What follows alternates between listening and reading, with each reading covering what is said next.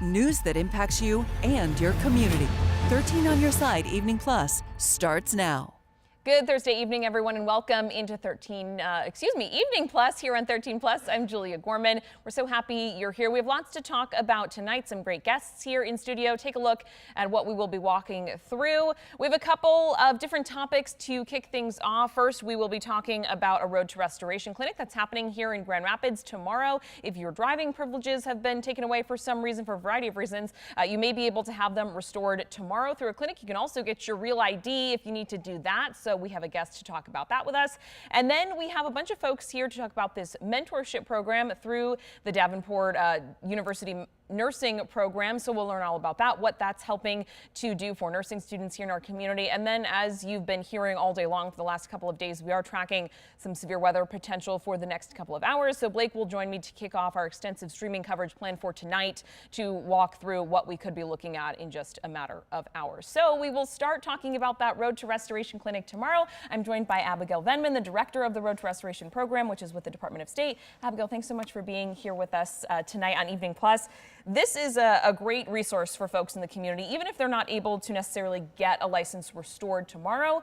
Information is really the other great piece of this. So who might be interested in this clinic happening tomorrow here in Grand Rapids? Absolutely. We hope to welcome anybody who has questions about their driver's license and who aren't currently having valid driver's licenses. So folks who might be suspended, revoked, restricted, or folks who just have a question and maybe haven't had a license in a while and aren't quite sure what their next steps are. We invite them to come to the clinic, and we can connect them with experts from the Michigan Department of State, volunteer attorneys, to make sure they know exactly what they need to do to get back on the road safely and legally. Yeah, and so this isn't a guarantee that someone will walk away with their license back in their hands, but at least information is definitely a guarantee tomorrow. What sorts of situations might someone be able to get their license reinstated tomorrow, and the situations that will not be possible for reinstatement? Sure. For example, if folks have a suspended or revoked license, the process that they need to take to regain their driver's license would be to request a hearing. And there's a process and paperwork involved in that, so residents who might be having that on their pathway can talk to Department of State folks to understand exactly what they need to do, what paperwork they need to complete, what steps they need to take. Perhaps folks whose licenses are just expired and they need to retake their driving test, they can do that on site tomorrow, and we can get them their temporary instruction permit so they can get back on the road. Yeah, lots of resources that are going to be available. And if someone is, if there's a possibility that someone can get that license back, there's some documents they need to bring with them. It would be a good idea to just bring those in the case that you are able to get that license reinstated. Can you walk us through what people need to bring with them in order for this process to go smoothly? Absolutely. So anybody who comes to the clinic needs to bring some sort of identification, which could be an ID, a government-issued identification, and that's just so that we can participate in the clinic overall, so we can help them purchase their driving record and really understand what's on their record.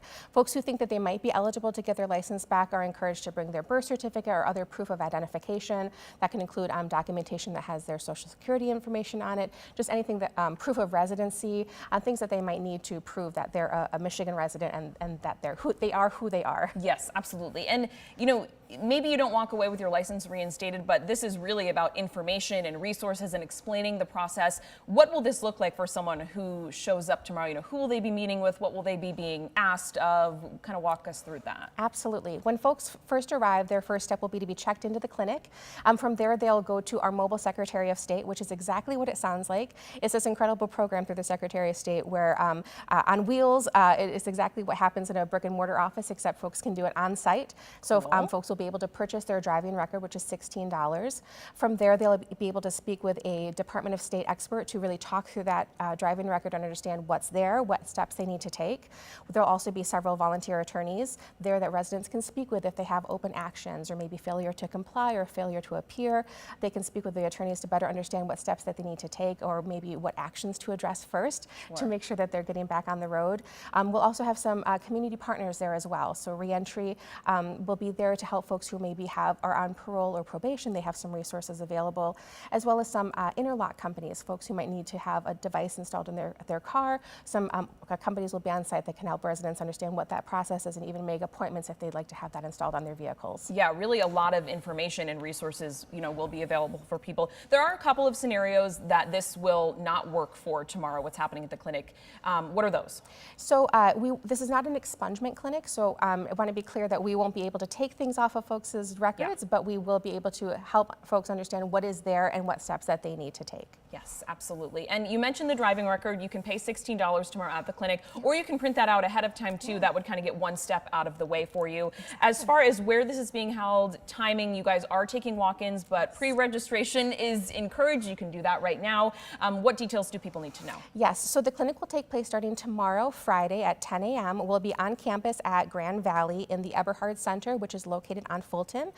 There's free parking available in the Fulton parking lot across the street. Then folks will just cross the street, go behind the College of Engineering, and they'll find Eberhard Center. We'll be on the second floor. I know that might sound like a lot, but we'll have lots of signs so folks know exactly where to find us. We'll be there starting at 10 a.m. and we'll be welcoming walk-ins until 3 p.m. As long as we have capacity, but we really are hoping to welcome as many residents as we can. So if folks are maybe on the fence or they're not quite sure, we just encourage them to come on out and we'll chat with you when you get there. And you do this all over the state. Obviously, we live in a big state here. You know, this is not specific to just Grand Rapids. So events like these are happening all the time. You've held several already this year. What's really the purpose in holding this? Obviously, the physical documentation, but what are you hoping this enables for people who are able to get that license reinstated? Absolutely. Michigan is a driving state. Folks need to get to work, take their kiddos to school, get to the doctor's office, get to the grocery store, and not having a license really impedes that. So we're hoping that through the clinics we can provide information and access so residents can get back on the road safely and legally. And aside from everything we've talked about so far, we have talked about the whole Real ID situation for months now, and that is also going to be an opportunity tomorrow, that if you've got the old license and you need the Real ID, which as we have mentioned here at 13 on Your Side, that is what is eventually going to be needed to travel domestically by plane. You can still kind of use your passport. They've sort of pushed that deadline a little bit, but ultimately that's the ID that we all need to be moving toward. You'll also be offering services to switch people over to that tomorrow. Yep, the mobile Secretary of State can do that on site as well, so folks will need to, again, bring their identification, but folks will be able to enhance their driver's license on site if they need to as well. Yeah, and that's a great thing to just tick off your list, so whenever we do see that more strictly enforced, everyone is good to go. All right, Abigail, any details that I forgot to mention or that you really want people to know if they're interested? Absolutely. So I'm so grateful for this time. Thank you so much. We covered so much. The only thing I would maybe add is that, if folks aren't able to join us tomorrow, as you mentioned, we have clinics across the state throughout the rest of the season. So if folks are interested in kind of where we're headed next or when we might be back in the area, they can go to our website, which is michigan.gov/R2R. There, residents can see other cities that we're headed to, what other clinics are coming up, and they can also register for future clinics. And that's the same website, too, that if someone wants to pre-register right now to definitely have a spot tomorrow, that's the way to do that. Absolutely. Awesome. Abigail, thanks for walking us through this. This is a great opportunity for people to get back on the road or just get that ID switched over, which we know is important, too. Absolutely. We appreciate you being here on Evening Plus. Thank you so much. We are going to take a quick break, and then we've got a whole slew of ladies here in the studio to talk about this mentorship program for nursing students at Davenport University. We'll be back in 2 minutes.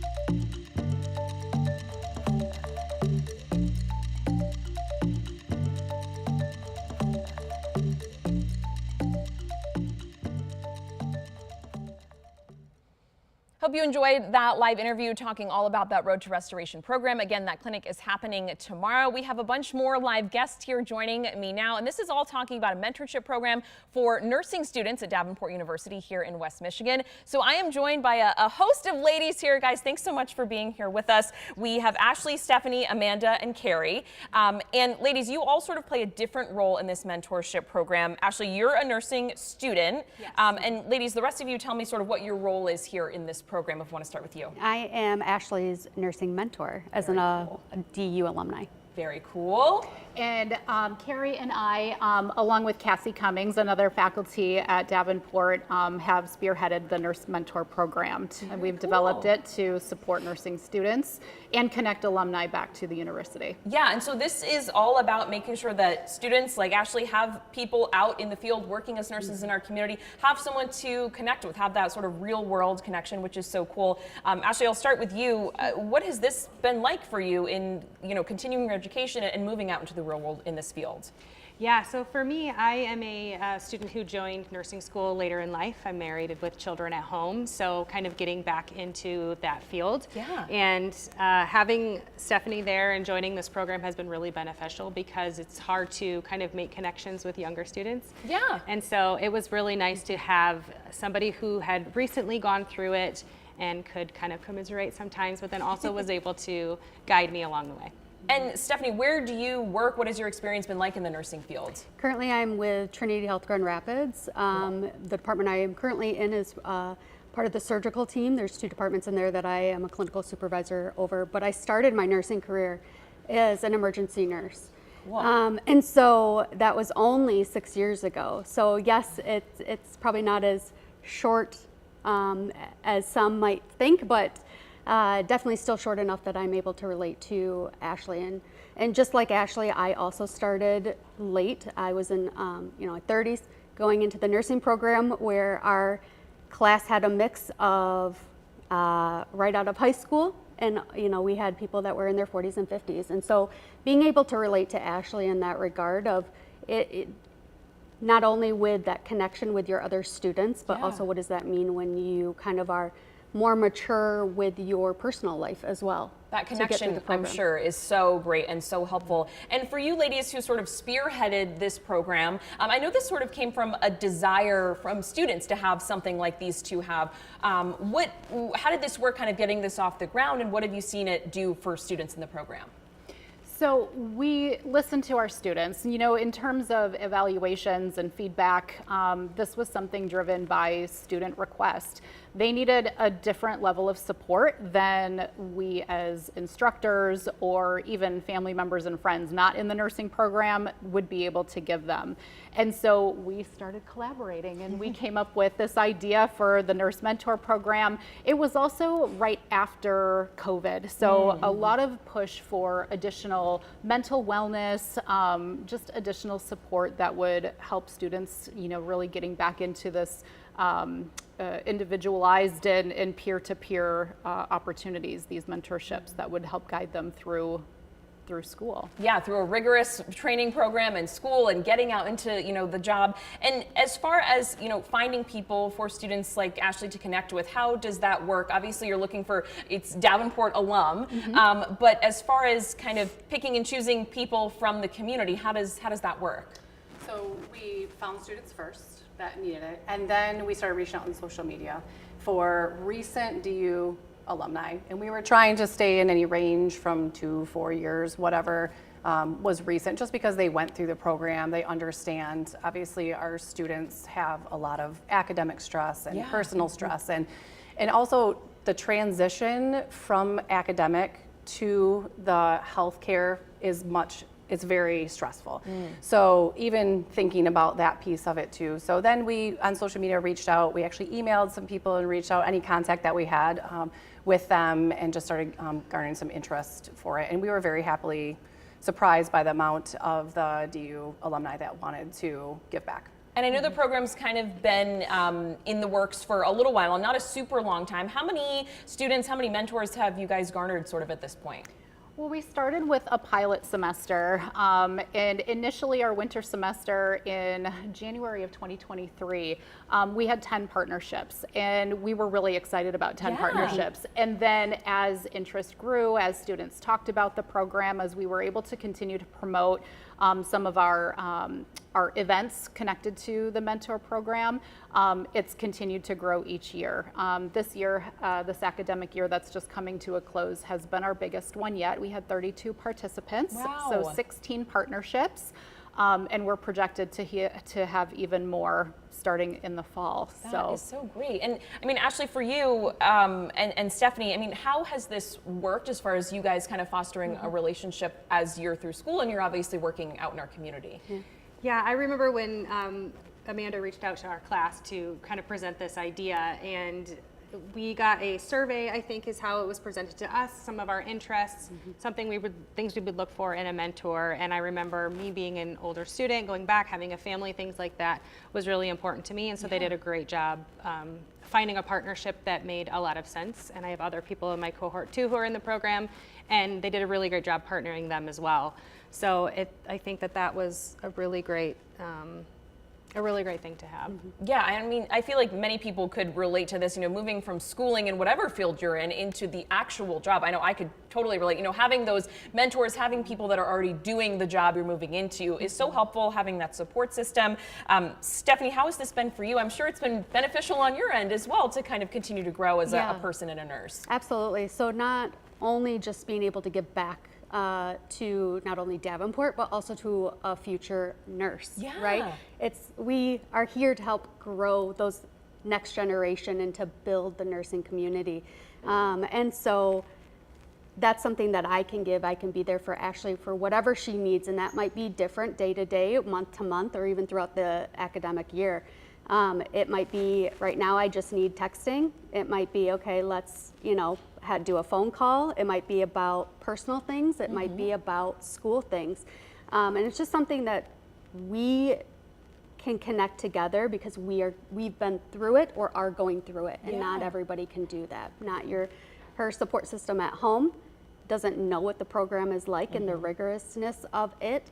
And so being able to walk through those scenarios and say, yeah, I remember that was tough, right? But here's what helped me, and you'll get through it. Or, Ashley asking, I'm doing this clinical, what are some skills that you would recommend I really hone in on? Well, let's talk about what your goal is. Where do you want to go? Okay, these are skills that you really need to have down because you're going to do them on a daily basis. So really spend extra time working on those at your clinical sites, or really talking with your professors about, okay, what more could I gain from that skill or from that topic? But with all of this, also it's helping me build even more leadership skills, right? By mentoring not only Ashley, but I can take these skills then also to my staff at my workplace. And how can I collaborate with my staff, but also my other colleagues at the hospital? So it definitely is a two-way street. I love what you both sort of said. You're both helping each other in different ways, and it's nice to have a buddy who's been through what you're going through, who's looking out for you, who can kind of give you those tips and tricks to help you succeed as you move through. For maybe any former Davenport nursing students who are seeing this, or who may hear about it and say, hey, I want to do that. What should they know? What should they do to get invested in this program with you guys? Absolutely. We are always willing to accept more mentors and coach our mentors through what they might have questions about, who they can connect with as a student. We have an email, nursementorprogram@davenport.edu. So any questions can come directly to Carrie and Cassie and I, and we would respond and make the connection. Very cool. Anything I haven't asked that you guys want to highlight or point out about this? I think for me, one thing that I was a little trepidatious about before joining it was nursing is just such a demanding program to begin with. Am I going to have enough time to do this? Is there going to be a lot of demand? Am I going to have to keep up, with these two-way conversations and building this whole nother relationship? And the way it was presented was very casual and just really kind of I looked at it as kind of a safety net, just having Stephanie there as someone to relate and to reach out to when you know, your husband or your best friends or things, Yeah. they're not fully They don't understanding totally get the grasp. it. Yeah, this person gets it. Yeah. And the no pressure, right? And no It's pressure, the no absolutely. pressure of, you know, I might reach out, and we both went into it with the agreement that, hey, we will respond, right? I'm not ignoring you if it's a day or two, right? Yeah. We know that we have outside commitments, Yeah. right? But we are always here for each other. And it might be that, you know, the mentorship for another partnership, another group is constantly getting together. It is constantly meeting. It is doing all these things. And ours doesn't have to be, because it's what works for us, and what works for Ashley. I am here for Ashley. I am here for you to support her, right? And so I'm going to cater it to what she needs, and really she's driving the bus on it. Yeah, like any relationship, it really is what works for you guys, what you're looking for, you know, what you're able to help with, really personalized. You know, maybe someone's texting all day long, maybe they're texting once a week, you know, whatever works for you guys to excel. Awesome. All right, well, ladies, thanks so much for joining us. This is such an incredible, you know, program and helping to propel, you know, nurses here into our community. Again, you can reach out to that email address that you mentioned if you're a mentor in the community watching who would like to be a part of this great program. But best of luck to you, and I hope that your relationship continues to flourish, you know, even after you're done with school and everything. That would be so great. Awesome. Ladies, thanks so much for being here on Evening Plus. We're going to take a brief break, and then Blake is here to talk about that severe weather potential in the next couple of hours. Just give us a minute.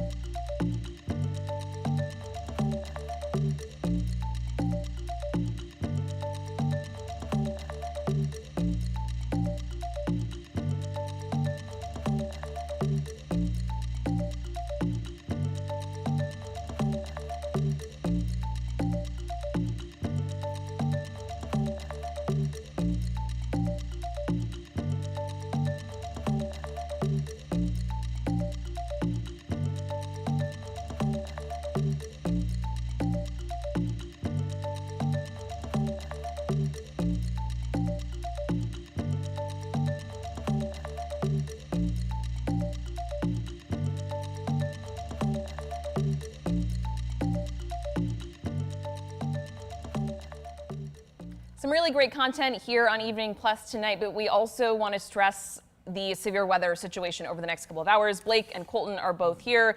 Colton, you're here on your typical day off, but that's because we want to be as prepared as possible for people. You know, just about 7 o'clock right now. What are we looking at this hour, and how's that going to change? Yeah, what we're really focusing on are thunderstorms to our west that are rapidly developing, Julia, and that's going to be our focus over these evening hours, their progression and momentum into West Michigan. So this is what we know right now. We know that we're going to see thunderstorms this evening. That's a likelihood. These will be fast-moving thunderstorms, by the way. They're going to be probably moving at a good clip, 60-plus miles per hour in a west-to-east motion. The risk, all modes of severe weather are possible tonight. Wind, hail, a few tornadoes as well. What's uncertain, and we just won't know until storms actually arrive, is the exact orientation of these thunderstorms. Will it be a complete line of thunderstorm activity coming through, or will there be a few individual thunderstorms out ahead of the main line? You can feel it today. Atmosphere, wow, look at those temps. Yeah, atmosphere is juicy. We are in the 80s. Dew points are in the 60s. A very unstable atmosphere developing across West Michigan. And notice there are many thunderstorms to our west. Those yellow boxes, the broad, bigger boxes, those are all tornado watches from the Storm Prediction Center. And those small polygons are individual severe thunderstorm warnings or tornado warnings from respective National Weather Service offices in Wisconsin and now in northern Illinois. So that is our focus. Really, the timeline here still appears to be after 8 o'clock is when we really need to have our attention heightened with these thunderstorms, staying weather aware. I think the main concern is going to be the possibility of some of these, see those few thunderstorms trying to blossom out ahead of the line? That's our main concern, because if we see that happen, that would enhance the tornadic opportunity this evening. That's kind of those two dots Yes. up there to the beginning. You see, as we get towards 10 o'clock or so, these storms racing through West Michigan right along 131. And you notice the orientation now starting to look more like a complete line of thunderstorms. That would mean more of a straight line wind threat, large hail threat. Now, having said that, we saw this on March. You know, even with a line of thunderstorms, we could see embedded spin-up tornadoes in that line. But wind and hail would be the main concern as we start to progress farther into the evening. By 11, notice a lot of this starting to race to the east side of the state. And likely by midnight, we're done with this. Gotcha. Now, having said that, just because it's a short window for severe weather, that doesn't mean that the risk is limited. It's just showcasing that these are fast-moving storms. No change from the Storm Prediction Center. We're in that level 3 enhanced risk. That's really not the focus anymore. We know storms are going to come. Hail is a concern. 1 inch in diameter is severe criteria. There is the opportunity for much larger hail, maybe 2 inches in diameter, possibly greater than that. That would be golf ball size hail, if not even larger. 58 mile per hour wind gusts, that's severe criteria for wind, damaging wind. We could see pockets of wind in excess of 74 miles per hour. And a few tornadoes are possible as well. The greatest risk towards I-94. Now, having said that, everyone in West Michigan has the opportunity for a tornado, but I think towards I-94, that would be the greater potential maybe for a violent tornado. I know I'm using kind of some strong language here, but we just have to be weather aware. Hopefully we don't deal with severe weather. Right. I don't want to deal with severe weather. We hope we're wrong, but that's not what we're looking at. We have favorable ingredients in our atmosphere. Stay weather aware. This is the time right now, if you haven't, charge those electronic devices real quickly. Make sure your safe space is ready to go. Have that plan. We talk about this during Severe Weather Awareness Week earlier in the spring.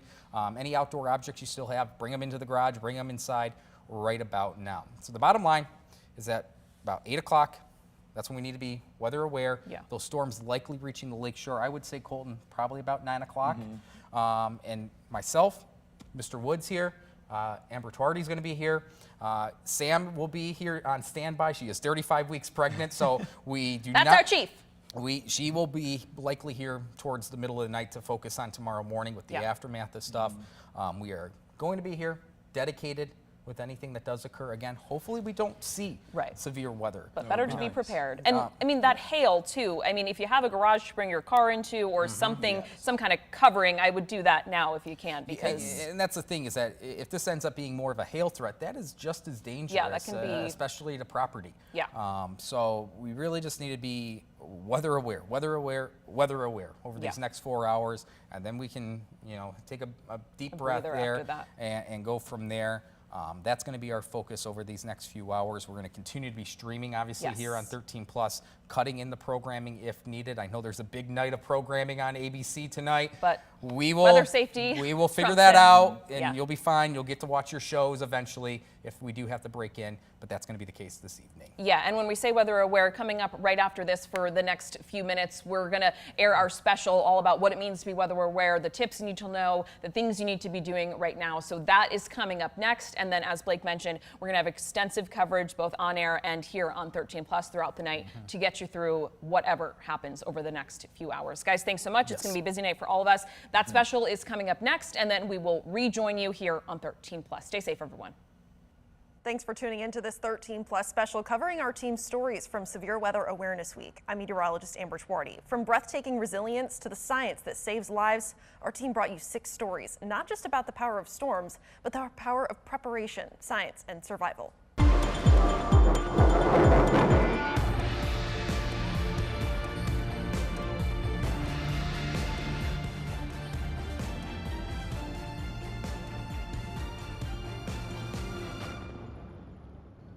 Over the next 25 minutes, we'll take a look at stories from the meteorologists behind issuing watches and warnings, plus those who have faced nature's fury head on. You'll hear about how we forecast and what factors can turn a general thunderstorm into a life-altering event. Let's start things off from step one, making sure you and your family are prepared to weather any type of storm. When severe weather strikes, it's vital that we know what to do, where to go, and how to stay up to date on important weather information. With a plan in place, we can turn a story of potential tragedy into one of triumph. Chief Meteorologist Samantha Jacks explains how you can weatherproof your life. Hey, did you know it's Severe Weather Awareness Week? Do you have a tornado safety plan in place? Like at home, for example. You'd head straight to the basement. No basement, no problem. Think lowest level interior room, no windows. But our lives are busy. And during active weather, you must always know the tornado plan so that you never get caught out in the storm. Because getting stuck someplace like a park or here in your car causes your options to become limited and dangerous. And that takes us here, one of the most unsafe locations to be in during severe weather, a mobile home park. If you live in one, you need to have a plan in the case of a severe storm and know your nearest safety location. Sound like a plan? Good. Stay safe this severe weather season. A big part of being prepared for severe weather is knowing the forecast and staying weather aware. As meteorologists, we look at current conditions, radar imagery, forecast models, and much more to predict when storms could turn severe. Meteorologist Blake Hansen breaks down the key ingredients for severe storms and how they play a role in the forecast. Forecasting the weather is complex, as the atmosphere is always in constant motion. This complexity is enhanced when severe weather is a possibility. Of the roughly 100,000 thunderstorms that occur each year in the United States, only 10% become severe. So what goes into forecasting severe weather? Let's explain. There are 4 common ingredients that can enhance an ordinary thunderstorm into a severe one: moisture, lift, instability, and wind shear. Let's start with moisture. Thunderstorms need enough water vapor to form clouds and induce precipitation. We measure moisture through the dew point. The higher the dew point, the greater amount of moisture present in our atmosphere. Next is lift. Air needs a push upwards to start thunderstorm formation. The most common source of lift is through a front, but it can also occur simply through the heating of the day.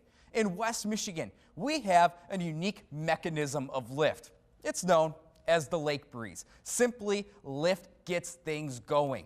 Our third ingredient, instability, and it works hand in hand with lift. Instability determines how fast the air rises once it is lifted, a measure of energy in the atmosphere. The more unstable the air, the faster it rises, fueling strong updrafts that power severe storms. Our last ingredient, wind shear. It's a change of the speed or direction of wind with height, and it enhances storm strength and organization. Speed shear happens when winds get faster the higher you go. It tilts a thunderstorm, helping it grow taller and last longer by separating the updraft and downdraft of an individual thunderstorm.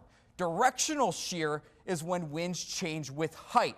This can make a storm rotate, and this is a key factor when looking for tornadic activity. So of these 4 ingredients, they vary with each storm, but can be analyzed by observing current conditions or predicted using forecast models. Meteorologists examine the atmosphere from top to bottom, starting with the jet stream, then working downward through mid-level winds, pressure, and vorticity before focusing on surface conditions like fronts, temperature, and precipitation. A sounding is a forecast tool that provides a vertical snapshot of the atmosphere, helping meteorologists understand weather conditions at different heights. It's gathered in real time from weather balloons or predicted through models. All of this allows meteorologists to determine any source of moisture, mechanism of lift, magnitude of instability, and amount of wind shear, then utilize it all into a simplified forecast. Understanding the 4 ingredients highlights just how complex and ever-changing the atmosphere can be, which is why it's so important to remain weather aware and prepared for whatever conditions may develop.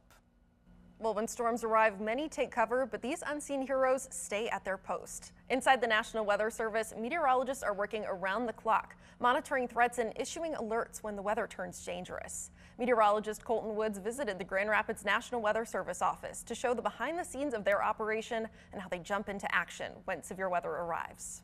When severe weather strikes, you'll see a meteorologist on TV. But there's also meteorologists in the National Weather Service making sure you're weather aware as well. Radar's showing a rear inflow jet of about 75 to 85 knots coming into the Whitehall area.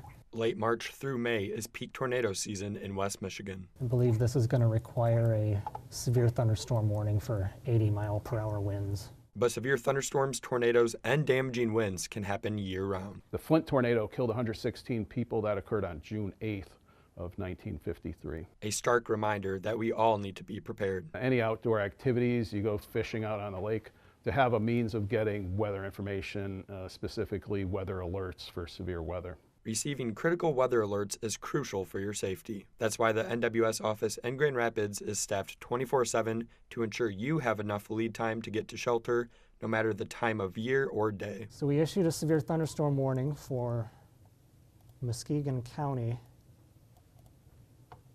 at 5:19 a.m. A time many would still be asleep, and this is when having a NOAA weather radio that acts like a smoke detector for severe weather would keep you safest. We're doing a lot of training on issuing warnings based on severe weather events from the past. We have archived cases of all types of severe weather, downbursts, tornadoes, large hail. We can use different cases to help us train up, practice issuing, and dusting off some cobwebs, because in the wintertime, we're usually not issuing warnings for stuff like this. These mock storms allow the meteorologists to practice their goal of issuing warnings to the public within a minute once a storm looks severe, analyzing 3 different objectives: expected hazards, the reason for the warning, and the impact on you. For this instance, because it was the duration, I'm going to do dangerous winds in excess of 65 knots, because there's over 100-mile-per-hour winds observed with this storm as it moved through Iowa. Tornadoes being the most critical to warn for. Tornado warnings can last up to an hour if the threat looks to last that long. Generally, though, we want to be within 30 minutes because they can quickly, change. To draw the warned polygon area, write in the text about the storm and send it to the public takes just minutes. No matter what the storm hazard is, the NWS is there protecting you. If things get really bad, what we can do is we can have our neighboring offices in Detroit, Northern Indiana, and Green Bay. They are capable of issuing some forecasts and warnings on our behalf, and we can do the same for them. So as we head into severe weather season, you can count on the unseen heroes here at the National Weather Service. Reporting in Grand Rapids, I'm meteorologist Colton Woods, 13 on your side. Behind every storm, there's a story, and for some, it's one of survival. Coming up, we'll hear from those who have felt the brunt of nature's force and how it changed their lives forever. 13 on your side mornings keeps you prepared for whatever the day brings. Today we're talking about how to prepare. Working overnight to get you the latest breaking news. At any moment, we are expecting an update from authorities at the scene. Stay ahead of the storm with Weather Impact Alert Days. All modes of severe weather are possible. Start with a team you trust. We'll bring you continuing coverage all morning long. On 13 on your side mornings. Weekdays starting at 4:30 a.m. and streaming on 13+. The 13 Plus TV app, streaming 24/7. Local news from the team you trust on your time. We've been seeing crashes and slide-offs all morning long. Track how the weather will impact your day. This is just, again, the very beginning. Extended, continuous coverage of breaking news, live from the scene. Go deeper with in-depth interviews and exclusive reporting. All the local news you need, live or on demand. 13 Plus. Download on your TV and watch for free. Each victim of a violent crime or tragedy is more than a number. We know it can have a significant impact on those closest to the victims. 13 on Your Side is working to give a face to the victim and a voice to the family. Join us to learn what More Than a Number is all about as we aim to create a more compassionate way of handling family tragedies. Visit 13onyourside.com/morethananumber for stories families want to share and to find help for those dealing with the sudden loss of a loved one. 13 on Your Side Mornings keeps you prepared for whatever the day brings. Today we're talking about how to prepare. Working overnight to get you the latest breaking news. At any moment, we are expecting an update from authorities at the scene. Stay ahead of the storm with Weather Impact Alert Days. All modes of severe weather are possible. Start with a team you trust. We'll bring you continuing coverage all morning long. On 13 on Your Side Mornings. Weekdays starting at 4:30 a.m. and streaming on 13+. Every spring, as severe weather season returns to the Midwest, we see the threat of tornadoes, powerful winds, flooding, and so much more. We hear about the dangers, but it can be easy to forget just how quickly a situation can turn into a matter of life or death. I sat down with one local teacher that was struck by lightning and lived to tell the tale, sharing his remarkable story of survival. Lightning is one of nature's most powerful and unpredictable forces. It was just one of those epic storms. With the ability to shake the skies with sound, Incredible, deep thunder. And strike with deadly force. This happened in 1988. Geez, 37 years since that lightning strike. Because I was a wild 21-year-old, pretty fearless, invincible, ready to take on anything. So I chose to ride my bike and try to beat the storm to Rockford. The clouds were getting darker and darker and more ominous, and I knew I was up for a challenge. I was coming this way, and then this is where, right about here, the hail kind of started. I came to my senses for a bit and took a left and rode my bike all the way up to that house and just was really close to knocking on their door. I just decided to go 180 and take on this storm. I promise you, at the end of this driveway, I think I said my first prayer. It took about a minute for that prayer to be answered. I was right here when the lightning hit this tree, took the tree out, but spared me. The flash was just an absolute brilliant, bright, light blue flash. And the branches of the bolt? The rivers of current that came off the main bolt. Struck Cleefish. Right in the face, out the throat, and in the shoulder, and out the elbow. 50,000 degrees Fahrenheit, 5 times hotter than the surface of the sun. And there used to be a welt, and then there was a bruise here, and there was another welt here, and a bruise where it exited my arm. Generating 300 million volts of energy. Just the result of all that electricity is it just made me just like this, and I just grabbed onto my handlebars, and I coasted maybe 20 yards, 30 yards, just waiting for this thing called Joe Cleefish to pass away, because I didn't feel like I could survive this. But that isn't where this story ends. And then I realized I started to get like sensations in my fingers and feet. I got off my bike and I looked up and I saw this poor guy in a red Jeep, and so instinctively I ran up to his Jeep and I said, hey, I just got hit. And he said, yeah, I know. The two took a quick trip down the road to the police station, where Cleefish would soon be transferred to the hospital. With time, his wounds healed, but the strike left a much longer lasting impact, a new lease on life. I'm really blessed. I've got a wife, 5 kids, 2 grandchildren. When my alarm goes off in the morning, I know it's a blessing, and it's extra time that I don't deserve, and it's a gift. Well, West Michiganders are no strangers to severe weather, from lightning strikes to large hail to violent tornadoes. On May 7, 2024, an EF2 tornado tore through the city of Portage, Michigan. The twister reached estimated maximum speeds of 135 miles an hour and was on the ground for around 11 miles. Thankfully, there were no deaths from this event, but still many lives were turned upside down. Chief Meteorologist Samantha Jacks visited those who were affected by that powerful storm, getting an update on how the community is doing nearly 1 year later. Adam, you guys had quite the year. About 1 year ago, nearly, was the EF2 Portage tornado. Mm-hmm. What has it been like since that occurred?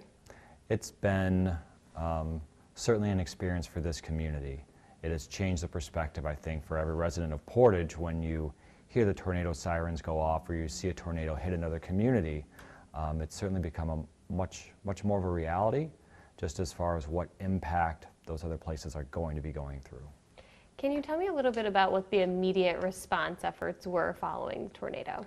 Certainly. The immediate response is directly right to life safety. It is public safety, going out, knocking on doors, going through damaged properties, just trying to make sure that everyone is safe, is accounted for, and we were very fortunate that we did not have any fatalities. There were certainly some injuries, but we really came out unscathed by way of significant personal harm.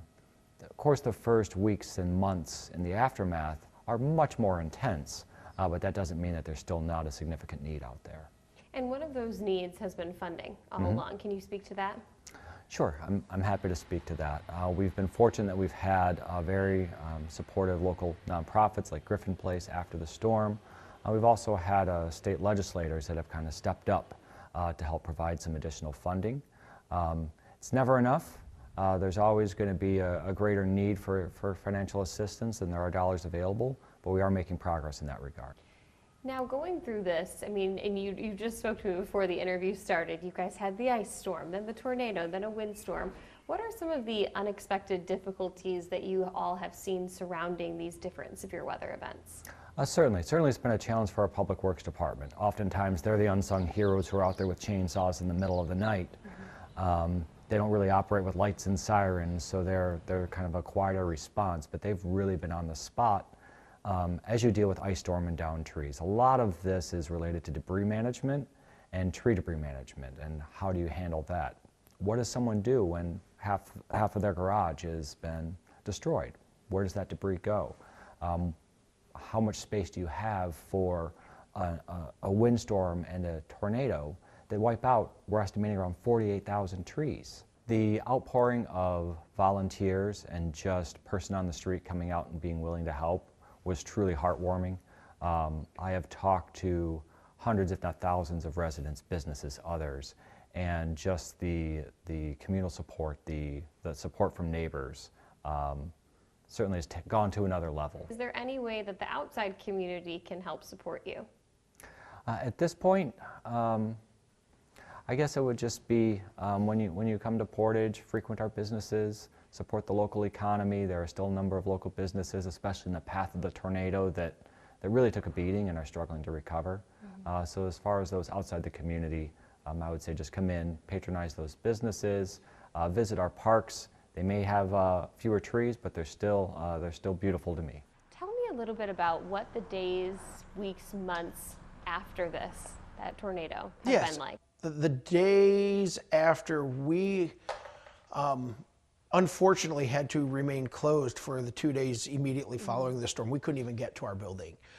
There were trees down, power lines down. It was just impassable. And knowing that there were families that were impacted and in need, it really hurt us not to be able to be open immediately afterwards. But after 48 hours, we were able to get to our building. And first of all, the outpouring from the community was huge. We never expected that kind of support from the community with donated items, food, clothing, personal care items like shampoo, deodorant, toilet paper.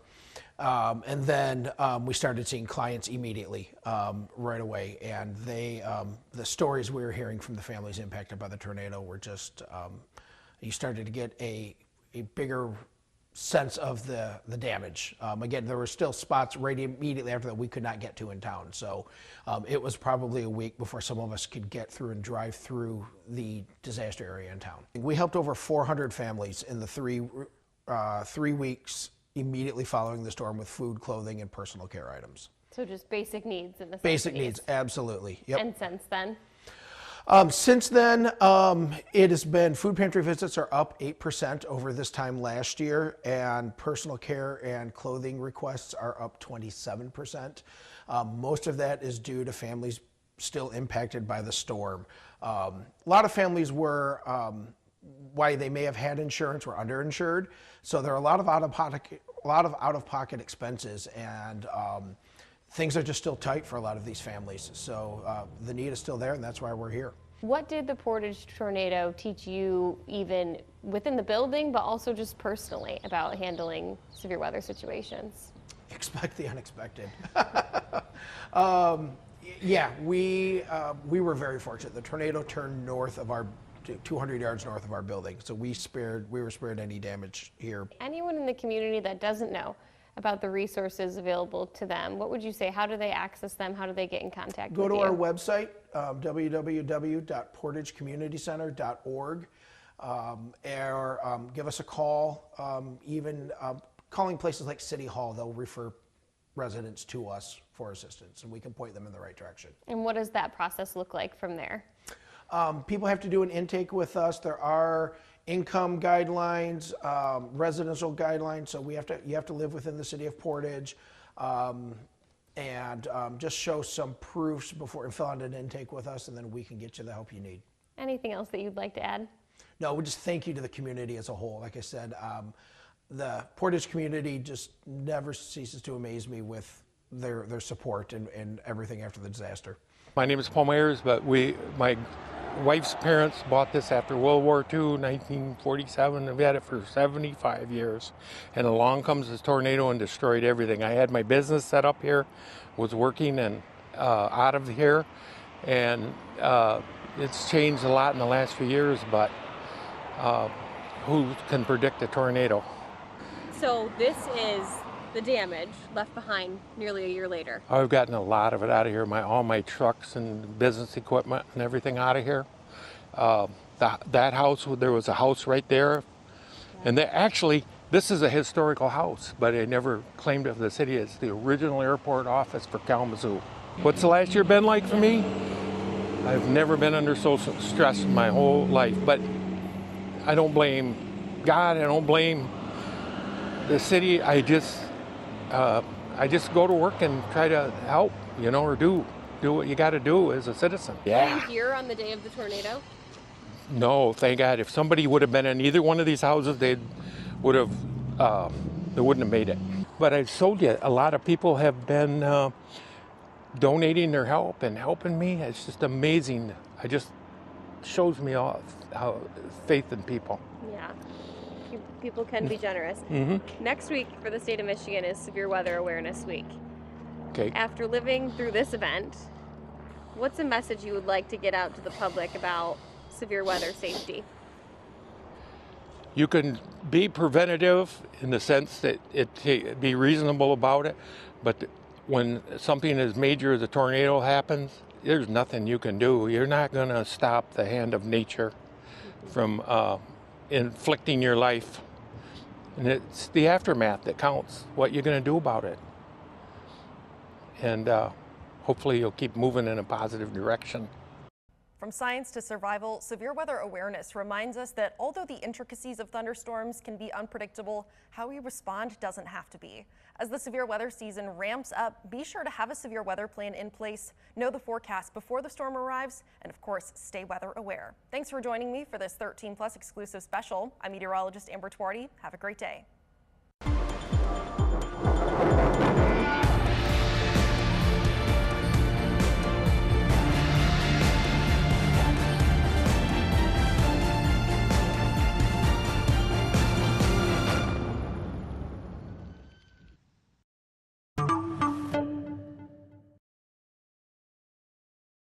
The 13 Plus TV app, streaming 24/7. Local news from the team you trust on your time. We've been seeing crashes and slide-offs all morning long. Track how the weather will impact your day. This is just, again, the very beginning. Extended, continuous coverage of breaking news, live from the scene. Go deeper with in-depth interviews and exclusive reporting. All the local news you need, live or on demand. 13 Plus. Download on your TV and watch for free. Each victim of a violent crime or tragedy is more than a number. We know it can have a significant impact on those closest to the victims. 13 on Your Side is working to give a face to the victim and a voice to the family. Join us to learn what More Than a Number is all about as we aim to create a more compassionate way of handling family tragedies. Visit 13onyourside.com/morethananumber for stories families want to share and to find help for those dealing with the sudden loss of a loved one.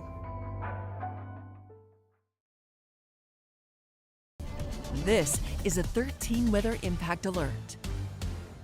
Good evening, everyone, and thank you so much for joining us here on 13 Plus. I'm Julia Gorman. We are continuing coverage tonight due to the potential for severe weather in several different ways this evening.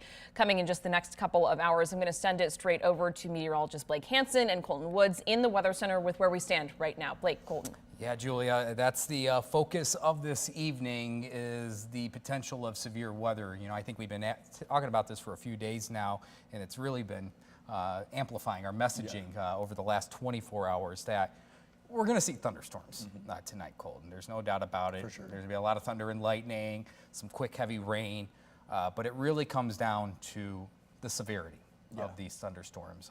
And how widespread it is. And how widespread it is. That's going to be really the million-dollar question as we go throughout this evening. We have a pretty favorable atmosphere, favorable environment for severe weather.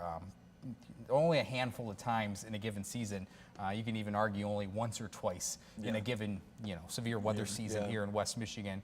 We have favorable ingredients like this in our atmosphere to support severe weather. I think a lot of times we talk about, these boom or bust situations where we might see a thunderstorm or two develop that could be strong to severe. A lot of times that doesn't really happen. But this evening's a little bit of a different story. Yeah, I agree.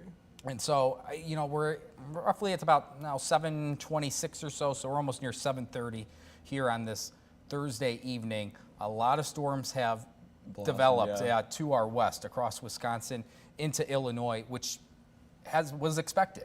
Everything is going as expected so far in terms of this severe weather potential this evening, and that's going to be what we focus on over these coming hours as they approach West Michigan. We're going to start off with our forecast because nothing's ongoing right now in West Michigan. We have no severe thunderstorms. We don't even have a watch currently from the Storm Prediction Center. But this is what is expected through this evening. By about 8 o'clock, so within the next half hour or so, that's when the potential for these thunderstorms will be closing in on our doorstep, and we'll likely see there on the screen. This is where we're going to continue this opportunity through around midnight. So I think we're going to have about a 4-hour span here of where we have the potential of severe weather. These are going to be fast-moving storms in a west to east motion. Really, in any given location across West Michigan, your opportunity of thunderstorms will only last about an hour to about 90 minutes at most. That does not mean the severe weather potential is less because of how fast these storms are moving. If anything, the degree of how fast these storms are moving gives a better potential for strong to severe weather. The risk as we go throughout this evening, well, it's everything. Damaging wind, large hail, a couple tornadoes are possible as this evening goes on. I think the biggest question mark as this evening goes on is going to be the orientation of these thunderstorms. We are fully expecting a line of thunderstorms to develop as it progresses through West Michigan, also known as a squall line. But there is the potential for what we call discrete thunderstorms to develop out ahead of this main line of thunderstorm activity. And if that were to occur later this evening, we would have a heightened opportunity of storms becoming tornadic. And that is going to be what we have to settle out as these storms approach.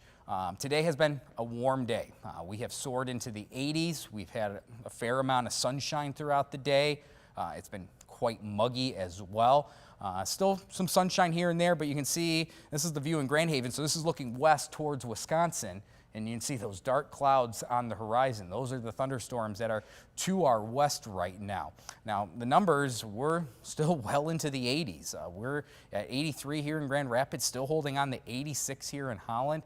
Numbers will likely stay around 80 degrees through this evening before these thunderstorms work through West Michigan. Look at Chicago, by the way, sitting at 90 degrees. Some spots in parts of Illinois are in the mid-90s right now. A very unstable atmosphere, especially when you combine the warmth with the humidity. These dew points, this is a measure of moisture in our atmosphere. Anytime the dew point's above 60 degrees, that is favorable for storms to feed off of. And we are above 60 degrees. In fact, some of our dew points, especially closing in on the state line, well into the 60s. So this is a warm muggy, unstable air mass across West Michigan. Now look at all of the thunderstorm activity to our west. Thunder and lightning, yeah, these are some robust thunderstorms to our west. Meteorologist Colton Woods, he's going to look at these storms in just a minute. But generally, these storms right now are moving north-northeast. So this is what we'll be watching over the next hour or two. I really think it's going to be these thunderstorms down in northern Illinois that are going to be our main concern once we get closer to that 8-9 o'clock time frame. The boxes you see on the map here, these broad yellow boxes, these are tornado watches from the Storm Prediction Center. And these polygons, these numerous polygons up and down this line are individual severe thunderstorm warnings and/or tornado warnings from respective National Weather Service offices across Wisconsin into Illinois. So to kind of put this in perspective, when we see thunderstorms come through later this evening, if we are put under a severe thunderstorm watch or a tornado watch, that is issued from the Storm Prediction Center located in Norman, Oklahoma. They're the ones that make that call. In terms of the individual warnings, that will be from the National Weather Service office in Grand Rapids. The fine folks, the fine meteorologists that work there, they will be the ones issuing those warnings if it's the situation presents that way later this evening. So hour by hour forecast, we're quiet right now, but once we get to about 8-9 o'clock, it appears that finally we'll see these storms get a kick to the east. And this is what I'm talking about in terms of the orientation of these thunderstorms. Notice we kind of have this broad line of thunderstorms. That's kind of the textbook squall line that could present itself later this evening. The squall line itself would present more of a straight line wind threat, some large hail. Now, having said that, in situations where we have a squall line, we can easily see spin up tornadoes up and down the line. We saw that in late March, our severe weather event that occurred in late March. That was generally a line of thunderstorms. It was hard to detect some of those tornadoes because they're very short duration. But notice on March 30th, we had 13 tornadoes across the state of Michigan embedded in that line. But what I'm noticing in some of these latest model runs here, and you got to take the model with a grain of salt. It's just trying to depict the future here. But what has been somewhat of a trend over the course of today is that the model data is trying to indicate maybe a few of these thunderstorms are ahead of the line in what we call discrete thunderstorms. And if that were to occur, these discrete thunderstorms, that would allow these storms to feed off of the unstable environment a bit more compared to the squall line itself. And if that were to occur, that's what gives some of these thunderstorms that are out ahead of the line a bit more spin to them and the opportunity to become tornadic. So that's going to be the biggest thing we have to figure out or have to watch as this evening goes on, if these thunderstorms become a bit more discrete in nature out ahead of the main line. So this is around 9 o'clock or so at the lakeshore. By 10 o'clock, notice this is quickly racing through West Michigan. The main line would be up and down US 131, extending back down to the state line. And you can kind of see these individual core thunderstorms out ahead of the line or in the line itself. And then by 11 o'clock, this line is now approaching US 127. So nearly out of our viewing area here in West Michigan. And if you're at the lakeshore, yeah, by 11 o'clock, you're pretty much in the clear. Now, everyone in West Michigan by about midnight will see this severe weather risk come to an end. The thunderstorms will be to the east side of the state. In fact, by midnight, and this is around 2 in the morning now, this depiction of the model, we could actually see our skies clear out as we progress farther into the night, into the daybreak hours of tomorrow.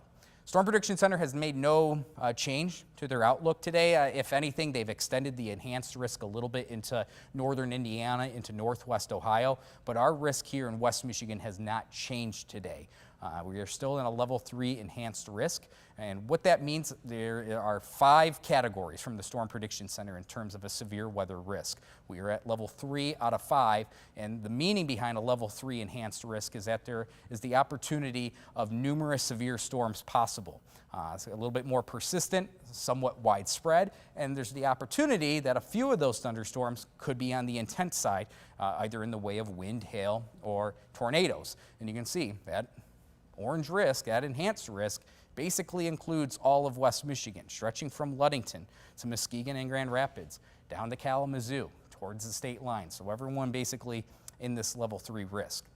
Let's talk about the modes that are possible this evening. And again, severe weather is not a slam dunk by any means, but this is the opportunity that our environment presents us with as the evening goes on.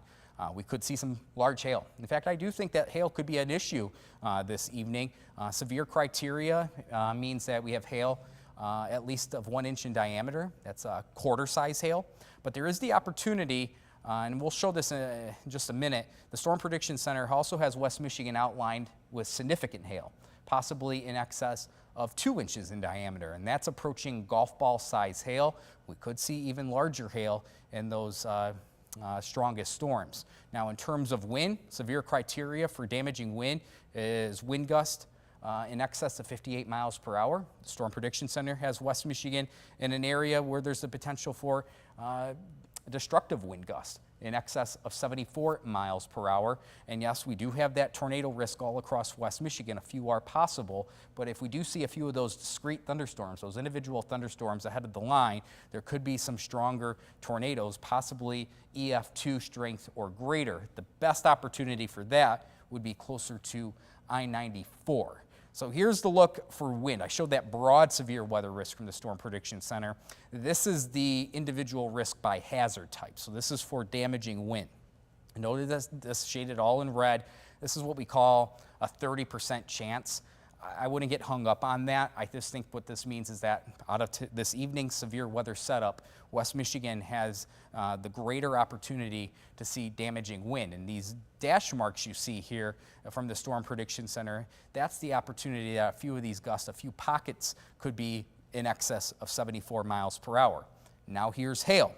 We are in the greater risk of hail with this severe weather setup this evening, and the dashed lines indicate there's the potential that some of these stones, these hailstones, could be in excess of 2 inches in diameter. Then we have the tornado risk. All of West Michigan, really pretty much all of lower Michigan, has a tornado risk this evening. But the greatest risk, and we're seeing that right now across Wisconsin, this yellow shading right here, and more specifically the dashed lines here, indicate that there is the opportunity of stronger tornadoes, not just spin-up tornadoes, but stronger, long-tracked tornadoes. And you can see that's focused towards I-94 back down to the state line into northern Indiana. So I think when it's all said and done, we're at that point, it's 7:37 or so. It's just that time, these next few hours, to stay weather aware. I know that there are many people that have a lot of anxiety when it comes to severe weather. I think the biggest thing with this evening is that not everyone is going to see severe weather. In fact, many probably will just contend with thunder and lightning, heavy rain, and then it will be out of here. But we do have favorable ingredients in our atmosphere today for the potential of severe weather, no matter where you're located in West Michigan. So we want to stay weather aware over these coming hours. We want to make sure that all those electronic devices are charged just in case if we lose power this evening. And we want to make sure that we have our shelter space, our safe space, and whatever residency you live in ready to go, whether that be a basement, a lower level if you're in an apartment complex, if you live in a manufactured home, a mobile home per se, having an area, a separate location that has more support from severe storms, having that plan ready to go. And if you have any outdoor objects, to bring that inside, whether into the garage, into the home, whatever it may be, as those outdoor objects, can be blown around very easily with some of the wind that's potentially in play later this evening. So tonight we're going to be falling into the 50s. Our severe risk is going to be mostly from about 8 o'clock to about midnight. Then once we pass midnight, we're in the clear through tonight. We're going to see those skies clear out. But that's what we're going to be contending with over the next few hours. I'm going to send it over to meteorologist Colton Woods. We're going to go to Max 2 here. And Colton's going to take a look here at the potential or what's going on right now in Wisconsin and even into Illinois, and that's kind of our focus right now. Colton, what do you got on radar for you and the direction of those storms. Yeah, thanks, Blake. We have a mess of warnings, and we do have some watches on the other side of Lake Michigan right now. Let's get into it. You can see plenty of severe thunderstorms currently ongoing in portions of Wisconsin, especially near Milwaukee, also extending down into northern Illinois. Like Blake said, we think the storms in Illinois, those will be the more potent ones, likely tracking into West Michigan, at least for us here in southwest lower Michigan, likely seeing those storms from northern Illinois.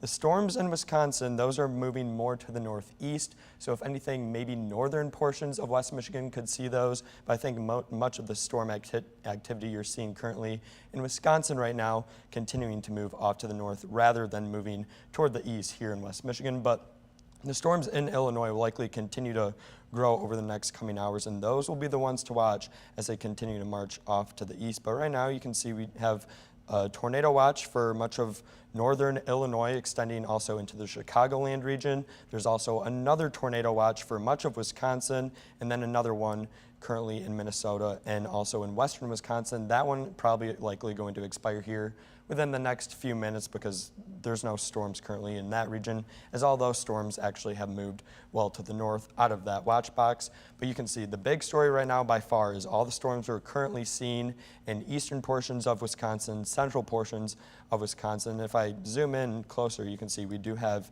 a tornado warning rather for Sheboygan or close to Sheboygan area. That's for the strongest storm right now in the Great Lakes region that continues to move off to the northeast at about 45 miles per hour. So the storms aren't moving too fast right now, but at a fairly decent clip at 40 to 50 miles per hour in some portions of Wisconsin.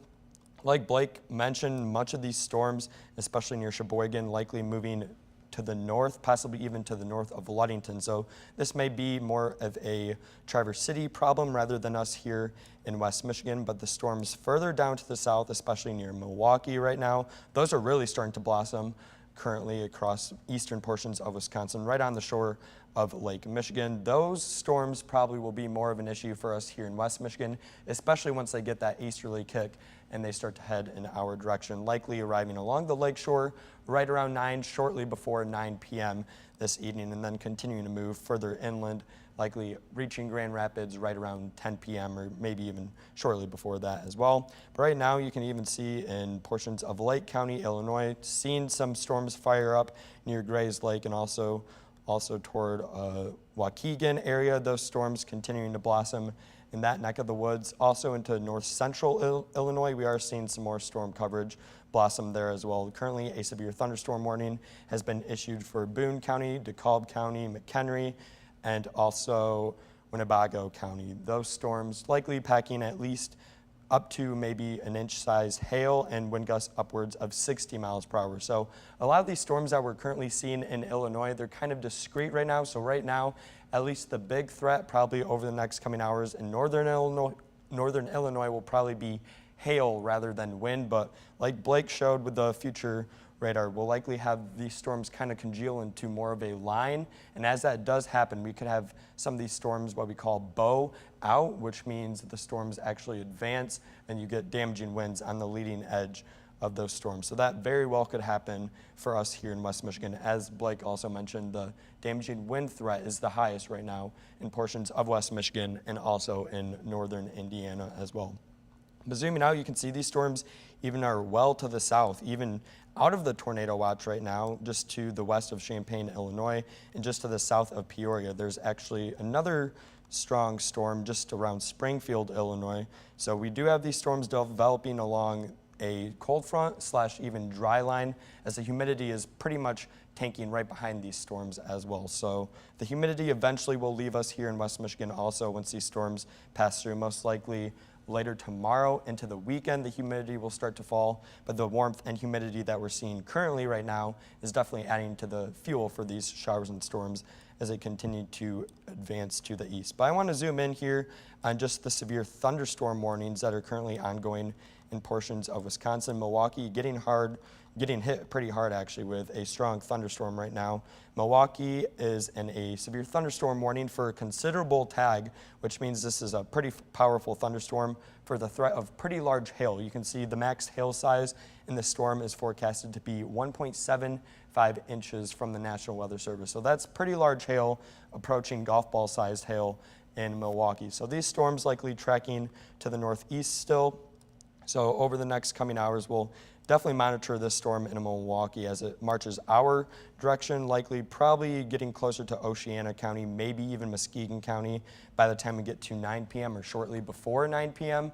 So these are the storms that we're definitely monitoring that are developing in Milwaukee, far south, east Wisconsin, and also just north of Chicago. Those are the storms that will likely congeal somewhat into a line as they continue to march off to the east right now at about 40 to 45 miles per hour. But once they get into West Michigan, they'll probably at least pick up in speed a little bit, possibly moving 50 to 60 miles per hour. So we'll continue to monitor these storms over the coming hours. But right now we do have that strongest storm currently near Sheboygan and also in Milwaukee. Those continuing to move off to the northeast as well. I'm going to send it back over to meteorologist Blake Hansen to see what he's looking at in Wisconsin. Blake? Yeah, I think, the biggest thing that's ongoing right now is that everything seems to be going as expected with this forecast. So as we get into, closing in on this 8 o'clock hour, our focus is really going to turn to these storms that are nearing the lakeshore on the other side of Lake Michigan across Wisconsin into northern Illinois. And again, we have a lot of favorable ingredients here in West Michigan, and seeing what has played out upstream so far is giving us the confidence that we are going to see a similar story in West Michigan in terms of these strong to severe storms within the next few hours. If you're just joining us here on 13 Plus, we're kind of keeping an eye, babysitting radar right now, myself.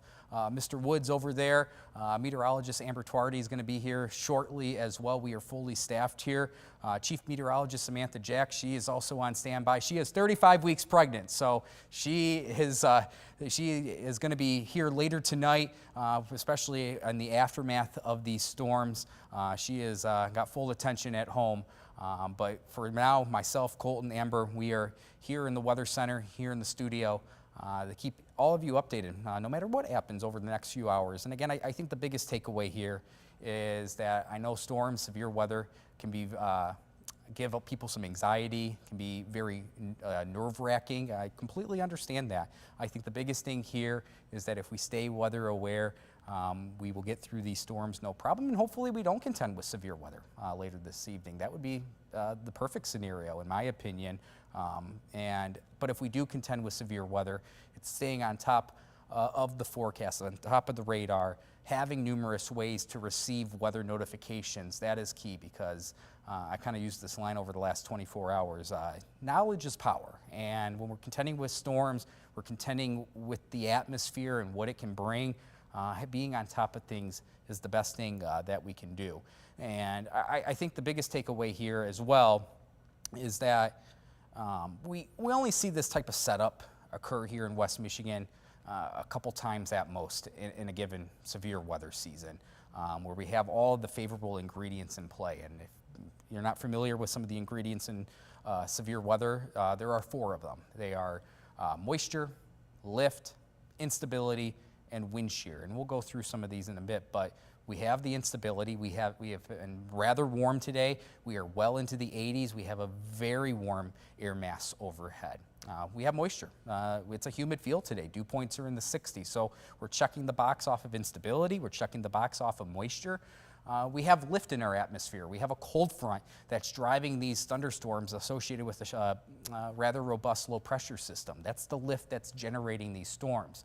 And we do have wind shear, and wind shear is the measure of wind, either with height in our atmosphere and also the direction of the wind with height in our atmosphere. And we do have enough wind shear in our atmosphere to support some of these thunderstorms to rotate later this evening. So we are checking off all the boxes, and that's why our messaging has increased over the past 24 to 36 hours because of these favorable ingredients in the atmosphere. Now again, it's not a slam dunk. Mother Nature will do its thing, but when we have these ingredients in play, that's why our messaging really increases. But if you're just joining us here on 13 Plus, or if you've been watching over the last 50 minutes or so, we're going to kind of recap our forecast here as we're still, playing this waiting game of these thunderstorms that are on the other side of Lake Michigan.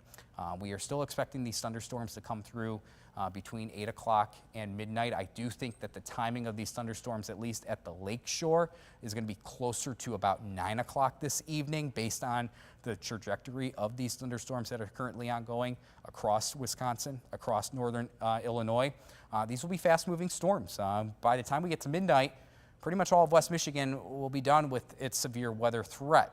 Just because these are fast-moving storms doesn't mean our severe weather risk is less. It's just showcasing that we have a rather unstable atmosphere and these storms are going to quickly feed off of it. The risk, wind, hail, a few tornadoes definitely doable. And again, we talked about this about 20 minutes ago, but the main uncertainty here, and we'll find out what it is in about an hour from now, is the orientation of these thunderstorms, whether it's a squall line, and I do think we're going to see a squall line develop, or at least a line of thunderstorms progress through West Michigan. I think the bigger question here is if we're going to see some discrete thunderstorms out ahead of that main line. That is going to be what we really focus on over the next hour or two. We've had a lot of sunshine today, but when you look at the view, all these cameras here in Grand Haven, Grand Rapids, they're pointed to the west. Yeah, you can see that cloud coverage picking up, and that's the resulting clouds billowing from these thunderstorms to our west. Right now, we don't have any activity in West Michigan, but our air mass remains warm. We are well into the 80s, and it's still 83 here in Grand Rapids. It's 86 in Holland. Yeah, that's a warm air mass. At this point of May, we're at the 15th of May, pretty much the middle part. Our average high here in the middle of May is about 70 degrees. So we are nearly 10, 15 degrees above average. The humidity is there. We have dew points above 60 degrees. Dew points are well into the 60s here. So that's kind of giving that juice to the atmosphere, allowing for it to be unstable. So this is what's going on right now. Colton just was showcasing some of these storms. You can kind of see the leading edge kind of approaching the lakeshore itself. Now these individual storms are kind of tracking a little bit north-northeast. So I'm really focused more on these storms in southern Wisconsin into northern Illinois, just based on their direction here. That's what's going to be spreading into West Michigan within about another hour or so. This is all associated with a cold front. The low pressure itself is back up here to the north and west of Minneapolis, and then its cold front wraps around back here. So you can see these storms are firing up out ahead of the cold front here. We have a tornado watch in these yellow boxes here in Wisconsin and also in northern Illinois right now.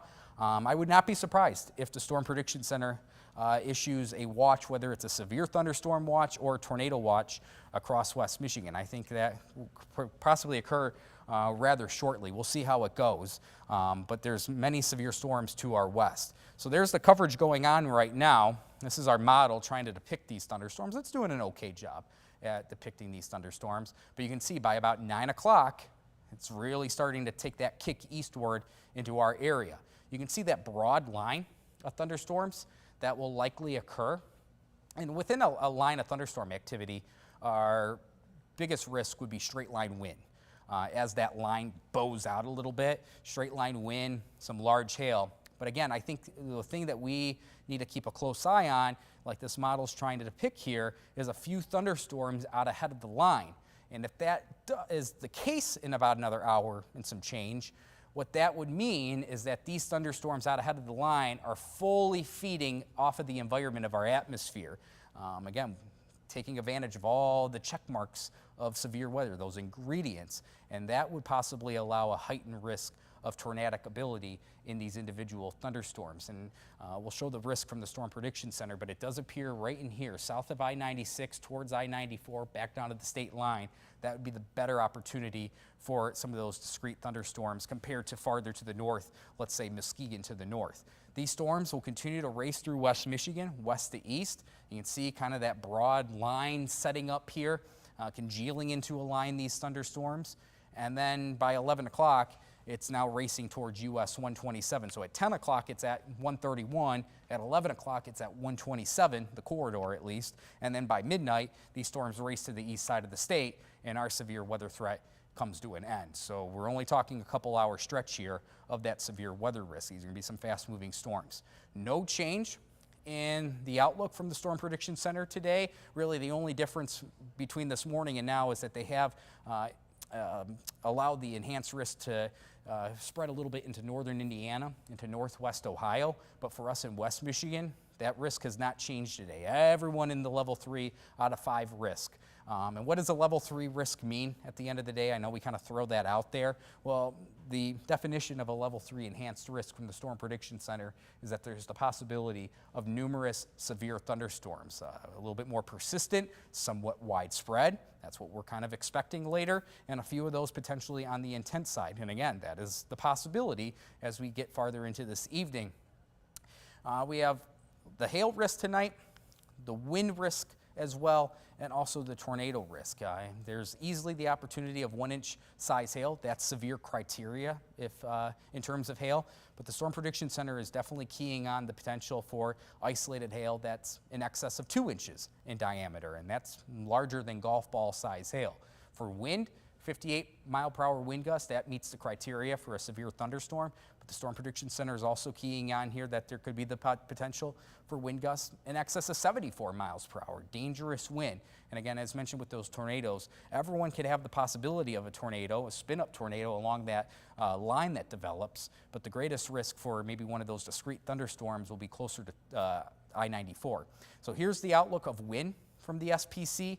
You can see that we're in this red shading. Don't have to worry about that, but I think the key here is that these dashed lines are indicating the potential for some dangerous wind gusts if that line of thunderstorm activity really comes to fruition. Hail in any of these thunderstorms definitely could be an issue in excess of 1 inch, possibly 2 inches in diameter. And then there's that tornado risk. Everyone has the potential, but the highest risk is towards I-94 to the state line, and that dashed line there means there's the better potential for an EF2 tornado or greater. So when it's all said and done, it's all about being weather aware over these next few hours. There's no need to have that anxiety by staying weather aware. I know that these storms can provide that nervousness, but if we stay weather aware, stay on top of this forecast, have numerous ways to receive weather information, whether that's through TV, whether it's through this streaming app, 13 Plus, your phone, for example, or a NOAA weather radio, multiple ways to receive those updates, or even on an app per se, your favorite weather app. There's numerous ways to do that. Just to make sure to check your safe space, have a plan ready to go, and to bring any outdoor objects that may be in the backyard or around the yard itself. We're going to get back into the forecast right now, but I'm going to send it over to Miss Julia Gorman, and she has more on what's happening right now. Hi, Julia. Hey, Blake. Yeah, great information so far, of course, as we continue to wait for everything. A couple of questions we were getting online, Blake. One person messaged into us talking about power outages and how likely power outages will be. Obviously, we're waiting for these storms to, cross Lake Michigan and make it into, our neck of the woods. As far as power outages, what are you thinking there? I really do think there is the potential for power outages as this evening goes on, no matter what the severe risk will be. Whether that's in the way of straight line wind, we talk about, the potential for tornadoes. That would be more isolated in nature. But with the straight line wind threat tonight, Julia, I think there's a fair opportunity. We have those widespread power outages. We also got to keep in mind now that the trees are fully bloomed. We have leaves on the trees now, so there's a lot of extra weight on these trees. You think, oh, a leaf isn't that heavy, but when you talk about thousands of leaves on an individual tree, yeah, that adds up. So that's going to be somewhat of a concern if we see tree damage that could possibly then, fall on power lines. So that's the concern as we get into this evening. If we see that wind potential come to fruition, let's not even, think about the tornado aspect to this. That's a whole separate ball game. But in terms of the straight line wind damage, we know that straight line winds can be just as powerful as EF0 or EF1 tornado. So that's going to be the potential later this evening in terms of any of those thunderstorms that develop. And I want to give you a chance to grab a sip of water here. Yes. So we did get some information. Bear with me as I'm sort of looking at my computer here on our stream. We got some information from Consumers Energy. They tell us that they are preparing crews ahead of the storms that are making their way toward us. We typically do hear from them on a day of potential severe weather. They're getting about 500 company and contractor crews. So those are crews that would, of course, fix any downed power lines, telephone poles, really any sort of damage regarding trees, you know, whether that's tangled up in a power pole or a power line, transformers, things like that. They're telling us too, line workers, you know, those are the folks that do all of that great work to get us sort of back on track after severe weather. They may be working up to 16 hours at a time, a really long shift. Again, this is typical. We do hear from them that they'll work these long overnight shifts, that they'll be staffed overnight. A couple of tips from Consumers Energy, and these are very similar to what we've been hearing our weather team talk about, charging all of those electronic devices. If you're not doing that already, you want to be doing that right now. So if you do go without power for a prolonged period of time, that you have the capability to use those electronics. Again, that also goes to, you know, I know this is less people in the community, but if you rely on any sort of medical equipment, if you rely on any sort of breathing machine, or, you know, what have you that requires electricity, having those extra batteries is really crucial. Charging ahead of time, depending on what those devices may need. You can take a look here too at some additional tips. You saw the one that I just talked about, but doors and windows closed, of course. You're kind of running, you know, close to time here, but if you do have things you want to bring inside from outside, you know, patio furniture, plants that may tip over or get blown over, things like that. We are also expecting what could be golf ball up to baseball sized hail. So if you can bring your car inside a closed garage or at least under some sort of covering, that really is best, just to avoid damage to your car there. Check your shelter spaces. Of course, you want to have that go kit that we talk about all the time, some food, some water, those chargers, any really vital items that you may need with you at any time. Obviously, family members have a plan for your pets. I know it's easy to wrangle a dog, but if you've got cats or other pets, things like that, that you may need to make sure they're in a safe space, you know, find them, make sure they have some food and water as well. A couple other things that we heard from Consumers Energy, and we have talked about this extensively, as has our weather team. If you are using a generator, if your power goes out and you need to be using a generator, you need to make sure that you're reading the instructions on those generators and you are not operating them right up against your house or right up against a fence. I've covered in the past some really tragic, horrible fires where people are improperly using generators. So you want to make sure, typically it's quite a few feet away, like 20 feet away from your home, because those generate a lot of power, a lot of heat, steam. You want to make sure, of course, that you are being safe if you do have a generator. So if you have one that kind of kicks on automatically, now would be a good time to check it. If you're using a generator for the first time, really reading those instructions is crucial. We don't want to see house fires due to generators, never mind any sort of other damage. Consumers Energy also telling us, you know, if you have a tree go down and it's tangled up in a power line or something like that, that is a situation to leave to those experts. Do not try and clean stuff up when it's tangled into wires. You don't know if wires are on or off. And the last thing you want is to be getting shocked, electrocuted by really powerful electrical equipment. So if there is damage, stay away from it. Wait for line crews to get there. They always work so very hard to get all of that back on. We are going to take a look back now with Blake and the rest of the team at radar. Blake, back to you. Yeah, real quick, we are, this is a mesoscale discussion going on right now. Meteorologist Amber Twardy is here, and this is a mesoscale discussion that was just issued by the Storm Prediction Center, that there will likely be some sort of watch, whether it's a severe thunderstorm watch or a tornado watch across West Michigan. I would assume this is going to be issued within the next few minutes or so. But notice that in those details in the box there, all hazards are going to be possible as this evening goes on. Wind greater than 65 miles per hour, possibly upwards of 80 miles per hour. Look at the hail size that the Storm Prediction Center is looking at. 2 to 3.5 inch size hail. If we are able to achieve 3.5 inch size hail, that is, I believe, almost baseball size hail. So that's a concern, and the tornado risk here, if we see any embedded tornadoes here, we could be looking at EF2 or EF3 strength tornadoes. in any possible thunderstorm. So the Storm Prediction Center is definitely anticipating that there will be some severe thunderstorms rolling through. This is what we have been expecting today as well.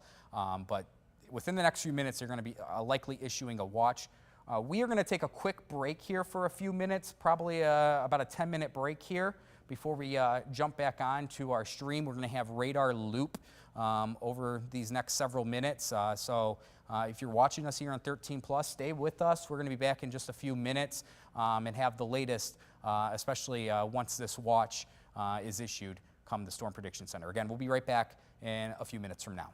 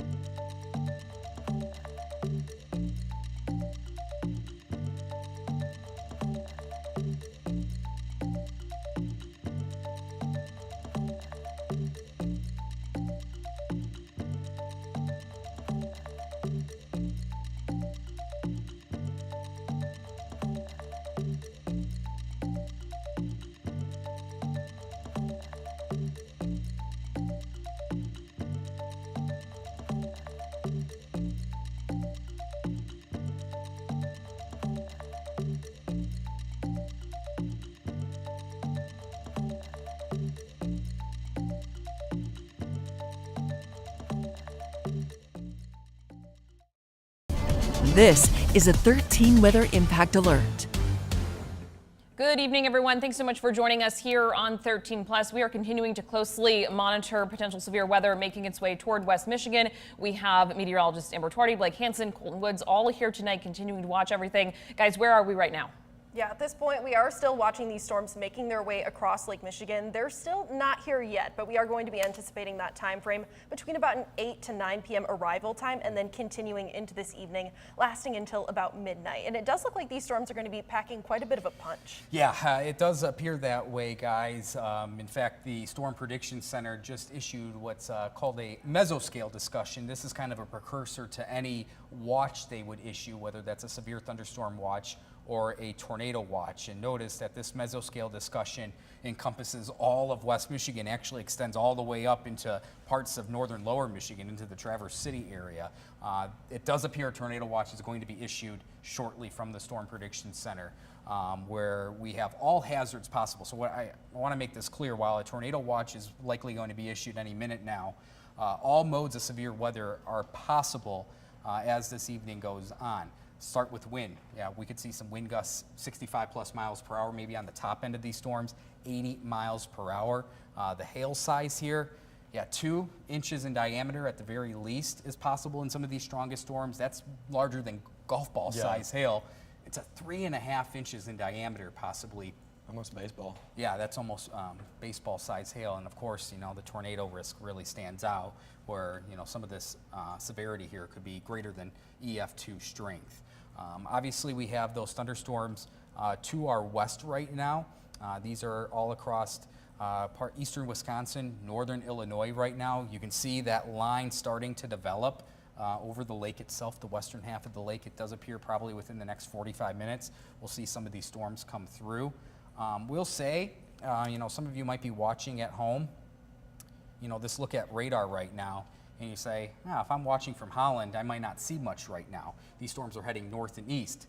But notice, I'll kind of put a little cursor here, that we are starting to see some of these storms, you know, develop on the southern end of this main line right now. And I think that's going to be the expectation coming into this next hour or so. Yeah, what I find pretty interesting about this storm too is how it's in that linear fashion, at least on the northern end of it, but then you have some of those more discrete cells that are blossoming on the southern end as we see that occluded front, cold front moving its way through Wisconsin into northern Illinois. That's where we're also going to be seeing more of that enhanced risk that extends into northern Indiana as well as pretty much all of West Michigan. Now, the storm mode that we're going to end up seeing, that's what's really going to dictate what types of hazards we're looking at different points this evening. So we're going to be looking at the possibility of tornadoes, large hail, damaging winds. What we could end up seeing out of all of this, especially with that linear fashion, looking at a line of storms moving through, that would mean that damaging winds and hail would be our main concerns, with the possibility of spin-up tornadoes embedded within that main line. But then with some more of those discrete cells, that's where we could end up seeing some rotating updrafts, that possibility for some stronger tornadoes even on the way. That is certainly a possibility for us into this evening, and also still seeing that possibility for large hail as well. Once again, that mesoscale discussion being between 2 2 inches up to 3.5 inches. So this is definitely going to be something that we are closely monitoring as we're heading into this evening. And just like Blake said, Storm Prediction Center, they did say that it does look like they're going to be dropping a tornado watch at some point very soon. So we will be keeping a very close eye on that, making sure to keep a close eye on that chat and see when they do watch that come through. Yeah, you know, I think that's the biggest thing, guys, is that everything has played out as expected so far this afternoon. Now as we're pushing well into the evening hours here of those thunderstorms that were across Wisconsin into northern Illinois. And now we're really starting to see these storms get a kick to the east. We're, you know, closing in here about 8:19 in the evening, and fully expecting these storms to be on the doorstep of the lakeshore probably within the next 30 to 40 minutes or so. We got the Muskegon Tower Cam, there it is. I believe that's pointing westward, and you can see, you know, some dark clouds on the horizon. Now, sunset right now is about 9 o'clock, give or take, and we still have a little bit of daylight that lingers to around 9:30 or so, and then it gets dark outside. So these storms at the lakeshore will likely be coming in right at sunset, and then they will be progressing farther inland as we go into these early dark time hours, you know, 10, 11 o'clock. So I think that's going to be the thing to keep in mind as this thunderstorm activity progresses through West Michigan throughout the evening, especially farther inland, that these storms are going to be coming through while it's pretty much dark outside. So no need to be out and about trying to track these storms by any means. It's more now is the time to be, you know, using our weather tips, our severe weather tips that we talk about all season long, and making sure we have that plan in order just in case we see some of these thunderstorms really take off and become strong to severe. I don't have it on this map right here just for the sake of keeping it simple, but there are marine warnings up and down the lakeshore right now that will likely extend eastward to the east side of the lake, the big lake, and then we'll see how this goes. But you can see these storms are still progressing a little bit north-northeast, and yeah, starting to congeal into a main line. If that's going to be the case over the next hour, I definitely think Holland to the north, this is going to be some potential of straight line wind damage based on how this line is setting up right now. But our focus is going to definitely be the potential of some of these individual thunderstorms on the southern extent of this line if they can pop ahead of the squall line itself. I can hear the weather radio going off right now, and I believe that's going to be our tornado watch. I'm going to try to get our watch going up here in just a second. We've got it on Max 2 as well, Blake. Yeah, okay, well, let's go, let's get to Max 2 real quick. Yeah, there it is, tornado watch. That's all across West Michigan, Van Buren, Kalamazoo, Calhoun County to the north. This is going until 3 in the morning. Now, I will say our severe weather threat will be done by 3 in the morning by far. The Storm Prediction Center usually gives some wiggle room on the end of the severe weather threat, but there it is. That, you know, by the way, guys, does that that tornado watch extend all the way up into a little bit of northern lower Michigan as well? It's looking like it, but I will double check on this here. It does look like that's the case, though. Yeah, that's especially closer to like the Leelanau Peninsula, getting into the Charlevoix area. Yeah, that definitely appears to be the case right now. Actually, kind of surprised by that, but that watch definitely is all across West Michigan. That's in effect now until 3 in the morning. And shortly now. We're going to be breaking in on regular programming in just a few minutes here once we get in order. But that is definitely now the expectation. There it is, tornado watch. There we go. Yep, there you can see that extends through much of West Michigan, that tornado watch there across the area. We're going to wait till this kind of fills in here, this watch. But we can go back to Max 2 actually right now with that tornado watch that's overhead right now. Yeah, there we go. There's that tornado watch in play. Yeah, we can take the graphic. You know, Colton, what are you seeing out to the west right now in terms of some of those thunderstorms over the lake? Yeah, Blake, right now we're really just, honestly, they're really blossoming over the lake right now and also in portions of Wisconsin. That's where the strongest storms are currently. There's plenty of special marine warnings issued for those, so that's just for boaters' sake. If you're in a boat, obviously you do not want to be out on Lake Michigan as the storms are currently moving through. But right now they're just offshore of Milwaukee. So currently the heaviest rain, hail, likely some pretty large hail in these storms over Lake Michigan right now, moving through that region. If we want to switch over to Max 2 real quick with the radar. Milwaukee, you can see, just had the strongest storms pass through. This white and pink that you're seeing, that is where the heaviest rain and also the potential for large hail is currently located right now across portions of Lake Michigan right now. You can see just to the east of Milwaukee, there's a pretty large cell that is very heavy rain, very large hail also. If I actually switch over to what we call Ville, you'll probably be able to see, pretty large hail potential here, especially just to the east of Milwaukee and also just to the east of Lake County, Illinois. These signals are pretty strong for large hail, and these are tracking to the east-northeast, so those will likely be making their way into Holland and especially just north of Holland, so Ottawa County, Muskegon County, likely getting hit the hardest with these storms as they continue to march to the east at about 45 miles per hour. So they'll likely pick up in strength as well once they get to West Michigan, possibly moving around 60 miles per hour. But right now, the big story is definitely the hail potential. And as these storms continue to congeal into a line, I would also imagine damaging wind gusts upwards of possibly 80 miles per hour, which is what the tornado watch is for, also could be possible across portions of West Michigan. But I'm going to send it back over to meteorologist Blake Hansen, who has the tornado watch up. Yeah, we have a tornado watch in play, and if you're watching here on 13 Plus on our streaming app, just give us 1 minute. We are going to break into regular programming here within the next 30 seconds. So just give us some time here as we get through this programming. You don't have to do anything. This stream will continue here on 13 Plus on YouTube, wherever you may be watching this from. But we're going to do a quick cut in here on programming on WZZM.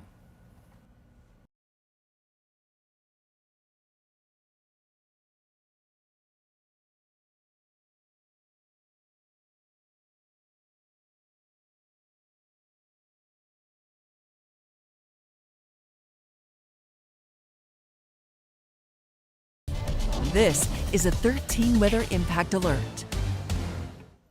Good Thursday evening, West Michigan. I'm meteorologist Blake Hansen. We interrupt regular programming due to a tornado watch that has just been issued all across West Michigan. This is from the Storm Prediction Center. This is the yellow box you see on the map here. Notice this includes all of West Michigan, this tornado watch. This is in effect now until 3 in the morning. Now, having said that, I still think our main severe weather risk will be roughly now through about midnight. Now, the Storm Prediction Center is indicating that intense thunderstorms will be spreading east-northeast through this evening into the early overnight hours across much of lower Michigan, while providing a threat for scattered to numerous severe thunderstorms. We could be dealing with straight line wind damage, maybe upwards of 70 to 80 miles per hour.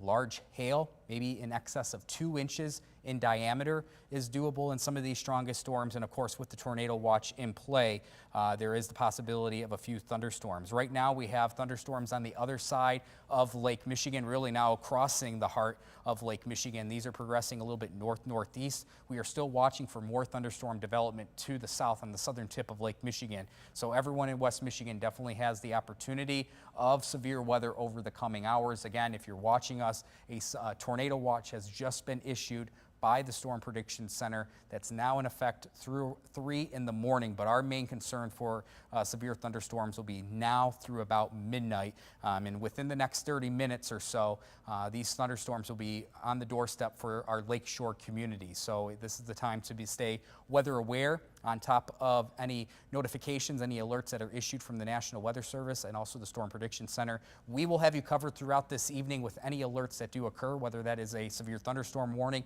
or a tornado warning. For now, tornado watch in play all across West Michigan now through the nighttime hours. We will keep you updated as needed through this evening. For now, we'll return you back to regular programming. Also, by the way, you can watch our forecast here on 13 Plus, our streaming app. We will have you covered through the evening. But again, we'll return you back to regular programming.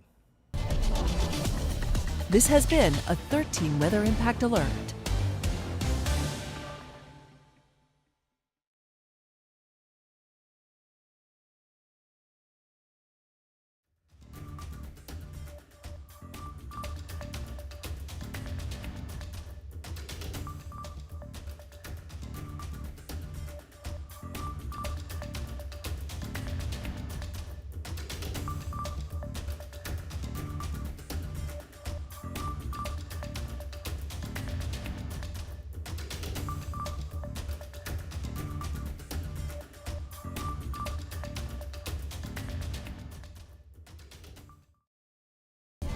This is a 13 Weather Impact Alert. Thanks so much, everyone, for keeping with us here on 13 Plus as we are continuing to monitor severe weather quickly making its way across Lake Michigan and into West Michigan. Blake, we're roughly 45 minutes or so-ish from really seeing this make landfall, if not less. Yeah, I think within, that 30 to 45 minute time frame, Julia, we're going to see these thunderstorms reach the lakeshore. The main line of thunderstorm activity is right across the heart of Lake Michigan right now. The Storm Prediction Center has just issued a tornado watch all across West Michigan. That is the yellow box there.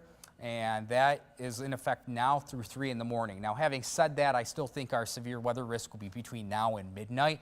The Storm Prediction Center likes to give a little bit of wiggle room on the back end of this watch. But again, this is all of West Michigan included in this tornado watch. That actually extends all the way up into the Traverse City area. You can see these storms. They are quickly moving in an east-northeast fashion across the lake.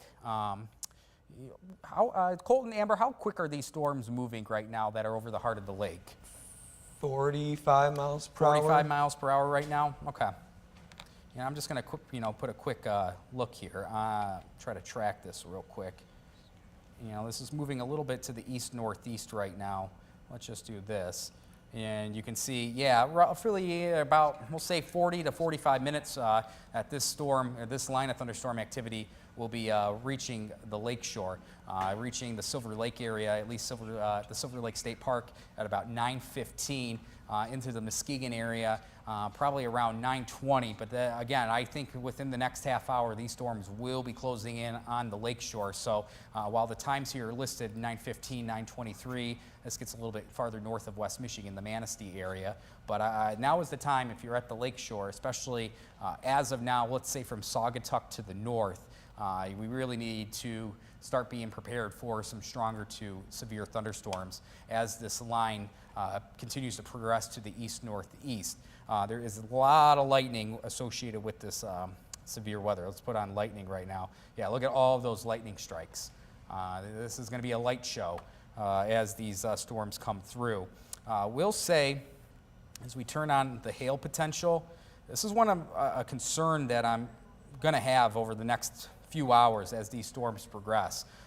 This is a measure, what we're looking at here, a product on radar that measures the potential of hail. And you can see some of these cores, the cores of these thunderstorms, indicating some high probability of hail. This could be easily some large hail in excess of 1 to 2 inches in diameter that is progressing through the lake. We've had a lot of question marks lately. Will the lake kill these storms? And really the short answer in this particular setup tonight is no. There is obviously sometimes where the lake allows storms to fall apart. But in this case, we have a lot of forcing in our atmosphere, a lot of dynamics in play, and the chilly lake really won't have much of a factor with these storms. And by the way, we are still, once these storms make their way back over land, we are in the 80s here in West Michigan. We have a humid air mass overhead, so these storms will then feed right back off of the unstable environment as they work onshore. But there's definitely a lot of hail potential here with these thunderstorms. Now, keeping an eye, this is a look at velocity right now at some of these storms. Now, this is a little far away from radar, so we want to keep this with a grain of salt. But you can kind of see that leading edge here, right in here. This is the leading edge of that potential of wind. Not seeing too much in the way of rotation, but again, this is the radar is pretty far away over the heart of Lake Michigan, so not giving a good sampling near the surface of the atmosphere. But again, we have this tornado watch in play from the Storm Prediction Center as we get back to that graphic as it loads. This includes all of West Michigan, this yellow box here that's in effect from now to 3 in the morning. This tornado watch extends well into northern lower Michigan as well. And I do want to read the watch itself to you. This is from the Storm Prediction Center. The primary threats of this tornado watch include a few tornadoes possible, scattered damaging winds, likely with isolated significant gusts to 80 miles per hour possible, and scattered large hail and isolated very large hail to 2 inches in diameter. So we're talking almost golf ball size hail, if not even a little bit larger than golf ball size hail. Their summary here is that we have intense thunderstorms spreading east-northeast. We'll go back to radar here. And you can see those are the thunderstorms that are ongoing. So intense thunderstorms are going to spread east-northeast this evening through the early overnight hours across much of lower Michigan, and they are going to provide a threat for scattered to numerous severe damaging winds. Peak gusts may reach 70 to 80 miles per hour. A few tornadoes may occur within this main line of convection. We were kind of talking about this earlier. In that main line, if we see this squall line really take hold over the course of the next few hours, while damaging wind will be the primary concern, we could see a few notches within the line that could allow for a little bit of spin in our atmosphere and those quick spin-up tornadoes. You know, we saw a similar situation back in late March, the severe weather event that occurred on March 30th. That could be a similar story here with this squall line developing. By the way, then it goes on to say a few tornadoes may occur within the line of convection, and large hail will be possible with any embedded supercells. So again, we are really now focusing on this main line of thunderstorm activity, and also watching for a few thunderstorms still down into northern Illinois. I'm going to kind of move this over to northern Illinois. Notice that there are individual thunderstorms starting to pop off in northern Illinois heading in this east-northeast direction. And if these storms stay somewhat discrete or not associated with the main line, that's where we'll have to watch out for maybe some embedded rotation, some spin in these individual thunderstorms that could enhance the tornadic risk. So we have the main line to the north. We're watching a few of these individual thunderstorms to the south, and that's what's going to be the opportunity here over the next few hours. Again, for those watching here, tornado watch in play, and that's going to go all the way through around 3 this morning. The Storm Prediction Center likes to have that wiggle room on the back end of this watch. Again, I still think that our main risk will be between now and about midnight. As we go farther along in time, I'm kind of going to show that our depicted model here. And this is a model. This is a model forecast. It's doing okay right now, trying to depict what's going on in our atmosphere, but you can kind of see that main line, a few individual storms to the south. The expectation is that these thunderstorms will continue to congeal together into this main line of thunderstorm activity, but we still need to watch out for any individual thunderstorms that pop out ahead of the main line. And it does appear within the next, 20, 30 minutes or so, that's when it's going to be reaching the lakeshore, and these will see some fast-moving thunderstorms. They will be approaching US 131 by about the 10 o'clock hour here, and then pretty much near US 127, that's from basically Mount Pleasant, Lansing southward, by 11 this evening. And so by midnight, our threats kind of pretty much come to an end as these storms continue to race off towards the east. So that is going to be our concern over the next few hours, with that potential of all modes of severe weather. Let's go back to radar here. And again, you can see that, we have this main cluster, these thunderstorms, really taking off here. A lot of lightning associated with these thunderstorms. Let's try to see how much lightning we have here. Yeah, look at all of the lightning strikes associated with these thunderstorms. Yeah, likely over 1,000, 1,500 strikes of lightning within the last hour. So these storms are definitely powerful, a lot going on here, and that is going to be approaching the lakeshore here. You can see that direction, east-northeast. So this main line right now, just to the north of Holland into Muskegon, Pentwater, Ludington, this line coming right in your direction in terms of that squall line.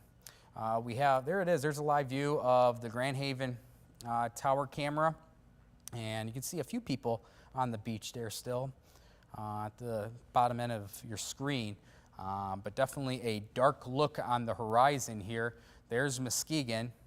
This is looking westward towards the horizon here. We still have about 20 minutes of daylight left, or at least before the sun sets. We hold on to a little bit of daylight until 9:30. And you could see some of that. There was a lightning strike there on the right side of your screen out of this view in Muskegon. And there's the view in Walker looking back towards the west, towards the lake shore. You have some dark clouds starting to approach West Michigan. So, you know, when it's all said and done, these thunderstorms have the opportunity to provide that straight line wind threat, the large hail threat, and also the brief tornado threat as well. Still think that greatest potential for any tornadic storms will be south of I-96 towards I-94, and that's all because, you know, we have the better opportunity of maybe some of these storms to our south that are near Chicago right now staying a little bit detached from the main thunderstorm line that's developing. So we'll really have to focus and really keep an eye on those individual thunderstorms out towards the Chicago area. Right now, it's about 8:40 in the evening. I'm going to send it over. Julie, are you all good to take over for just a few minutes real quick? Absolutely. We're going to send it over to Julia Gorman, who's going to have a few things here as we kind of regroup here with some of our graphics and continue to watch these storms. Yeah, and I just want to walk everyone through what we're doing here at 13 on your side. Obviously, Blake, Amber, and Colton all here right now. Sam will be here in the morning. We are preparing crews to head out if need be to cover the damage that we could see as these storms make their way toward the lakeshore, toward our area. There are two types of tornado alerts to be aware of. We can review those here and sort of the difference that we've seen from what's just been issued. First, a tornado watch. That's what we know is now in effect for much of West Michigan. That's issued when there is potential for tornadoes and severe thunderstorms. Now, that is different from a tornado warning. That's issued when a tornado is actively happening or is expected to form imminently. So we are sort of in the, the lesser of the two, still very important, still needing to be weather aware. But right now we are under that watch. That potential is there. We aren't yet at the point where anything is happening. We have yet to see these storms hit the lakeshore just yet. Now, during either of those alerts, again, potential for large hail, strong winds. We know that we've been talking today that hail could be anywhere from golf ball sized hail, which is still large and can be damaging, up to possibly baseball-sized hail. What we're looking at right here, again, what we know so far about details, we are not expecting the storms as they make their way across across Lake Michigan to lessen in severity. We are within sort of that 30-minute, give or take a few minute range of beginning to see the storms hit the lakeshore area. We did see some people on the beach still at this hour, at this moment. That is definitely not a safe place to be. Here's a look at our tower cam through Grand Haven. We know folks here in West Michigan like to watch and observe that severe weather, but this is not a safe place to be. Your car is not the best place to be. You want to be home in a lower floor if you can be. Again, we're seeing people right now through our tower cam in Grand Haven.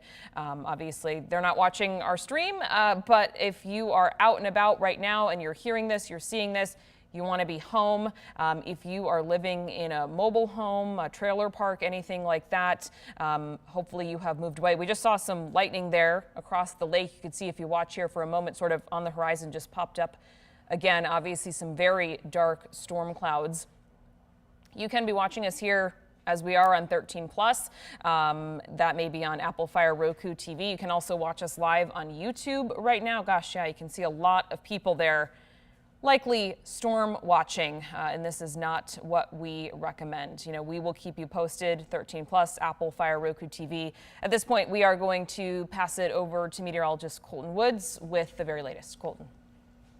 Yeah, thanks, Julia. We are tracking this line of storms now as it's beginning to not be so much discrete, but rather turning more into possibly even a bow echo, which would really mean the big threat would be damaging winds, especially as these storms make their way onshore right now. We definitely want to put a timer, a tracker on this storm as it continues to move off to the east-northeast at about 35 to 40 miles per hour. So honestly, it's not moving all too fast. If you remember the storm on March 30th, that storm was moving at 60 to 70 miles per hour hour. So this storm, at least as of now, is definitely moving a lot slower than that. So if you live in the Muskegon area, especially right up along the lakeshore, expect the storm to arrive right around 9:40 or so. So still just under an hour, as the storm is pretty slow moving across Lake Michigan right now.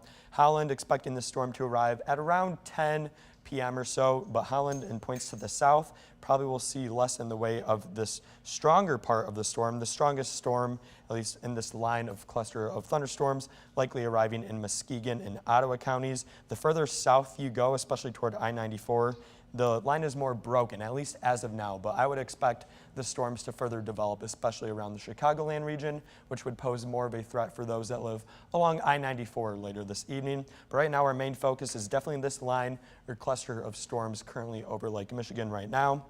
Grand Rapids likely getting to Kent County shortly after 10, closer to 10:15, 10:30 time frame.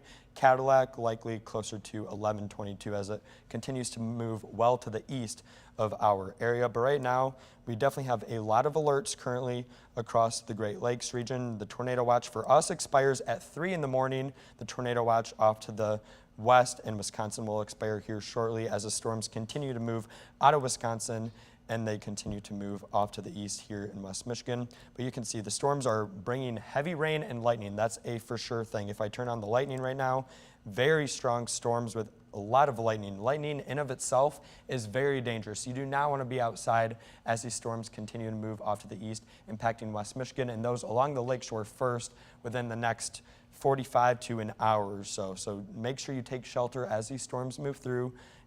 They will be pretty strong to severe, likely packing a punch with damaging winds, large hail, and even the potential for a few tornadoes across West Michigan as we are in that tornado watch. I also want to switch over to velocity. We are monitoring the potential at least for some damaging winds and also some spin-up tornadoes like we mentioned. You can see right in the middle of Lake Michigan, we do have some higher reds that indicates the potential at least for some stronger winds. You can see right in this region, I'll get a little pointer so you can see it a little bit easier. But you can see right in this region, right in here, that's the strongest winds, at least as of now. The storm is still pretty far from the radar, so it's still well aloft. The radar scan is actually scanning the storm super high up in the atmosphere, so it's detecting some of the higher wind speeds. But I would not be shocked as these storms continue to march along the lakeshore that some of those stronger wind gusts actually do reach the ground along the surface and especially along the shores of Lake Michigan. But you can even see some rotation along the storm front as it continues to march to the east. You can see this green and red, that is what we call rotation.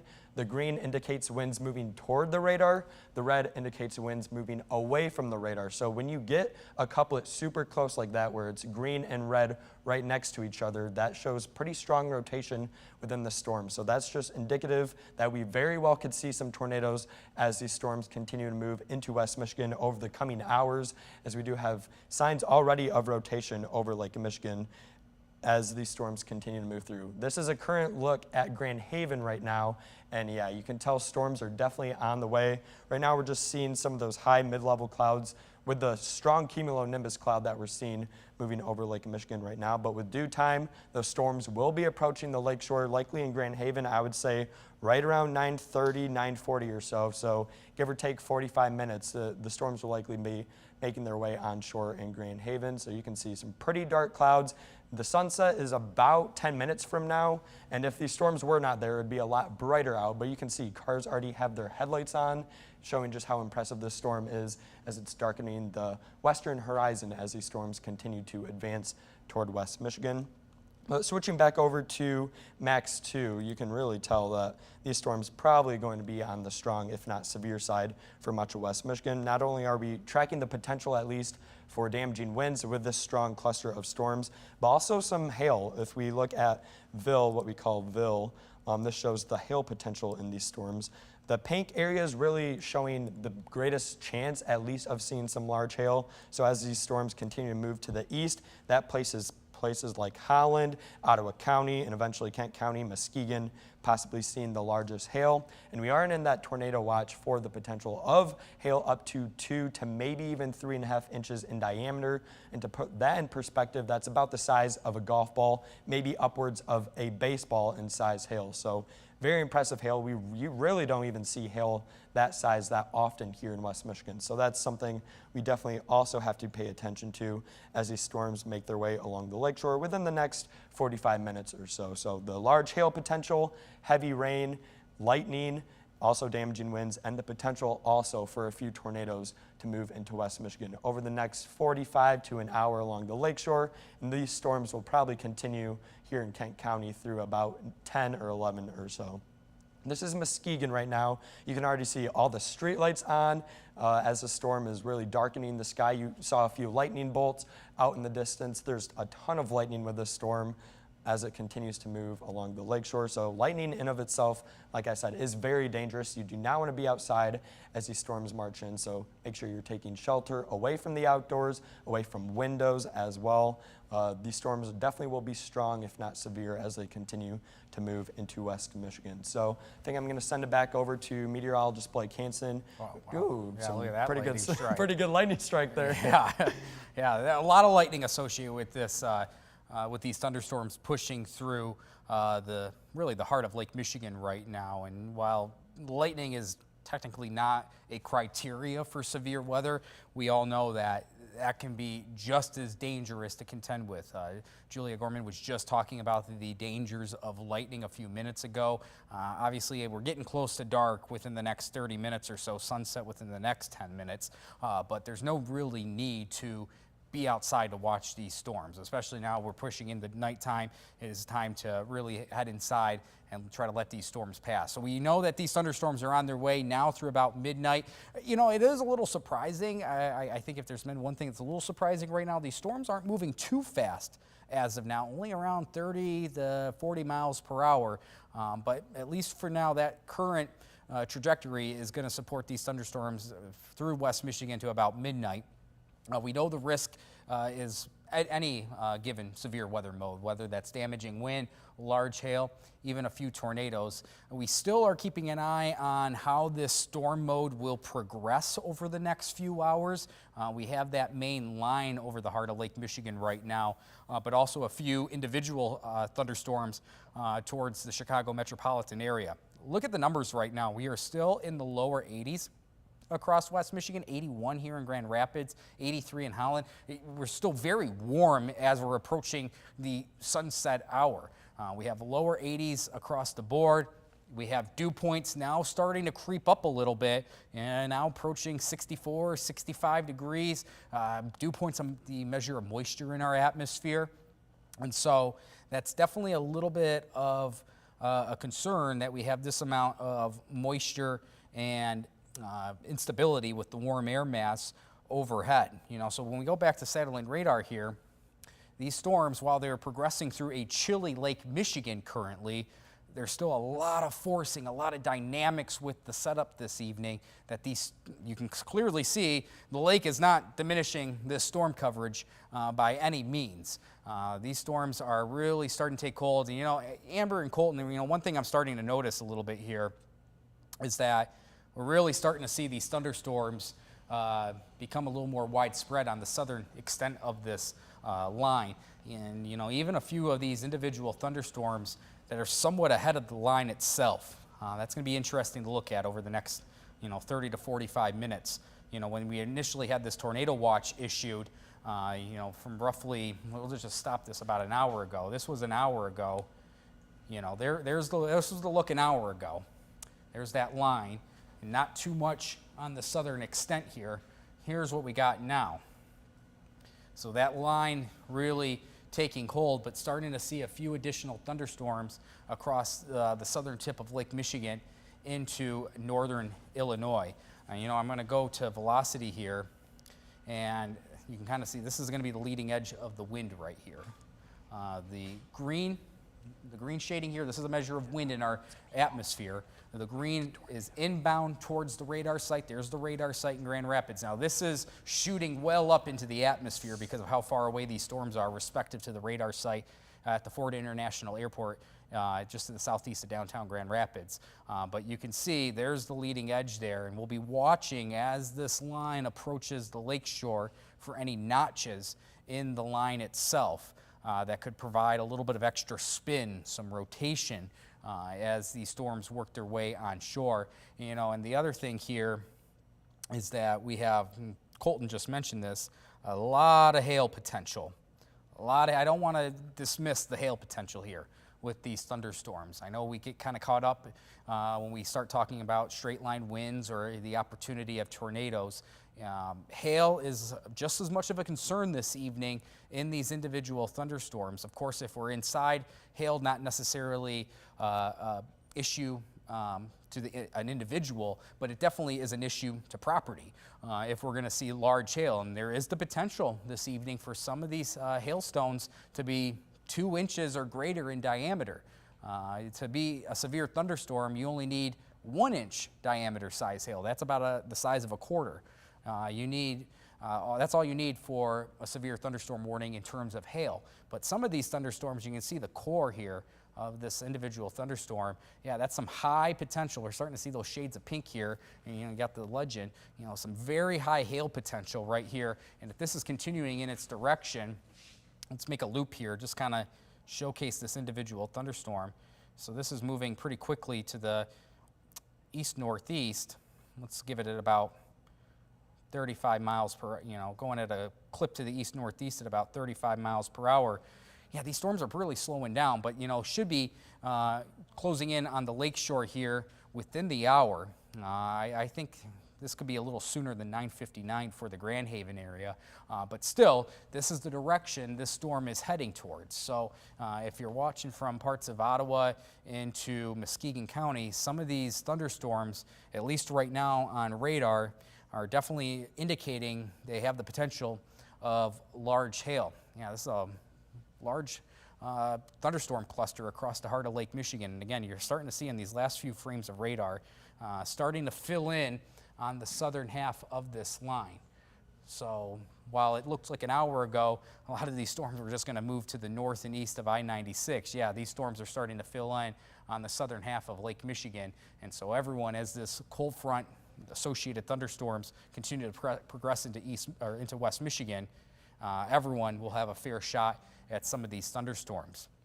Again, if you're just tuning in here, we're still playing this waiting game before these thunderstorms arrive at the lakeshore. The Storm Prediction Center did go ahead and issue a tornado watch about 30 minutes ago, and we are definitely going to be watching the southern end of that main line. So again, we have the big cluster up here right now. It appears that's going to be providing more of a straight line wind, large hail threat. But that southern extent right here, as this kind of progresses into this southern end of the tornado watch, roughly, let's say from 96 southward, as those storms progress to the east-northeast, those are the storms that I think could have the better probability of a tornadic signature, or at least the rotation in our atmosphere to provide that risk of any tornado potential. And I think that's what we're going to be looking at within these next 30 to 45 minutes as these storms finally make their way across the lake and head towards the lakeshore. But again, this was from the Storm Prediction Center about 30 minutes ago, that tornado watch. That extends all the way up into the Traverse City area, in fact. This is a pretty large tornado watch that the Storm Prediction Center issued. And Amber, Colton, I'm really starting to see these last few minutes, these individual thunderstorms on the southern end of this line really starting to increase in size. Yeah. Is that what you guys are kind of seeing too here? Yeah, a couple of these more discrete cells too that are starting to pop up, blossoming over northern Illinois, at least at this point. But those are continuing to make their way east, northeast, already popping up multiple different severe warnings in the Chicagoland area. Now, some of those storms, just like Blake said, increasing in size as well. So those are going to continue tracking our direction. Now, the National Weather Service did just say that they're looking at an inflow jet that's making its way just west of Holland, going into this line of thunderstorms as it continues to track towards the lakeshore. just about 30 miles away still, so less than an hour. I would say closer to that 45-minute mark is when we're expecting that line of thunderstorms to be making its way to our lakeshore counties. Now into this evening, that's when we're going to continue to see some more of those storms moving in, but as far as where we're going to be anticipating some of those stronger storms as we're getting into these next couple of hours, I would say between about the Holland area, extending a little bit further north, getting closer to Norton Shores. That's where we're going to be anticipating, at least for right now, some of those stronger storms that are increasing in size, getting more intense as we've been watching them over the past about 30 minutes or so. We will continue to see some of these storms getting stronger and stronger too, especially observing that rear inflow jet that's making its way just west of Holland, really feeding some of that energy with the warm temperatures, the high dew points that we have into these thunderstorms, which is just going to make matters worse as we're getting into this next about 45 minutes or so, seeing some of those thunderstorms that are making their way a little bit closer to the lakeshore. Once again, just about 30 miles away from the lakeshore currently. This is a live look at Muskegon right now. Definitely very much so gloomy out there. We've been able to see plenty of lightning strikes out as well. A lot of people that are out at the lakeshore trying to watch the storms roll in. There was a lightning strike right there as well. Not the safest place to be, especially as those storms are making their way into the area. We don't have exactly all that much time anymore, just about 45 minutes or so. Here's a look at Grand Haven right now, where we're still seeing quite a few of those lightning strikes out there. Once again, just about 30 miles away from the lakeshore. So these storms, especially this more linear fashion, this line of thunderstorms that's making its way closer and closer, but then also some of those more discrete cells that are starting to pop up along southern Lake Michigan, continuing to make their way. Wow, quite a light show out there at this point. Yeah, we've seen a lot of lightning from these thunderstorms, especially within that line, and a lot of those spots that are going to be experiencing quite a bit of lightning, not just off in the distance, but getting closer and closer into, once again, the next about 45 minutes or so. I want to give you a look at what we're seeing on Max 2 right now, just a track of what we're expecting in terms of timing. So Silver Lake area, close to about 9:30, just shy of 9:30, anticipating those storms to arrive right between 9:30 and 9:45 for the Muskegon area. This is going to be the case for much of the lakeshore. A little bit later on as you're getting further inland, so Grand Rapids area anticipating arrival time closer to about 10:30 instead. Big Rapids getting closer to the 11 o'clock mark. So still anticipating this time frame to be likely between about 9 p.m. and midnight is still when we're going to be expecting the greatest impacts out of all of this, where once again, all modes of severe weather are a possibility. Within the line, main concerns would be with strong winds, which we're already seeing from these thunderstorms looking at our velocity product. And I want to give you a look at that as well, what we're seeing right now, because we're definitely seeing some very bright colors. Once again, a reminder for you, red is winds that are going away from the radar, green is winds that are going towards the radar.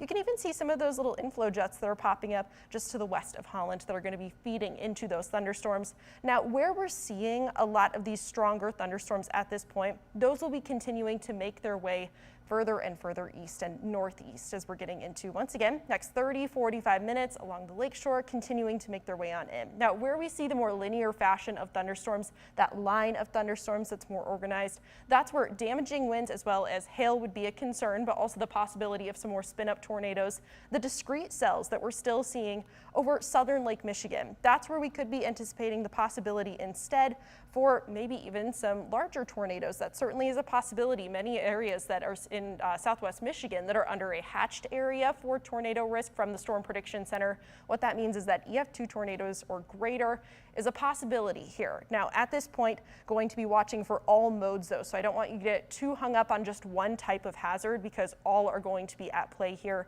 Further south though, that's where we could be expecting some of those rotating updrafts to be a little bit more likely within some of that more discrete convection that we're seeing popping up. Now, that's going to largely be still to the south of the line that we're seeing currently. So still going to be under a tornado watch for all of West Michigan. That is the yellow box that you're seeing on your screen. Once again, taking over pretty much half of the Mitten State at this point. That is what's going to be dictating not just the tornado watch, but also the possibility for significant wind gusts. We could be seeing damaging wind gusts isolated over 80 miles an hour in some spots.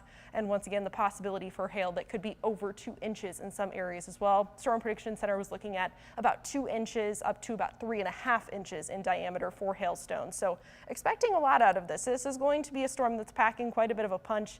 Here's a closer look at what we're expecting once again out of some timing here. An updated look, so Grand Haven right around 9:30 to 9:45. That's when I would expect some of those storms to arrive. It looks like some of these are starting to pick up steam at least a little bit as we're getting into the next 30 minutes. That's when we're going to be anticipating that arrival time for many areas, 30 to about 40 minutes, I would say.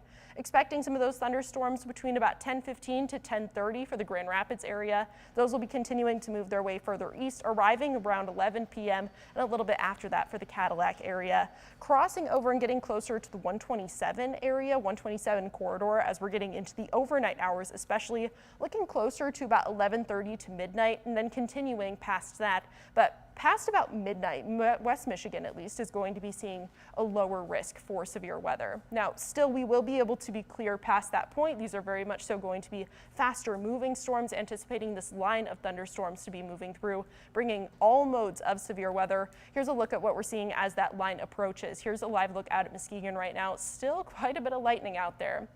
We've had quite the light show over this past about 30-45 minutes that we've been watching. Looking west, there we go again. Lots of lightning out there. Definitely going to be a storm that is once again packing quite a bit of a punch and anticipating some intensity out of all of this. Now, here's what we're seeing for Muskegon. It's gloomy. You can definitely tell that there's even a little bit of fog out there still, and that's because of heightened dew points and warm. Wow, that was a big one too. Geez, yeah. We are anticipating some more of that lightning to be making its way further and further east, closer to the lakeshore into the next 30 to 45 minutes. Here's what we're seeing out at Grand Haven right now. Still a very gloomy look, still seeing lots of lightning. This is going to be the case for anybody along the lakeshore, especially for those that are north of the Benton Harbor area. That's where things are a little bit more linear, but getting into southwest Michigan, that's where some more of those discrete cells are continuing to pick up. So I would say closer to about the I-96 corridor and further north, that's where we could be expecting the potential for more so a line of thunderstorms and that chance for damaging winds to be the main concern here. Also frequent lightning though, as we're already seeing from this line of thunderstorms, this is something that we're going to be experiencing as these storms are moving further in. And I really don't want you to discount lightning as well. If you were trying to maybe get some more of your patio furniture in, if that was something that maybe you forgot about, now is not exactly the time to be worrying too much about it. I would say Grand Rapids area getting closer to about 131. You've got time for a little bit, but still past about 10 p.m. That's when we're going to be seeing those thunderstorms arriving to the area. And that's when it's time to get to your safe spot, making sure you're staying indoors. And at that point, it's too late. So making sure everything was tied down earlier would have been a good plan at this point. Just focusing on staying safe is going to be the main issue here. Now, as far as what we're expecting, yes, thunderstorms to be making their way into the area, all modes of severe weather. We did just see a lot of lightning though, quite a bit of a light show that's all across West Michigan at this point. And I want to give you a look at our lightning product. Lots of these pluses and minuses here. Actually, just even looking at this view, seeing a positive, or at least a total number of lightning strikes that's well over 1,200. So this is just looking over the past about 30 minutes or so. So quite a bit of lightning out there. This continues to make its way towards us, and this really tells you just how strong these thunderstorms are. It's one of a really good indicators that you can look at these thunderstorms, see just how much lightning there is, and realize how much energy is going to be given from these thunderstorms, bringing that possibility of strong to severe weather. Blake. Yeah, you know, here's the view back in Muskegon. Wow, look at that strike of lightning there. Yeah, you just mentioned it, Amber, you know, over 1,000 strikes of lightning within the last 30 minutes just associated with this cluster of thunderstorm activity over the heart of Lake Michigan. You know, the biggest thing that we're noticing as we loop radar over the last hour, look at the southern extent here. That's starting to really pick up some steam. That is going to be definitely what we're watching for any possible spin in our atmosphere. I still think the bulk of this line that's progressing, that's going to probably work its way near Muskegon northward. This is appearing to be more of a straight line wind threat. Now, I don't want to dismiss any potential tornadic activity with that line of thunderstorms coming through. We know that this can still provide the opportunity of a few spin-up tornadoes, but it does appear this is going to provide some straight line wind damage, or at least straight line wind threat, and also the possibility of some hail. I want to go back to hail again, and you can see, you know, over the heart of Lake Michigan, you know, some of these thunderstorms, the cores of these thunderstorms really indicating some large hail here and there, even out ahead in some of these individual thunderstorms out ahead of the main line, still providing the opportunity of some marginal hail at the very least. Again, you only need an inch in diameter hail to be classified as a severe thunderstorm warning. So we could easily see more than that, larger hail than 1 inch in diameter. That is definitely doable with the environment we have over West Michigan. You know, right now we go back to, you know, radar. We're still kind of playing this waiting game for these storms to come on shore across our lakeshore communities. I think we're going to be closing in here within the next 20 to 25 minutes or so before they really are on the doorstep for our lakeshore communities. But you can see how this line is now stretching all the way back into the Chicago metropolitan area. You know, a closer look to some of these storms in Chicago right now. These are the individual severe thunderstorm warnings. You know, max hail up to 1 inch in diameter, possibly 60-mile-per-hour winds. There's one of the. This is a severe thunderstorm warning just to the south of Chicago, and this is indicating. Look at here, destructive tagging on the thunderstorm warning. Winds possibly up to 80 miles per hour, and so this is all taking a direction or a path east-northeast. So heading in this direction. So that is what we'll be watching, the southern extent of that line. We're going to be looking pretty shortly here. There's Grand Haven. Yeah, it is a light show at the lakeshore, no doubt about it. We've seen numerous lightning strikes. Yeah, what do you got, Colton? On radar scope, the velocities are very, very strong. Yeah. That area. Yeah, definitely looking a little strong here. Yeah, looking pretty strong here on velocity. The measure of wind in our atmosphere. Yeah, look at it. You can just tell how dynamic these storms are based on the lightning itself here in the view of Grand Haven. Yeah, that is a lot of lightning there at the lakeshore.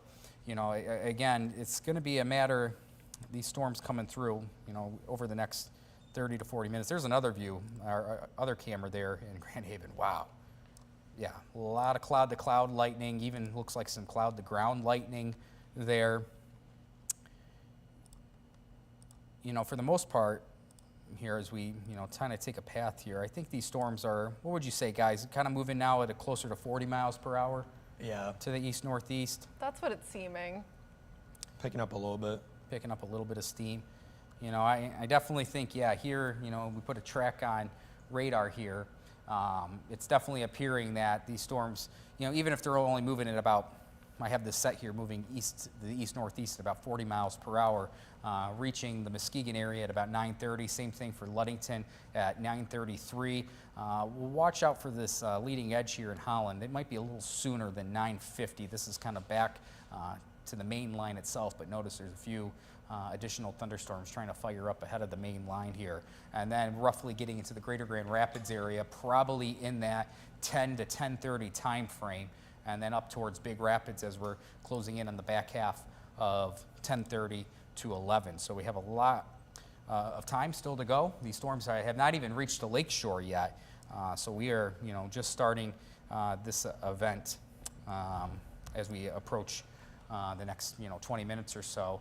Amber, do you got anything in terms of what we have going on here? NWS just sent something out saying that they're drawing up a potential for a severe thunderstorm warning with maybe a couple more impacts that we could be seeing, mainly for northern Ottawa County. So that's definitely a spot that I'm keeping an eye on. You can really see that with that thunderstorm that's going to be making its way into the Holland area not too long from now. Now, even just from many of these different cameras that we've been looking at out at the lakeshore, this is Grand Haven. So this is still going to be much of northern Ottawa County. This is where we would be anticipating that possibility for a severe thunderstorm warning. Lots of lightning out there. Storms are not far offshore at this point. Those will continue to make their way east-northeast, and at this point we are looking at a storm motion close to about 40 to 45 miles an hour. Starting to pick up speed just a little bit is what we've been able to see over the past about 15 to about 30 minutes. Here's what we're seeing out at Muskegon. Definitely a gloomy look, still quite a bit of lightning out there. We're seeing still, I would say, some more out at the Grand Haven cam, but Muskegon's still showing off quite a bit. So a light show out there, just wow, definitely going to be some pretty stronger storms here. That was a big one. That was super boy, bright. Okay. Here's a look out at Holland at this point too. So gloomy. People are out on the pier. Okay, I sure hope that they get inside very quickly. Yeah, those people need to get inside. Yeah. No need to mess around with lightning there. There's definitely an area of wind, guys, that I'm closely monitoring just offshore of Holland. If we switch over to Max 2 real quick, there is definitely some signature, at least for some stronger wind. It's still pretty far from the radar site, so yes, the radar beam is technically hitting the pretty far up in the atmosphere, but we do have pretty strong winds that will continue to move to the east-northeast, likely impacting Ottawa County, especially within the next hour or so. I would say that stronger wind gusts currently located in middle of Lake Michigan. So this is Holland right now. You can tell, very active scene right now. I think that's that rain too. Yeah, rain is currently Rain falling has on arrived. the beach. Wow, that is a lot of lightning. Oh, there are still people out there on the pier right now. Oh. This is, Yeah, this that is is not not a smart safe. idea. People really need to be getting back inside. I certainly would hope that anybody watching this would already be into their safe spot, especially along the lakeshore, because this is absolutely not a safe situation that we're seeing. Thunderstorms that are making their way into the area, right around the Holland area. Wow, lots Yeah. of lightning out there still. We have I can't believe 4,000 people are out strikes, there. Amber. Wow, okay, So yeah. the we are fact that now- people are out there right now in an open area, not a good idea. That is definitely not safe. Yeah, some of these lightning strikes here outside of Holland, you know, at least being detected on radar within 10 miles now of the lakeshore. And, you know, nothing to mess around with, because with the dynamics of these storms, this is going to be a lot of cloud to ground lightning, meaning that the lightning strike is actually reaching the surface of the ground, or the surface of the atmosphere, reaching ground level. Some of these lightning strikes, yeah, only within a few miles of the lakeshore. We're really starting to see these storms move closer to the lakeshore itself. Wow, a lot of lightning associated with these storms. Colton, what did you say? How many lightning strikes within? 4,000 or so about over Lake Michigan, but there's positive lightning strikes, which are the worst ones. Those are usually the ones that strike the ground, the super strong ones. They're approaching Saugatuck right now, so pretty close to where those people are on the pier. There was actually a negative lightning bolt near Saugatuck. If we switch over to Max 2 real quickly,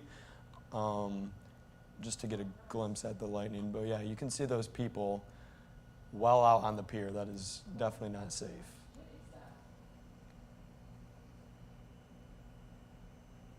Yeah, wow, look at all the lightning that's associated there. Anyway, we can get Max 2 up real quick, guys. There we go. Yeah, there's Max 2. the positive lightning strike near Saugatuck. Those people on the pier just north of that. But you can tell all the lightning currently approaching West Michigan, Holland region right now. So Allegan County, Ottawa County, do not go out on the pier. That is the last place you want to be as these storms continue to move into West Michigan. Lightning almost also reaching Grand Haven, Muskegon. Currently there has been a lightning bolt in Oceana County, but look at all the lightning over Lake Michigan right now. It is going to be a very, very stormy evening here in West Michigan, that is for sure. So lightning in of itself is super dangerous. You do not want to be caught out in the storm, don't want to be outside over the next coming 2 hours or so here in West Michigan.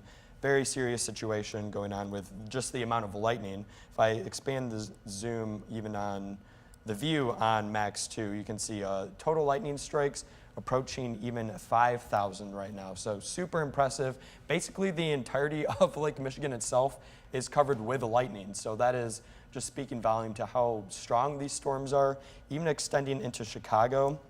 A lot of lightning in northern Illinois right now into the Chicagoland region. Those are the storms that we're also monitoring for the potential of some severe weather. Severe thunderstorm warning, it looks like just dropped for us. Yep, and we can hear a lot of the region. sirens as well. Here, I want to get up these graphics here that we have to show you where the severe thunderstorm warning is. And this is a storm that we've been watching already. This is something that we've been watching, especially for Ottawa County, but extending into Muskegon County as well. And this actually has a not just tornado possible tag, but also a considerable threat tag to it for some different areas. So as far as where we're going to be seeing that, Ottawa, Muskegon, as well as looking into portions of Oceana and extending up into Mason County as well. Yeah. So this is where we're also going to be seeing the possibility with these warnings for hail that could be up to about 3/4 of an inch in diameter. here. If we could switch over just to Max 1 here, yeah, we can just take a look at some of these thunderstorms making their way in. So anticipating some stronger thunderstorms going to be moving across the lakeshore very soon here, anticipating maximum wind speeds of about 70 miles an hour. But with the tornado watch that we've seen out of all of this, it does not necessarily look like this is the most of what we're going to get. It still looks like we could be seeing some greater hazards out of these thunderstorms, still seeing the possibility for isolated gusts that could be topping 80 miles an hour and possibly even a little bit more than that as well. We're going to be coming back in just a little bit. We're just going to be cutting into programming to tell our viewers a little bit more about the severe thunderstorm warning. We'll be right back.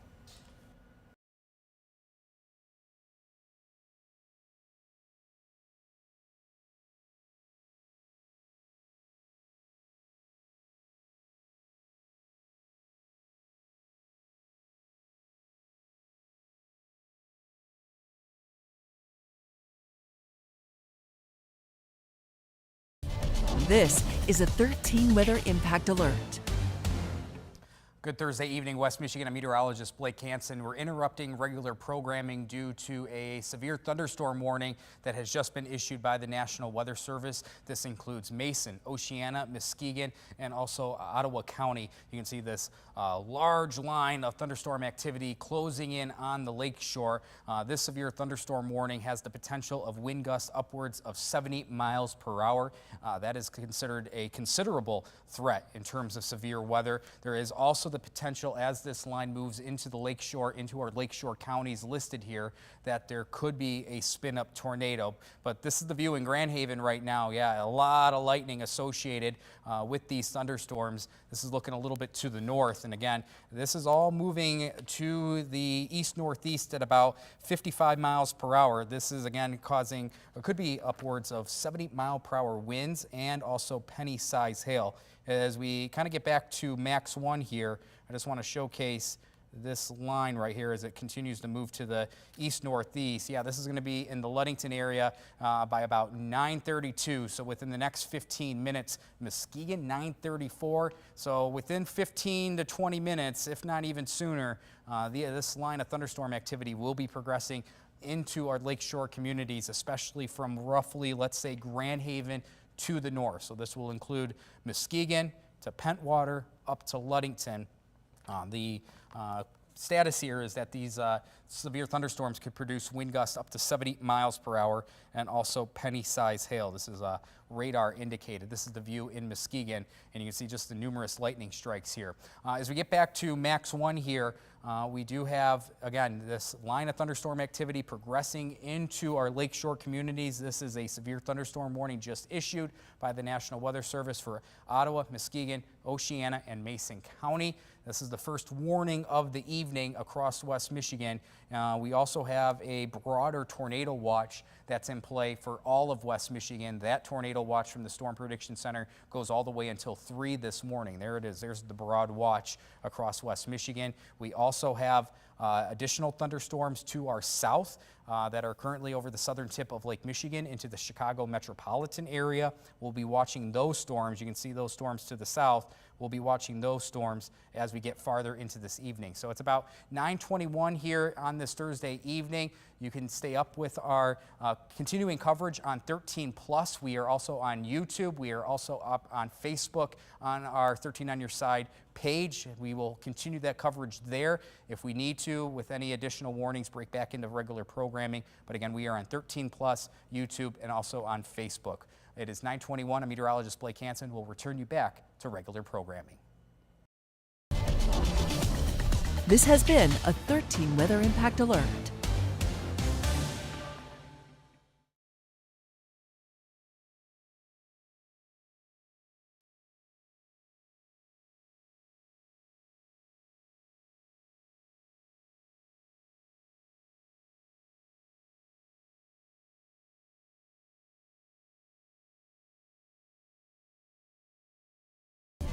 This is a 13 Weather Impact Alert.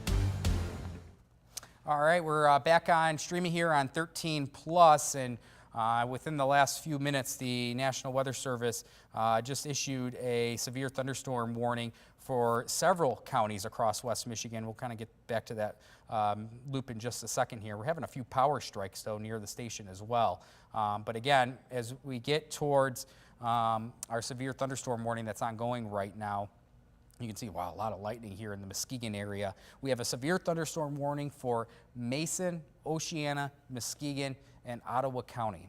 This goes all the way until 10:45 in the evening. This line of thunderstorm activity is what we call a considerable threat for severe weather. This is moving to pretty much to the east-northeast at about 55 miles per hour, but the concern here is for wind gusts upwards of 70 miles per hour and also penny-size hail. So the wind damage here with this line of thunderstorm activity is definitely the main concern right now. I will say there is still the opportunity that we see an embedded spin-up tornado with this line coming through our lakeshore communities. That is part of the severe thunderstorm. Have the rotation maybe in those thunderstorms progressing through West Michigan. So again, there is the thunderstorm activity pushing into the area. This is Oceana, Mason, Muskegon, and also Ottawa County. And this is going to go all the way until 10:45 in the evening. So this is a full hour and some change of this thunderstorm warning. Again, this by the National Weather Service within the last few minutes there. You can see that line really taking hold here. Look how much on the southern end of Lake Michigan these thunderstorms are firing up. So we're going to probably see additional thunderstorm warnings coming through within the next several minutes, probably even over the next hour or so. It does appear we're having a few power strikes here close to the station. Losing some of our connection here to our weather computers, but you can see the view in Muskegon there. Yeah, a lot of lightning on the horizon. We've been, based on radar, seeing nearly 1, 2, even 3,000 plus lightning strikes within the last hour. So again, this is definitely something of note as we push farther in time. What do you got here, Colton? So the winds currently on velocity on radar scope, like they don't look too good, especially moving into Muskegon, Grand Haven area. Yeah, they definitely look to be on the strong side there. As we get into velocity here, here's a look at kind of a sampling of our wind speed on velocity.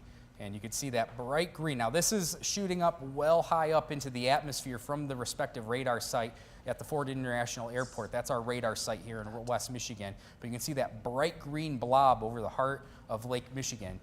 That's indicating some strong winds at least a few thousand feet up in the atmosphere. I wouldn't be surprised that some of this is actually even reaching ground level as these storms continue to push eastward towards Lake Michigan. Now we also have the potential for some hail. I would not discredit the hail threat. Now for the severe thunderstorm warning that's across Oceana, or I should say Mason, Oceana, Muskegon into Ottawa County, only penny-size hail is the expectation for now. But you can see those thunderstorms a little bit farther to the south. A lot of potential here for these thunderstorms to provide large hail. There they are. You can see these individual cores indicating the opportunity of large hail as these thunderstorms continue to progress closer onshore. Going back to what we have here right now, again, we have a considerable threat of severe weather. That's the severe thunderstorm warning that was just issued by the National Weather Service here in the last few minutes for Mason, Oceana, Muskegon, Ottawa County. This is pretty much knocking on the doorstep here at the lakeshore. So if you're watching from Grand Haven, you're watching from Muskegon, Pentwater, Ludington, this is the time to kind of be weather aware here. We don't have any tornado warning in play, but still, when we're contending with wind gusts maybe 70 miles per hour, that's nothing to bat an eye at. So these are some strong wind gusts potentially that are working onshore at the lakeshore. A lot of thunder and lightning associated with these storms. I have lightning turned off right now, but when I turn it back on, yeah, look at all of the lightning strikes associated with this line progressing over the heart of Lake Michigan and about to be onshore within the next few minutes. If we put a track here, this is moving eastward now at about 55 miles per hour. There we go. We're going to kind of just put this a little bit to the east here. There we go. You can see here, within the next few minutes, we're sitting at 9:27. Yeah, this storm coming on shore here in the Mears area, just outside of Pentwater to the north of Rothbury there. That's coming on shore within the next few minutes. Muskegon 9:36 here. Yeah, this storm is pretty much working its way onshore near the Muskegon area. So we only have a matter of minutes before the core of the storm starts to work its way across our lakeshore communities. And then you get to Holland. Holland, we're sitting here at about 9:40 in the evening. And then a little bit farther inland as we get to like the Hudsonville area, we're talking 9:54. We get to Grand Rapids, we're talking about 10:06 in the evening, so about another 30 to 40 minutes from now. Yeah, there's the view out of our beach camera in Grand Haven, and there are just numerous lightning strikes. You have very dark skies there. I mean, and we are past sunset now. We are down. Sunset was right about 9 o'clock, so we're a good 30 minutes past sunset now. But definitely keeping an eye on our velocity here. I do want to go back to velocity, and you can see here, yeah, just a lot of strong winds associated with some of these storms coming through. I'm going to kind of go do a loop here over the last 30 minutes. Yeah, you can see there's back in the view out of Grand Haven, but you can see that bright green blob over the heart of Lake Michigan. That is the potential of some strong winds pushing through the lake right now, and it's holding its intensity, that is for sure. You can see that right there. I'm going to kind of put an arrow here.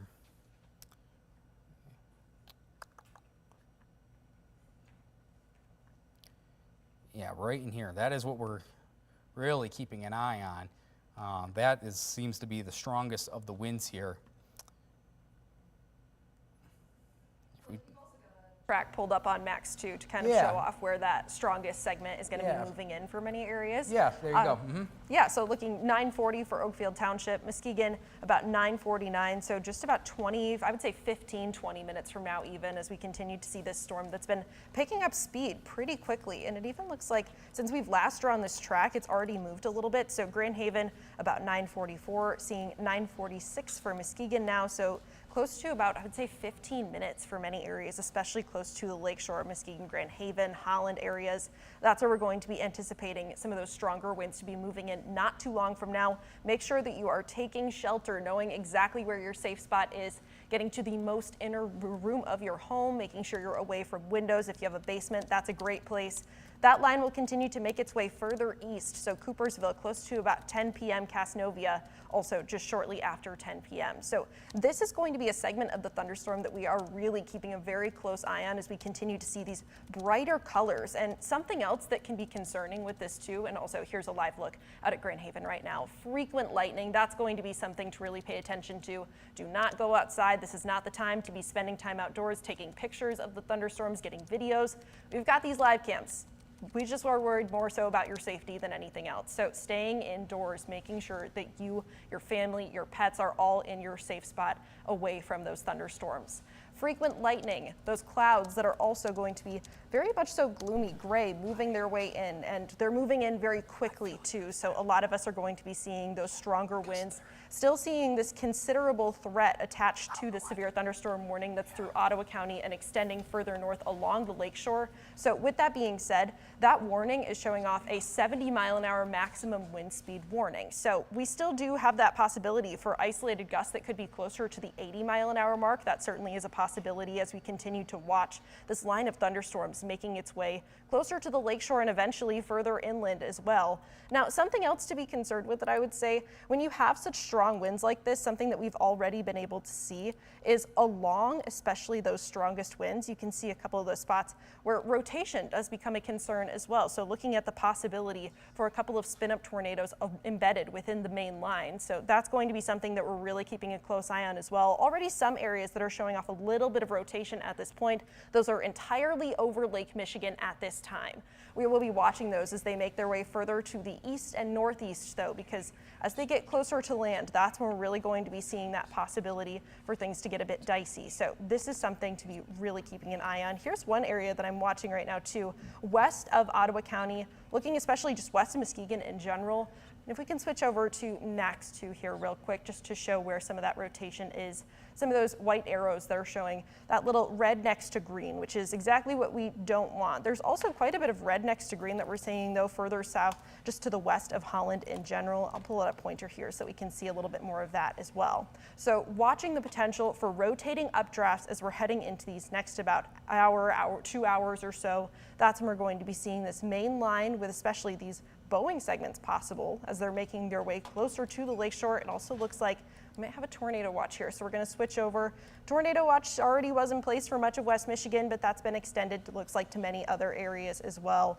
We'll switch over a little bit here to see a bit of a closer look, and we might have another severe thunderstorm warning, it looks like, as well. Yeah, so I think, Amber, our severe thunderstorm warning is extending to Allegan and Van Buren County. That appears to be the thing here.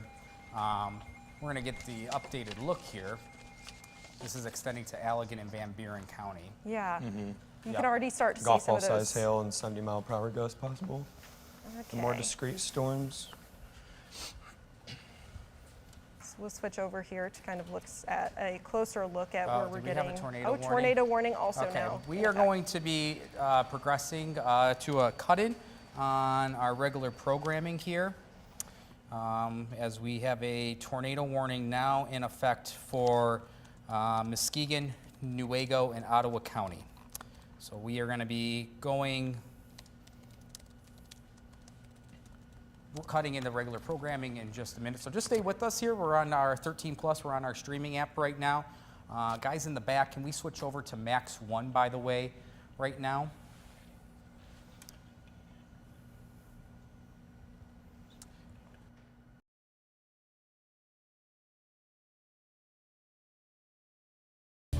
This is a 13 Weather Impact Alert.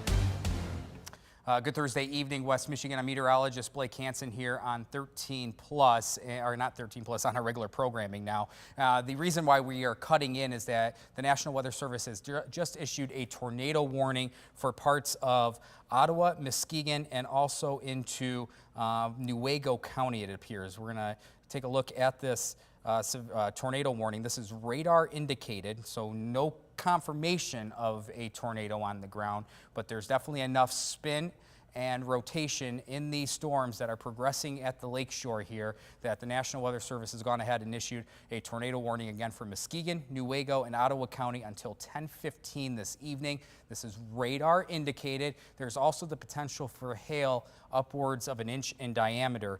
As we go towards velocity here, as we try to take a look here, you can see that what's happening is that we have this main line coming through the heart of Lake Michigan right now. This is the line. This is what's providing, at the very least, some strong straight line winds. But what we'll be watching over the next 30 minutes or so as this starts to approach the lakeshore itself is for some notches within this line. Now, if you remember from late March, that severe weather event we had in late March across West Michigan, we had a similar situation where we had a line of thunderstorms come through and there were little notches along that line that allowed for spin-up tornadoes to occur. We had nearly 13 tornadoes back on March 30th across the state, but it is this line right here that we're keeping a close eye on. This is velocity, so a sampling of wind in our atmosphere. All of this in green is towards the radar site, and for us in West Michigan, that radar site is located at the Ford International Airport, just to the southeast of downtown Grand Rapids. The red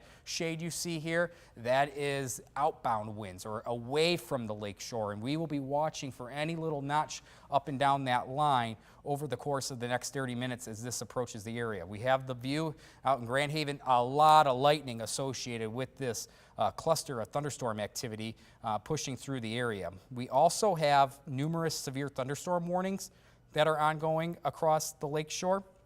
We have Separate severe thunderstorm warning across Mason, also in Muskegon, Oceana, and Ottawa County. So Muskegon, you both have a severe thunderstorm warning, and more importantly right now, a tornado warning in effect until 10:15.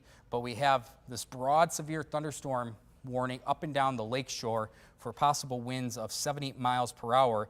And then here's the other severe thunderstorm warning for Allegan and Van Buren County. That's going to be progressing in here. This goes all the way until 11 this evening for both 70 mile per hour wind gusts and hail almost near 2 inches in diameter. 1 3/4 of an inch diameter hail. To put that in perspective, that is golf ball size hail. So this storm is providing a wide range of possible impacts, both in the way of straight line wind, hail, and there is still the threat of a possible tornado for these storms that are progressing into parts of Ottawa and, I should say, Allegan and Van Buren County. But we're really focused on here our tornado warning that is now in effect for parts of Muskegon, northern Ottawa, and also into southwestern Newaygo County. This is the tornado warning. You can see the polygon right here. There it is. As we're watching this line of thunderstorms progress onto the lakeshore within the next few minutes. This warning goes until 10:15 this evening. So this is about a good 40 minutes of this tornado warning, again, for Muskegon, parts of Ottawa, northern Ottawa, and southwestern Newaygo County. And you can see what we're concerned about here. This is the line that we're watching right here. Notice how this is kind of what we call bowing out. This is kind of curving out, and on the apex of this bow right here, you see some of these brighter shades of green, definitely indicating some strong straight line winds at the very least. But the concern here, as this bowing of the line continues to progress north and eastward towards Grand Haven, towards Muskegon, that there could be some individual brief notches along that line, allowing for some quick spin-ups in our atmosphere. We have some favorable ingredients in our atmosphere this evening to allow that spin in our atmosphere and potentially a quick tornado to reach the ground. Now, I do want to make it clear there is no confirmed tornado. This storm is still generally a couple miles off the lakeshore itself, but it is radar indicated the potential there for a quick spin-up tornado, and the reasoning why the National Weather Service has issued that tornado warning northern Ottawa County, into Muskegon County, into the southwest half of Newaygo County, because this is going to push a little bit to the east-northeast. So if you are watching in Muskegon County, let's just say all of Ottawa County right now, and also if you're near the Newaygo, Fremont area, it is time to head to that safe space, or safe shelter, whatever place you might be in right now, whether that is your home, you want to get to the lowest level of your home, you shelter under a stairway or a heavy table. You really want to put as many walls between you and the outside of your home. Avoid, obviously, windows. If you could, cover yourself in some blankets, just in case we talk about a confirmed tornado. But I think the biggest thing right now is just to get to that lowest level of your home. If you're in an apartment complex, the safest space in that apartment complex. That is the best rule of thumb right now as we see these strong winds, at the very least, head towards the lakeshore. And this is the view in Muskegon now, here in Grand Haven. Yeah, a lot of lightning associated with these storms, also providing some very heavy rain as well.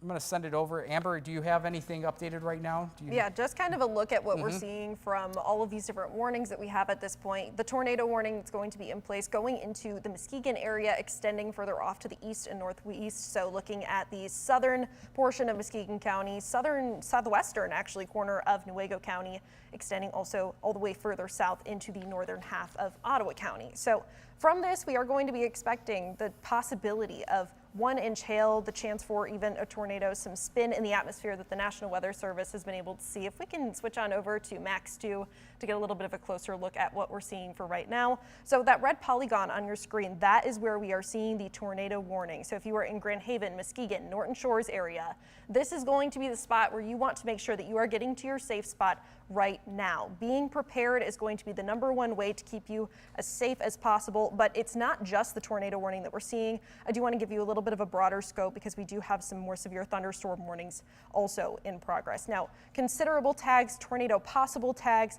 We're looking at Mason, Muskegon, Oceana, and Ottawa counties. So if you're in Holland, Muskegon, Norton Shores, all of these areas going to be experiencing severe thunderstorm warnings and the possibility also for that tornado warning further south into Muskegon and Ottawa counties. Now, we're also going to be expecting from this the chance for maximum hail up to about 3/4 of an inch, maximum winds up to 70 miles per hour. There were a couple of warnings that were added on not too long ago as well. These also carry a considerable threat, but these also, what I want to point out, carry a larger hail threat too. So looking at the possibility of hail that could be 1.75, so 1 3/4 inches in diameter, larger hail almost up to that about golf ball size and possibly even a little bit more than that in some areas, looking at Allegan and Van Buren counties, so especially for Paw Paw, looking at South Haven, even the southern portion of Holland, that's where we're going to be experiencing that possibility for more considerable threat on the way. And that's largely because of the winds. When you get that considerable tag, it's because of how strong these winds are. Now, the lakeshore definitely looking pretty dramatic right now. This is what we're seeing out at Grand Haven, a light show that we've had over the past about 30 minutes to an hour or so. Now, the lightning has been frequent. At this point, though, we're not able to see too much just because of how much rain is coming down and how much of that wind that's going to be blowing the rain as well, making sure that you are getting to your safe spot. So especially in that Grand Haven area, looking closer to Norton Shores as well, this is where we're seeing that tornado warning in place. And that's the reason that we've cut into programming like this, to make sure that we are keeping you as safe as possible. The southern half, and actually most really, of Muskegon County, southwestern corner of Newaygo County, and also looking at the northern portion of Ottawa County. We'll be right back after this break, and we'll have more coverage coming up on our 13 Plus app. Yeah, no, real quick, I do want to showcase a little bit right here. You know, this is the view and velocity right now. And Amber, you know what I'm noticing right now, Amber, is just how strong these winds are remaining as they approach the lake shore. You know, this is a view of velocity, so we're kind of looking at a sampling of wind that's ongoing as these storms roll through. Again, if you're just tuning in right now, tornado warning across northern Ottawa County, Muskegon County, and the southwest corner of Newaygo County. And some of these winds at least in excess of 60 miles per hour. In fact, some of these winds could be maybe approaching 70 plus miles per hour. So while we have a radar indicated tornado warning right now across parts of Ottawa, Muskegon, Newaygo County, there's nothing confirmed.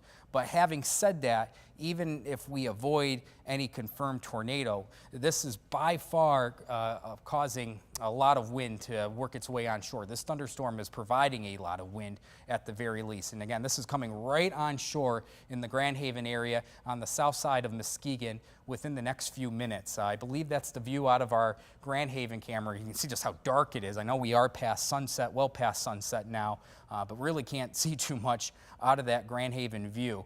This is a look at some timing here over the next 25 to 30 minutes. We're sitting at 9:43 right now. In Muskegon, this is going to be right overhead within the next minute or two. So it's so important if you're watching from Muskegon County, northern Ottawa County, and even in a little bit of Newaygo County, as this core of wind makes its way onshore, to get to that safe space that we talk a lot about. Time to take cover, let this storm pass. We want to, respect the polygon, the tornado warning that was issued by the National Weather Service, the fine meteorologists there that work at the National Weather Service in Grand Rapids. We want to respect that. And so this is what we're really going to keep an eye on as this continues to progress onshore. There's our Walker Tower camera pointing westward. You can see all the lightning in the distance there. But again, this is the tornado warning that's making its way onshore right now across portions of northern Ottawa, Muskegon, into even southwest Newaygo County. This is the polygon right here. We also have separate severe thunderstorm warnings to the north and south of this tornado warning up and down the lakeshore. We have a severe thunderstorm warning across portions of Oceana into Mason County. We have a considerable threat for wind damage here to the north of this tornado warning, possible winds upwards of 70 plus miles per hour. That's also the concern as well in Muskegon, parts of Ottawa County with that tornado warning. And then we also have a separate tornado warning down to the south here across portions of Allegan and Van Buren County. Not only does this severe thunderstorm warning present the opportunity of straight line wind damage, maximum winds maybe 70 miles per hour, it's also having the potential of some very large hail. This warning indicating that hail could be upwards of 1 3/4 of an inch. That is golf ball size hail. So this is nothing to mess around with by any means. You can see this is our kind of sampling of hail potential. This is a product on radar that can indicate the size of hail, or at least the probability of hail. And you can see, yeah, this core right here really showcasing almost at the very high end of our legend here in terms of hail. That is making its way on shore too, within the Holland area, probably within the next 15 minutes.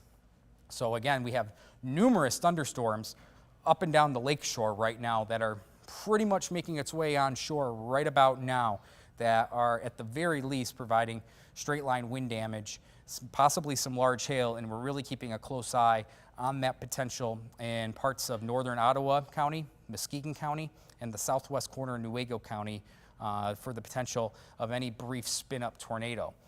That is definitely the concern here over the next 30 to 45 minutes, because this warning goes until 10:15. This tornado warning at least goes until 10:15 here in the evening.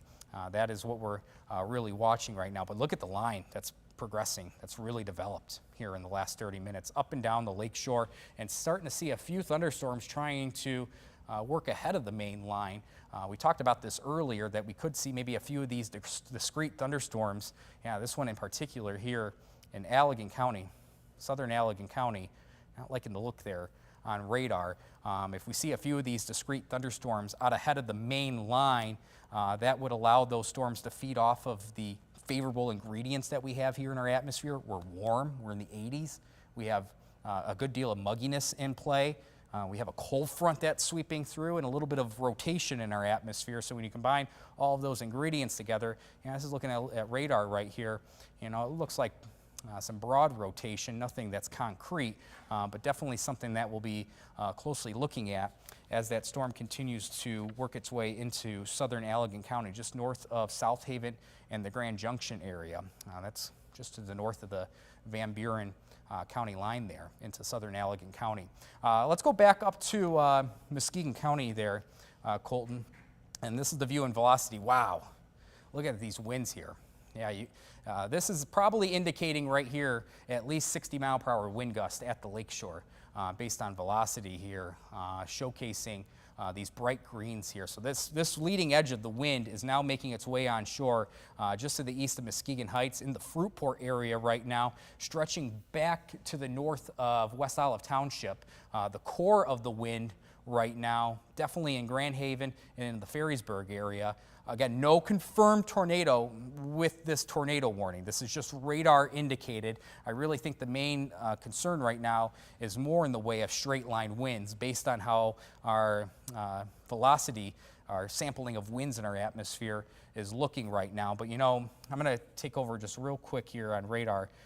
Definitely, trying to keep a close eye on this leading edge of any little notch that could occur in this line. To the north of Fruitport, watching closely of that little notch right there, that could allow for a quick spin-up tornado. But definitely we're watching that core of wind that's highlighted in this bright green right here, right through Grand Haven, right through Ferrysburg. That's appearing to be the core of the wind right now. Colton, what else are you seeing on radar right now? Yeah, Blake, the National Weather Service and the NWS chat that us meteorologists here at 13 on Your Side monitor, because they talk to us, we talk back to them.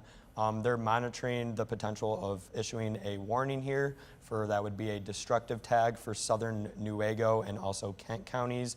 They are closely monitoring that strong potential that they may be doing that here within the next few minutes. So like Blake has been mentioning, these really strong winds currently moving through portions of West Michigan. Those will likely continue to move into Kent County, southern Newaygo County as well. So if we take a look at the velocity, showing those strong winds currently sweeping through portions of southern Muskegon County, also into northern Newaygo County. The strongest of the winds really currently over Ferrysburg, approaching Fruitport right now. Grand Haven also. Wind gusts probably in that region right now exceeding 60 miles per hour, if not 70, approaching 80. So very strong winds in southern Muskegon County, northern Ottawa County rather, as the storm continues to march off to the east as well.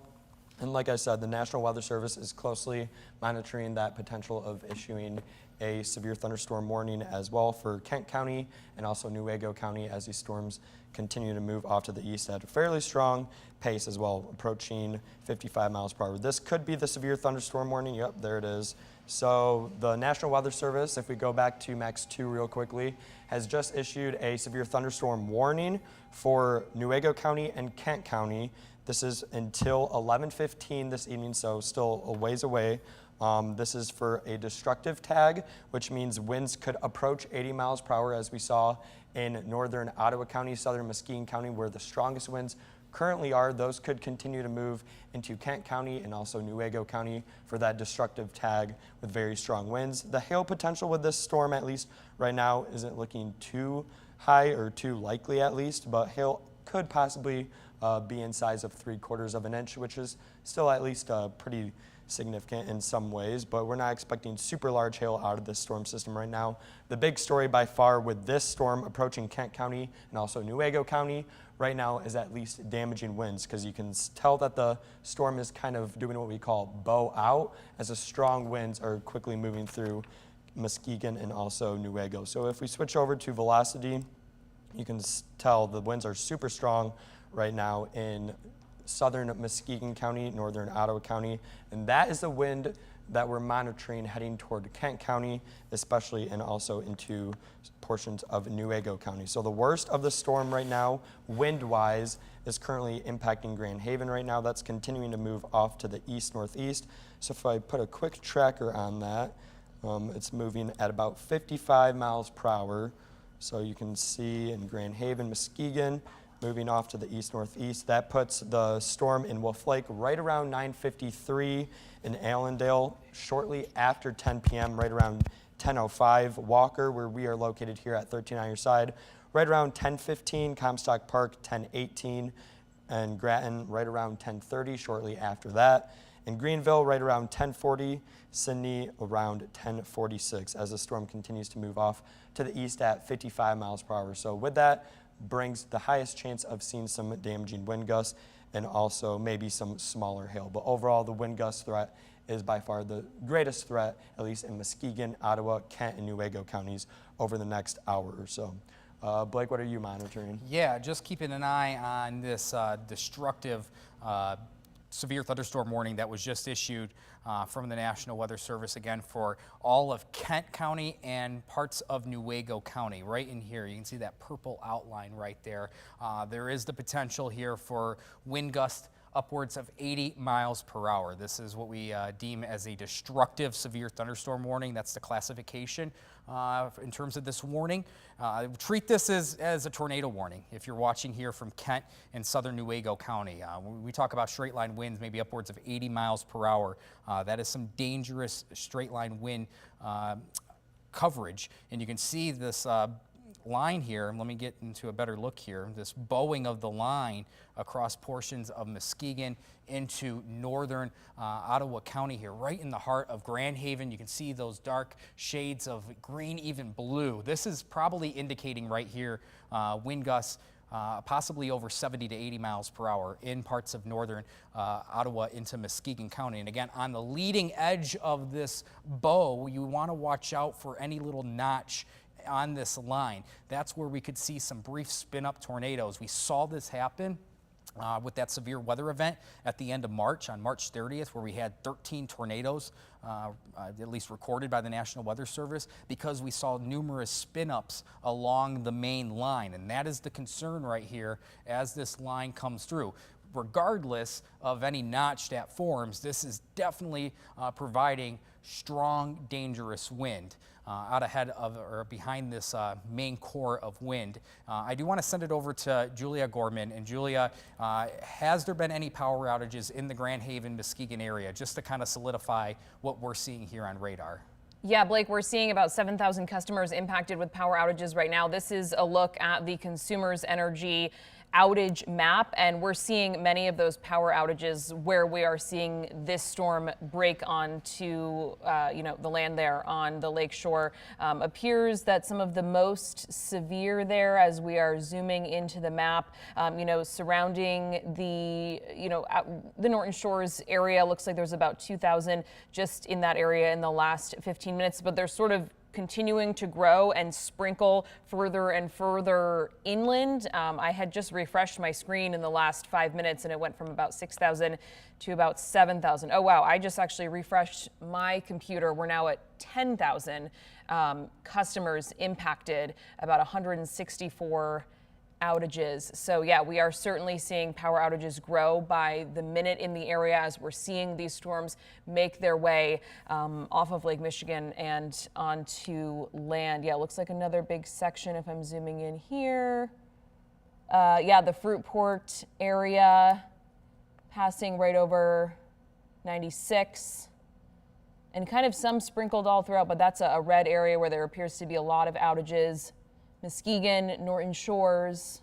You're taking a look here at the Consumers Energy outage map, and we are at over 10,000 outages. I just refreshed my screen again. We're now at 13,500 outages. So this is steadily increasing just by the second. And if we're taking a look out here at Grand Haven, I mean, the lightning flashes are just incredible. It is every single second we are seeing this as we are flipping between our different tower cams here. Again, just constant flashes of lightning. We're obviously still seeing, lights on in these tower cams, but the power outages continue to grow. I will refresh the outage map. Hasn't gone up too much, still at that 13,000 range, but power outages again in the Norton Shores area, Roosevelt Park, Muskegon Heights, surrounding Muskegon Lake, Fruitport, surrounding the Spring Lake area. And if you are watching our stream and maybe you still have power, but you're worried about losing power, if you're watching us on 13 Plus,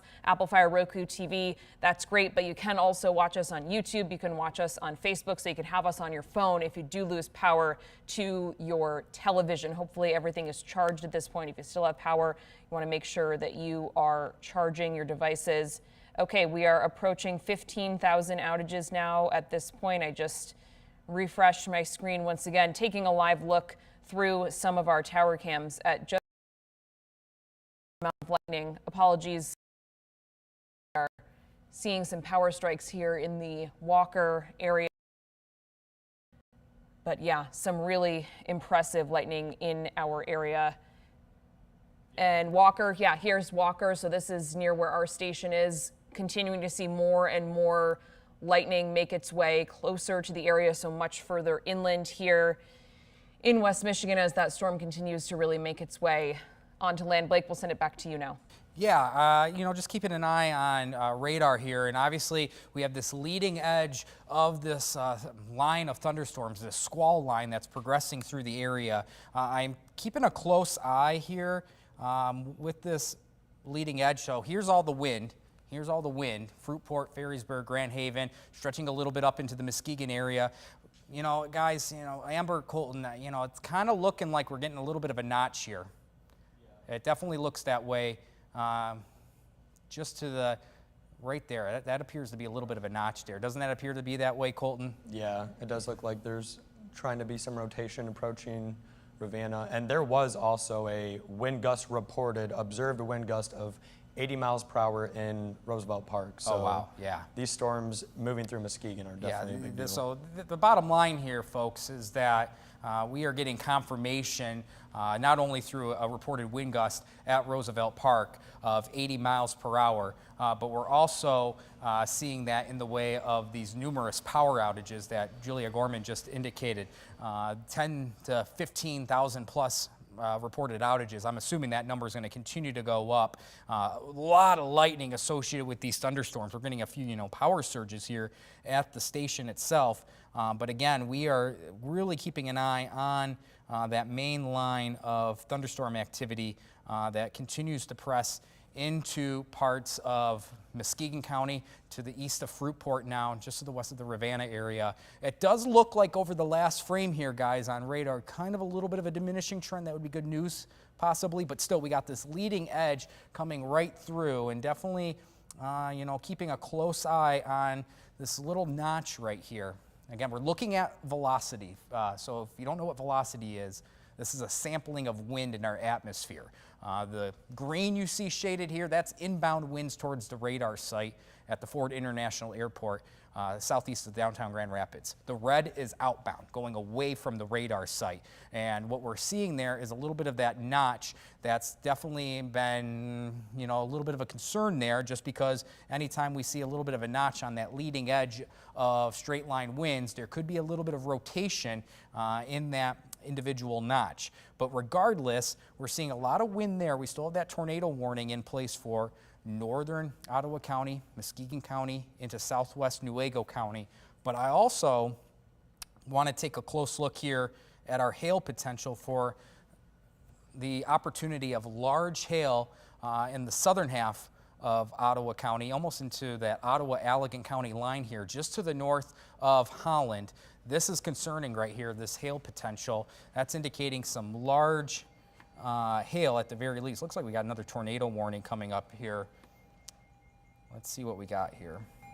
Yep, tornado warning for Allegan and Ottawa County. So let's get back to where we're, yeah, but there's a little bit of rotation on that. Yeah, radar indicated rotation still. Quarter-sized hail also being a warning for this. Yeah, looking at northwestern Allegan County into southwestern Michigan as well. And there we go on your screen. Yeah, that's where we're seeing some of that rotation as well.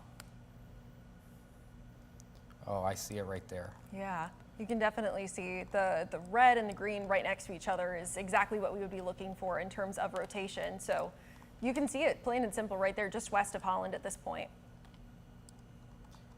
Yep, it's just offshore. That's tracking at, how fast is that, Amber? Moving east at 40 miles an hour. 40 miles per hour. Okay, I'll put a quick track on that. And folks, for watching us here, whether it's on 13 Plus, YouTube, Facebook, or even through our regular programming here, you might be noticing a few flashes here. We're getting a lot of power surges here at the station. There's so much lightning ongoing with these thunderstorms. But again, this is a look at velocity, and this is just offshore right there. There's the county line of Allegan and Ottawa County, and there it is right there. That is our concern. You can see the red and the green pretty tight together. That's what we call a couplet. And that's indicating that there's at least some stronger rotation. You can hear the thunder here outside of our station. But there's the stronger rotation right there. That's what we're really going to be looking at over the next 20 minutes as this storm comes on shore. You know, to put in perspective what definitely is likely going to happen here is the potential for large hail on the north side of Holland towards West Olive Township. You can see this core right here. That is indicating some very large hail. By the way, if you're in Kent County, you might be hearing the tornado warnings go off, and that's probably due to the messaging of the severe thunderstorm warning with the possibility of 80-mile-per-hour winds. So that could be the possibility there if you hear some sirens in Kent County. But again, this is going back to Muskegon and Grand Haven, this bowing of the line. This is what we call a bow echo right here. And you can see at the apex of this bow, that's where the strongest winds are located. This bright green right here on the Ottawa-Muskegon County line here. So really stretching, let's get a closer look here. And you can see this is really stretching right to the east of Fruitport right now, a little bit to the north of Nunica. This is probably going to split right between Ravenna and Coopersville, but really still concerned for a little bit of this notch that's in this main line associated with the straight line winds. I was a little concerned about that. But as we go back down to our other tornado warning that's in parts of Ottawa and Allegan County, this is right at the county line here to the west of Holland. This is the rotation that we are keeping a close eye on. That you can see the tightly clustered green and red shading here. You have the inbound winds coming this way, outbound winds going that way. That's the possible rotation in this storm. At least a couple thousand feet up in the atmosphere. That radar is shooting up high in the atmosphere, so it's at the very least there's some rotation higher up in the atmosphere with this thunderstorm, but it might be making its way towards ground level. I have a track on that. Yeah, want to go back to Max 2 real quick? Let's get to Max 2 real quick. There we go. So here's the storm that Blake was just looking at, but we put a track on it. So the rotation likely approaching Holland for a possibility of a tornado in that region that we highlighted with the red and the green right next to each other indicates rotation in velocity data on the radar.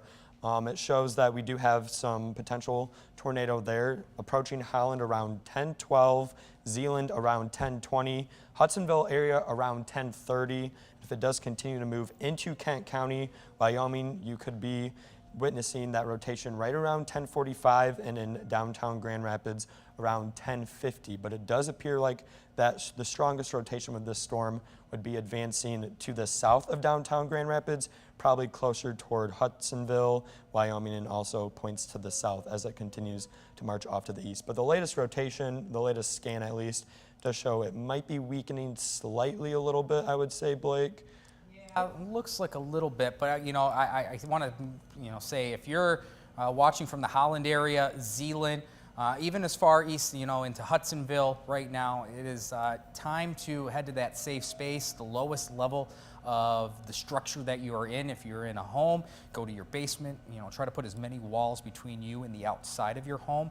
If you're in an apartment complex, try to go to the area that has been deemed the safest spot of your apartment complex.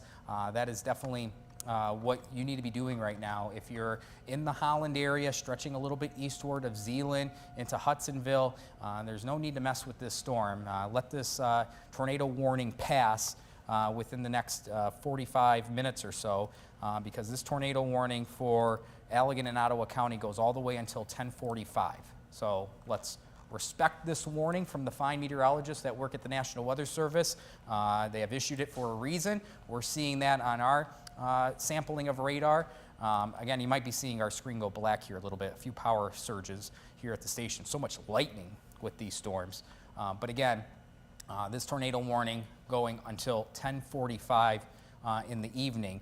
And we have numerous other severe thunderstorm warnings in place across Allegan, Van Buren County. I'm going to turn this on here.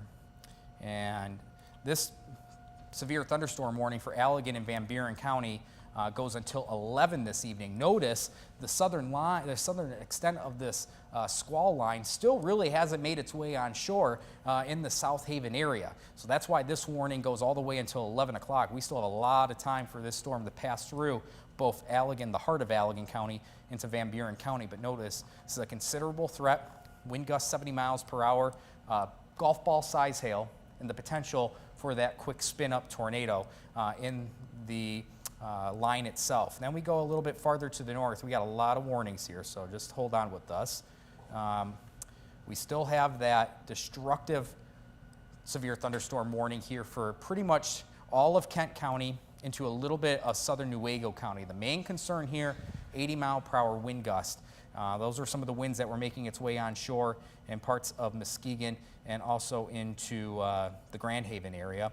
And then we still have, and now it does, Colton, quick note here, Amber, that warning, that severe thunderstorm warning for Mason, Oceana County, yes, it also includes Muskegon and Ottawa, but that got upgraded to a destructive warning as well. Muskegon and Ottawa, it looked like it got upgraded for destructive. Okay. I think that was from the Roosevelt Park, the actual observed wind gust. That makes sense, yep. We also have a severe thunderstorm warning here for Lake County. That's just to the east of Mason County, so this is in the Baldwin area. Considerable tag here. That's because of wind gusts in excess of 70 miles per hour. And then we continue to stretch a little bit farther to the south. I'll take off these severe thunderstorm warnings. You can see we still have that tornado warning across parts of Muskegon, Newaygo, and Ottawa County. And if we look at velocity here, let's go to velocity. Yeah, you can see the surge of this wind starting to really make its way inland now. The leading edge of this wind, you can see this line right there. Oh, this is the view in Holland right now. Look at the wind. Yeah, that's a lot of wind right now. Heavy rain, thunder and lightning. definitely an impressive storm coming through the area right now. But you can see this leading edge right here. This is stretching into the eastern half of Ottawa County, right in the eastern half of Muskegon County too. So this is heading into the west side of Kent County probably within the next 20 to 25 minutes. It appears those heavier, or at least those greater opportunity of some stronger winds will be pushing to the north of Grand Rapids, is appearing like, based on its direction west to east right now. So that would include, there's the look in downtown Grand Rapids right now. If this wind holds together, the strength of this surge of wind here, that would be focused a lot towards the north side of Grand Rapids. We would be talking towards Comstock Park, the Belmont area, Sparta, for example, even into Kent City, have the better potential to see some of that stronger wind. But everyone in Kent County should respect what's going on just to the west with those strong winds. We've had numerous power outages so far. We've had a reported wind of 80 miles per hour in Roosevelt Park. Looks like we've got another tornado warning that's popped up for portions of northern Kent County, which is exactly where we were looking at that notch going towards Newaygo County, that makes sense. At Montcalm County as well. So Cedar Springs area, Croton, Sparta, exactly the exact cities that you were just saying there too. Yep. That's what we're, it kind of looks like right here, guys. There's the view in Walker. If we can get back to Max 1 real quick. There we go. Amber, doesn't it appear right here? That's the main concern? Yeah, that is what I'm looking at as well. Yeah, so you can see the line here, the leading edge of this wind, but as we've been saying over the last 30 to 40 minutes now, when we look at this squall line coming through, you want to really take a look at any notch in the line itself, and that appears to be right here to the west of the Kent City area. That notch right there, if I put on, yeah, that's what we're kind of looking at right there. I'll try to see if I can get that going. There we go. Yeah, that is what we're looking at. This little notch right here, that could allow for some quick spin-up rotation in our atmosphere. So just to the east of Ravenna now, heading into the western half of Kent County. If you are in the Sparta, the Kent City area, it's the time to head to that lowest level of your home, whatever building you may be in. Put as many walls between you and the outside of your building. That's a better scan right there. Not much of a signature of a notch, but let's let this storm pass. Rather be safe than sorry here in these type of situations. You can see that leading edge coming right through western Kent County now. So probably right overhead of the Sparta area, Kent City right now. I also don't want to forget about that tornado warning that's still ongoing across portions of Ottawa into Allegan County. Not seeing anything of broad rotation, or not seeing anything of tight rotation, I should say. Looks pretty broad, but at the very least, let's go back to the hail potential here, and you can see, yeah, some large hail definitely doable. This is a product on radar right now, folks, of the potential of large hail. You can see just to the south of the Holland area. Yeah, this core right here presenting some the potential of some large hail, probably in excess of 1 inch in diameter. Also on the north side of Holland as well. Looks like the rest of this line not as favorable for large hail, which is good news. But again, we are seeing this large line of thunderstorm activity press through West Michigan right now. As we take this off here, yeah, you can see up and down our lakeshore communities right now. This line is progressing through. This is about 10:13, so a little delayed compared to our thinking earlier today of the arrival of these storms. Regardless, they are still holding their strength as they're pushing now well onshore and now moving quickly inland. We're also keeping an eye on the potential for a few of these showers and storms that are firing up ahead of the main line across portions of Allegan into Van Buren County. Any of these discrete storms that can fire up ahead of the main line would have a better potential to feed into the favorable ingredients in our atmosphere. But again, we still have this tornado warning across portions of Ottawa and Allegan County. This goes until 10:45 this evening. We also have this tornado warning here on the north side of Kent County that even stretches a little bit into Montcalm and Newaygo County. So just to the north and west of the Greenville area, so likely towards Cedar Springs, and then a little bit towards Sand Lake, for example. That would be the potential there. As I zoom in here, Howard City, you're included in this tornado warning as well. So again, this is the look here in terms of alerts from the National Weather Service as we continue to watch out for any quick spin-up tornado up and down that line. The good news is that not really sensing much right now. This appears to be more straight line wind damage than anything else. I do want to quickly, while we have a minute here and just regroup, send it over to Julia Gorman. Julia, are you able to take a quick look at maybe some of those power outages that are going on, give folks kind of a sampling of what's ongoing right now?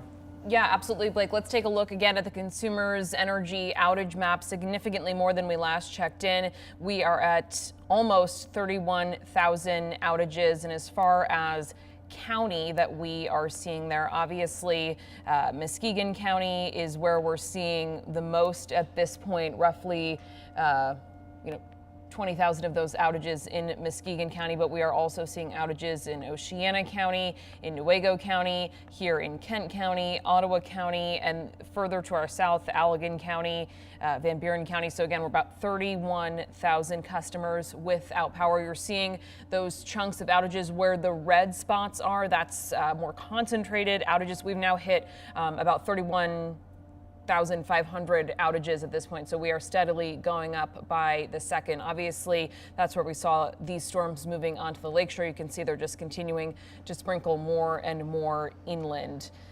Again, many counties dealing with outages right now.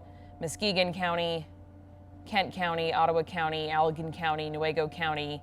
Looks like the most concentrated area at this point is the Walker, or we're taking a look here at Walker right now, but the most concentrated area of outages, is just below the Norton Shores area.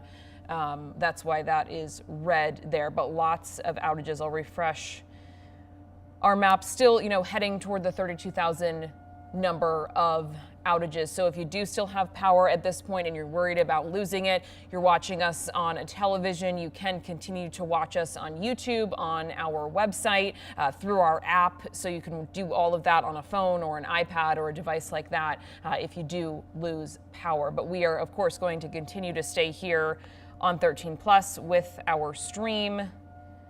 We are also, again, hearing the tornado sirens here in the Walker area. They've been going for probably 10-15 minutes or so, and the lightning really just continues to be impressive. You're taking a look at Walker right now. I mean, it doesn't stop. We've been seeing a lot of you send in photos and videos of what you are seeing. We always appreciate that, of course. Want to make sure that you are not putting yourself in any jeopardy there. We're going to pass it over to Colton now for more. Colton. Yeah, thanks, Julia. We've been getting a few wind reports in from the National Weather Service. Just want to read a few of those off real quick. There was an 80-mile-per-hour wind gust in Roosevelt Park, which is in southern Muskegon County, pretty close to the Muskegon Airport. And there's also a 61-mile-per-hour wind gust at the Muskegon County Airport as well, and a 70-mile-per-hour wind gust at Grand Haven along the pier. So pretty significant winds. A severe thunderstorm warning is wind gusts over 58 miles per hour. So we have seen numerous reports so far of winds over 58 miles per hour, even approaching 80 in some spots, especially in southern Muskegon County, where we have been seeing numerous power outages. So far, that has been the hardest hit area with the damaging winds so far in southern Muskegon County as these strong winds continue to move through West Michigan.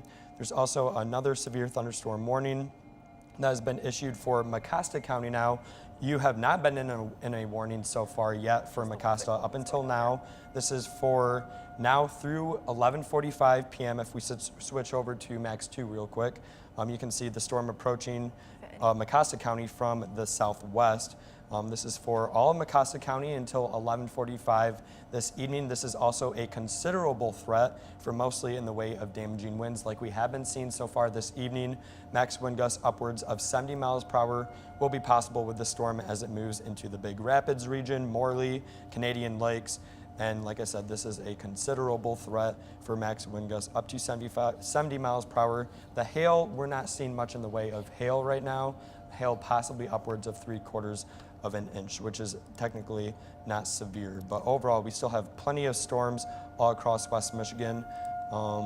If we look at the severe thunderstorm warnings all across the region, we have plenty of them currently in Newaygo County as well, also into Kent County, and we still have that tornado warning in southern Newaygo County and northern Kent County as well.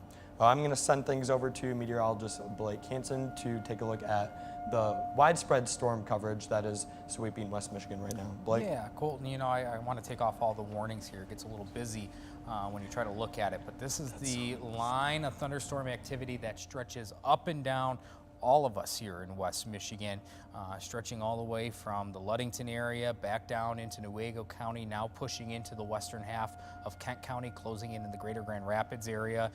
You might be hearing sirens if you're in Kent County right now.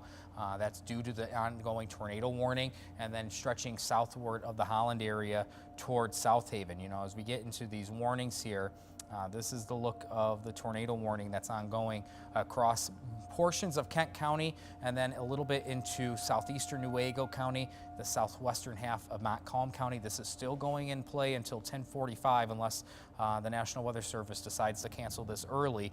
But it is this main line right here. It's most likely providing just straight line wind damage. Again, there's no confirmed tornado on the ground right now. This is just radar indicated that we're keeping an eye on, but it's really out ahead of this line. You try to look for any little notch out ahead of this line based on the signature that's being presented on radar, and you can see that there's the look, there's the leading edge of the wind. Not really sensing much in the way of any rotation or notch here, which is good news, but still providing some strong wind gust as that line of wind comes through. You can see that stretching back down into parts of western Kent County.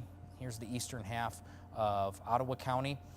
So right near the Coopersville area, that's where some of the strongest wind is. Now the good news is that it does appear that the wind isn't as strong as what it was at the lakeshore a little bit ago. We also still have that tornado warning in portions of Ottawa and Allegan County. It kind of encompasses this area right here.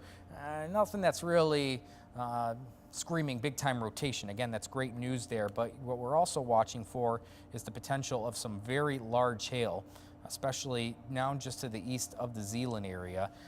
This is a product on radar that tries to indicate the potential of large hail, at least over an inch in diameter, so over a quarter size hail. And by far, there's the potential for some large hail now to the east of I-196, right along that Ottawa-Allegan County line. If this keeps pushing a little bit to the east, this will split the gap here between Dorr and Byron Center into that south end of Kent County, closing in on 131 right here. But there's the hail core right there to the east, just to the south and east of Zeeland.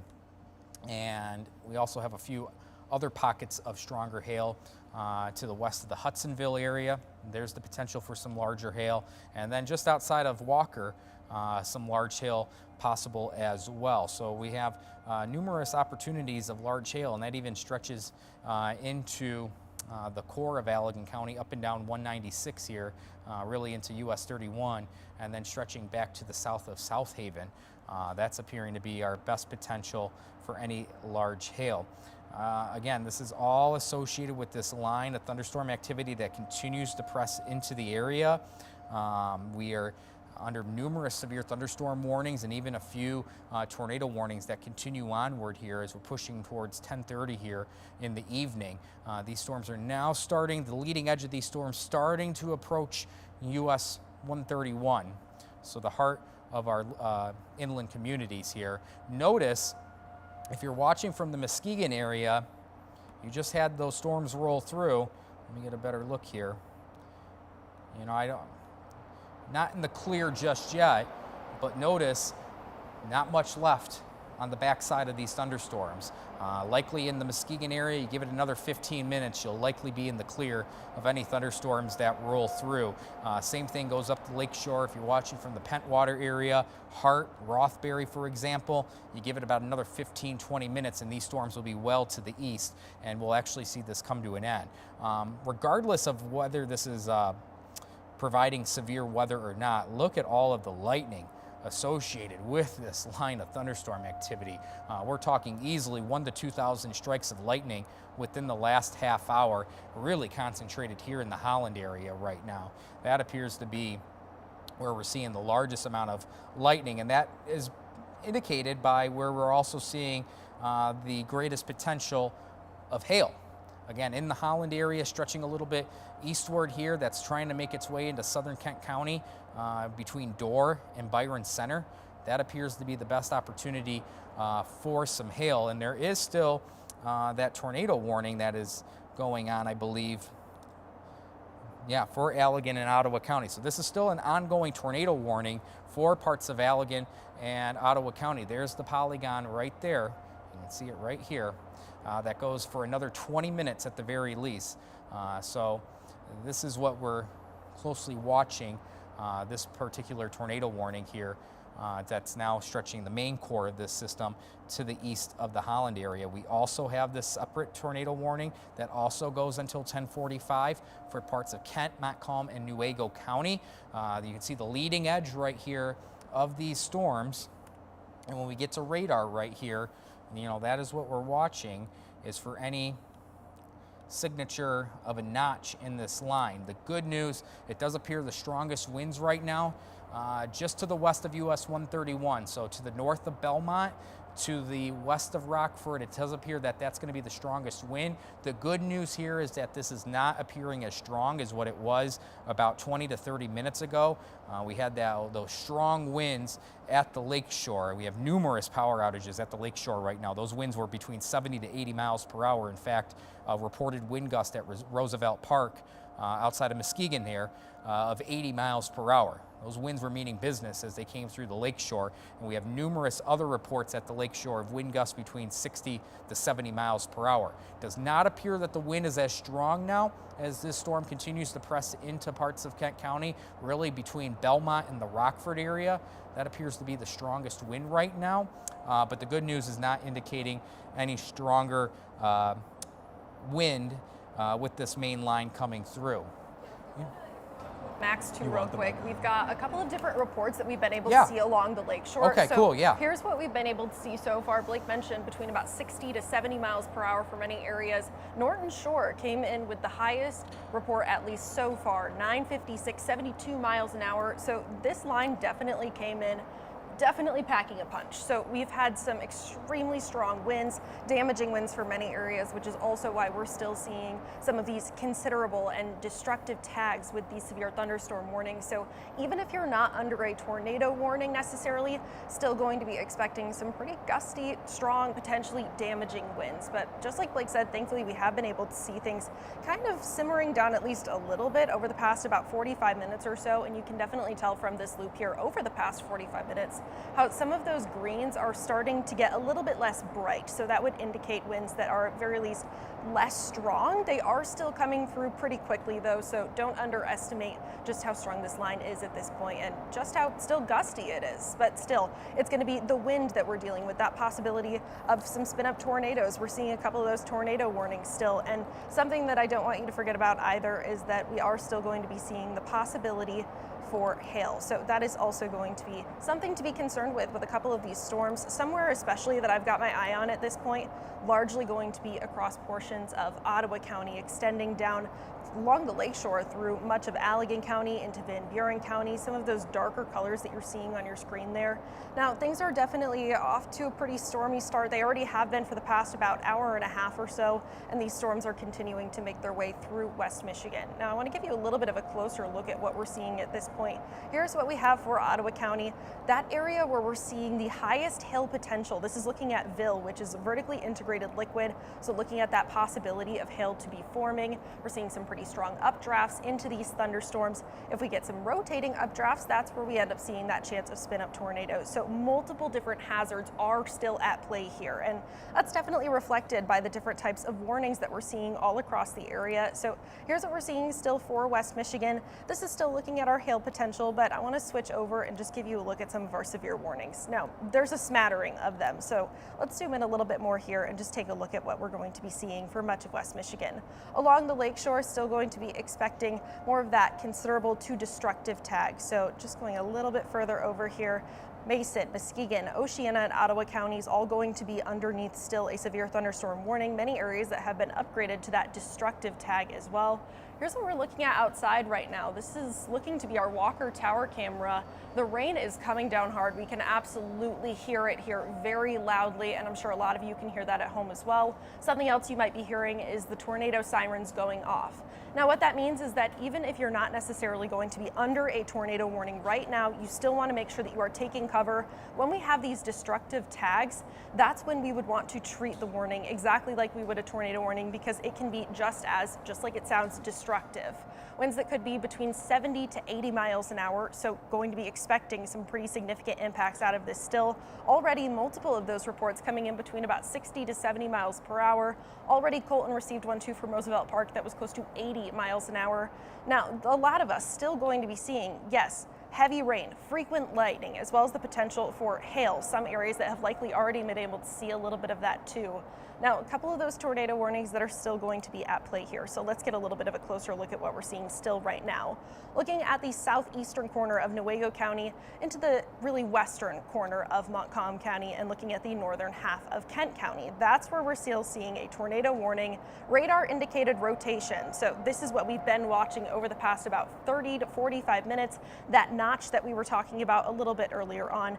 So let's get a little bit of a closer look at what we're seeing on velocity at this point. Now, a lot of that is starting to die down. It looks like some of those greens that are becoming a little bit less bright, they're starting to move their way on further east. So if you're western side of Kent County, even in looking into the western side of Newaygo County, that's where I would have a little bit less of a concern in terms of rotation, but still going to be expecting some more of those storms out there. And it even looks like we might have another severe thunderstorm warning that was just issued.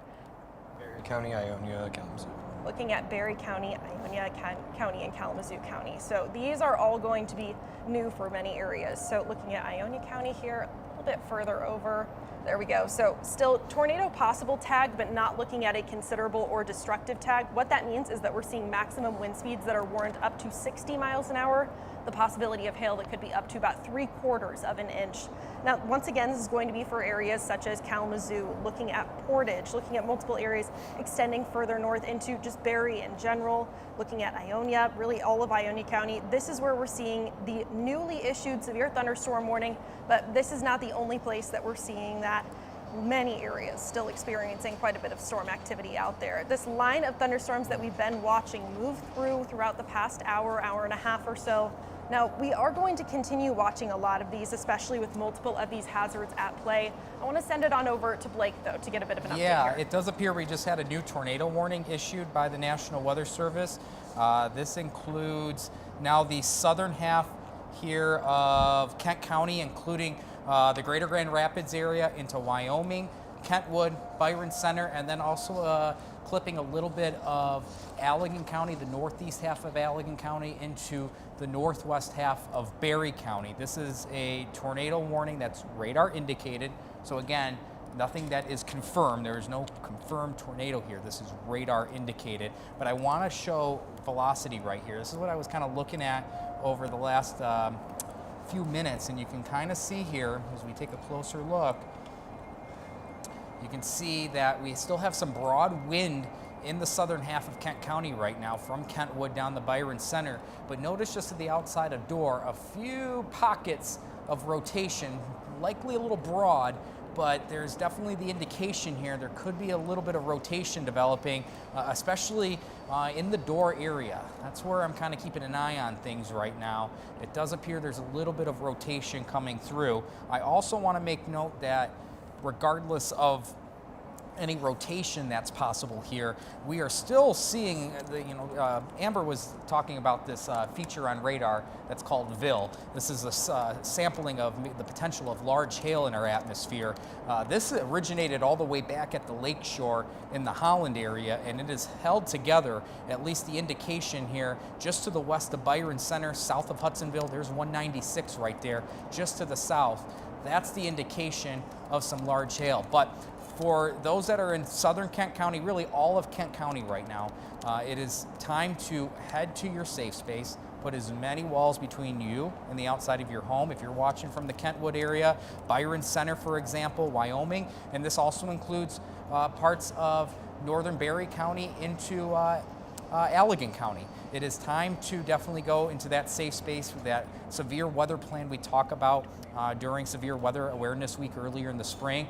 So this includes Dorr, stretching to the Middleville area. That is the concern right now.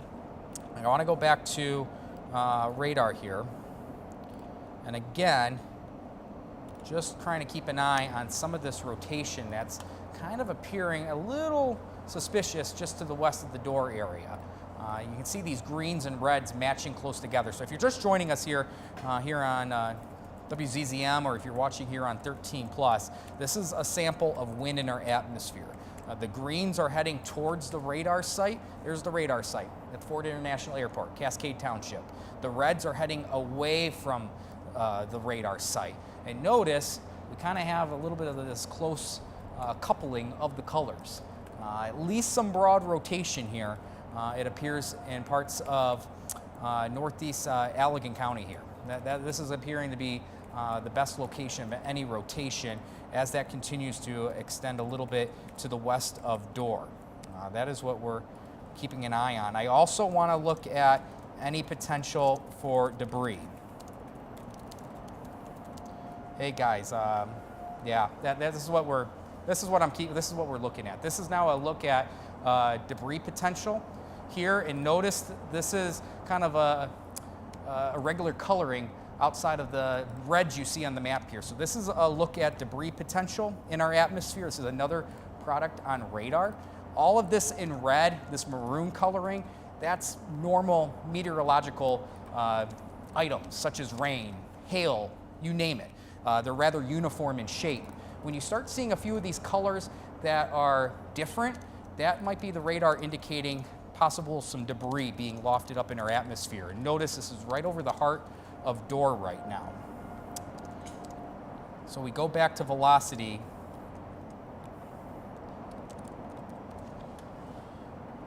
Yeah, it's right in here that we're keeping an eye on, that rotation. It looks a little broad right now here on rotation, but what's concerning me, Amber and Colton, is this right here.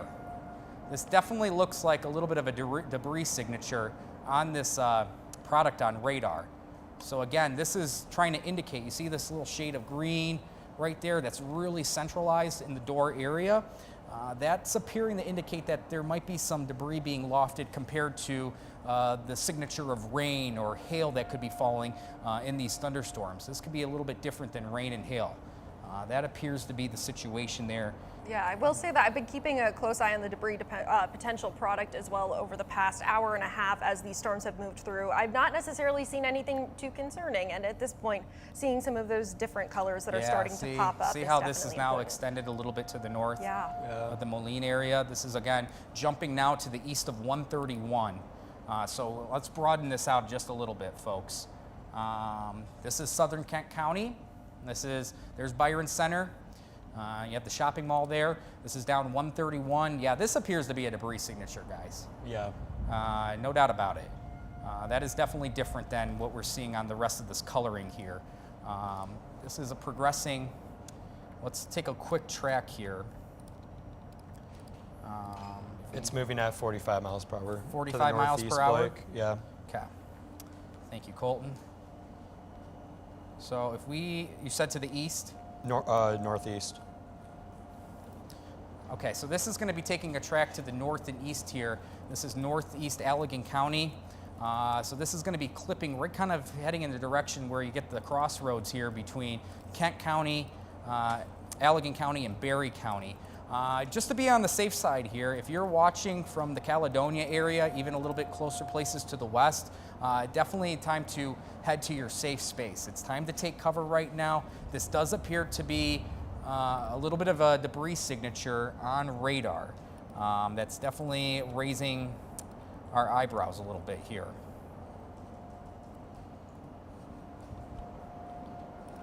Just want to get a little bit of a closer look back to radar. Yeah, that just crossed US 131, Blake. Yep. Yeah, so that's what we're looking at. That storm just passed from Dorr to the Moline area, and this is moving in an east-northeast fashion. So heading in this direction, notice how this is on the leading edge of this line of thunderstorm activity. So it's feeding into the environment that we have present here in West Michigan. It's taking advantage of the warmth that's ahead of this line of thunderstorm activity. We are still very warm out ahead of this line, humid, so it's taking advantage of some of these ingredients favorable for severe weather. Again, let's go back to our look here. This is still a radar indicated tornado from the National Weather Service, so I don't want to get ahead of myself and say it's a confirmed tornado. But this goes until 11:15, southern half of Kent County, a little bit into Allegan and Berry County. But what's concerning, again, as we get to velocity here and we zoom in, this is right in here. This is the concern, right there. This little pocket of rotation right here that's now jumping eastward of 131. This is a little bit north of Wayland. This is heading a little bit towards the Caledonia area. Let me try to get a better sampling here of what we could be looking at.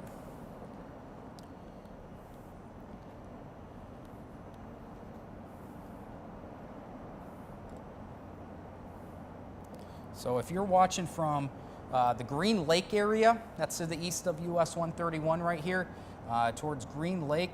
Yeah, this storm is pretty much overhead. Try to get to your safe space as quickly as possible here. You're likely hearing the tornado sirens, but if you're in the Caledonia area, just to the west, it is time to take action to that severe weather plan that we really try to message here. This looks like to be an update to this warning, guys.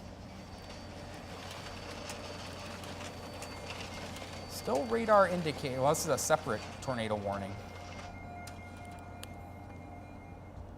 So let's go back to what we have here. Let this load. Again, we have a couple tornado warnings ongoing across West Michigan. Real quickly, I do want to make note, if you're watching from Muskegon County, you are nearly in the clear here, especially up towards Oceana County. Notice these thunderstorms are now to your east. So if you're at the lake shore itself, especially from roughly Muskegon up to Pentwater, you're nearly in the clear here. But again, we have numerous tornado warnings still ongoing. We have another tornado warning that just popped up here in the eastern half of Allegan County into Berry County. So this includes the Hastings area. There's Orangeville right there. There's the leading edge of that storm.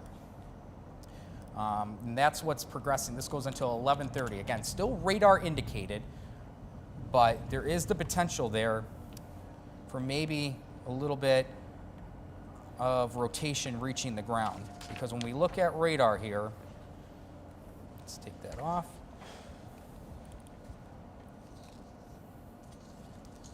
There's still two spots I'm looking at right here.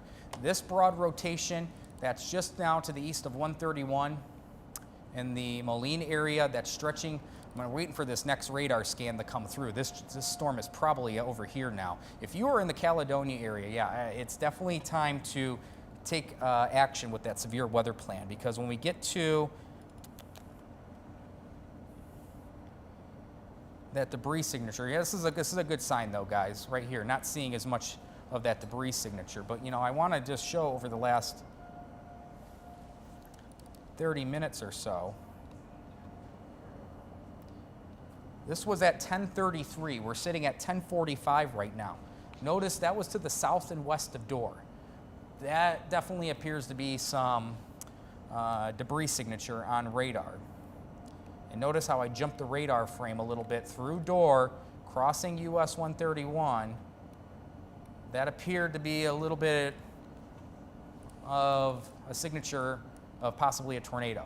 I don't want to make that confirmation right now, but that definitely had the look of that on radar. So let's go back to where we're at here in terms of our warnings. Folks, if you're watching from... Blake, there's a tornado debris signature over Martin. It's a pretty significant one too. Okay, let's get down to that. Thank you, Colton. Mm-hmm. Let's get to that real quickly. Oh yeah, okay. We're gonna focus on this thunderstorm right here, folks. This is into eastern Allegan County into Berry County. This is a radar indicated tornado right now, but wow, this is right here, yep. This is what we got right here. That's definitely some tight rotation there. If you're in the Orangeville area, stretching eastward into Berry County, yeah, you're under a tornado warning. It's time to head to that safe space. And if we look at, yep, there it is. Notice how we match up that rotation with the potential of that debris signature right here. So there's Plainwell, there's Shelbyville. We're right along 131 here. This is heading right towards the Orangeville area on that county line between Allegan and Berry County. So yes, the National Weather Service has a radar indicated tornado for now. It does appear we're going to be getting a confirmed tornado tag on this, guys. Yep. Right in here. We're going to go back to radar. Here's a sampling of velocity in our atmosphere. This is going to be the storm we are focused on the most right now.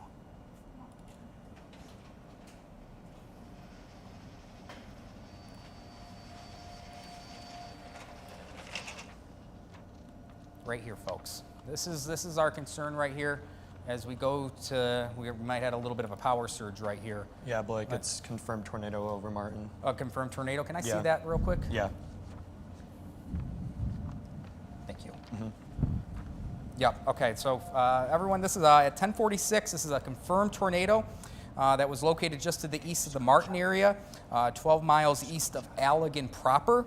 This is moving eastward at about 45 miles per hour. Again, this is a confirmed tornado here just to the south of the Shelbyville area. You can see the rotation. We're measuring wind in our atmosphere. So we have the shading of green and red, what you're seeing here on your screen. The green is heading towards the radar site. That's located, again, just to the southeast of Grand Rapids. That's at the Ford International Airport. That's our radar site. The red is away from the radar site. Notice how close together the red and the green shading here is together. That is indicating some tight rotation. And again, when we want to get back here real quick just to make a closer look, I want to match up that rotation with the potential of some debris. So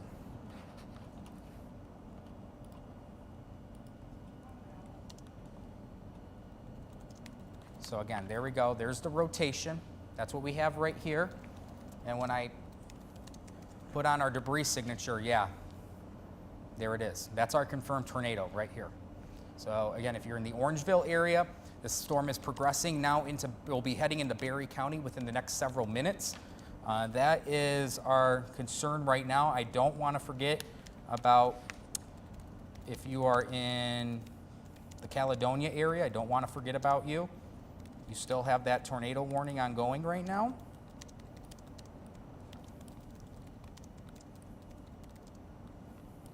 Notice still a little bit of broad rotation right here. This is just to the west of Caledonia.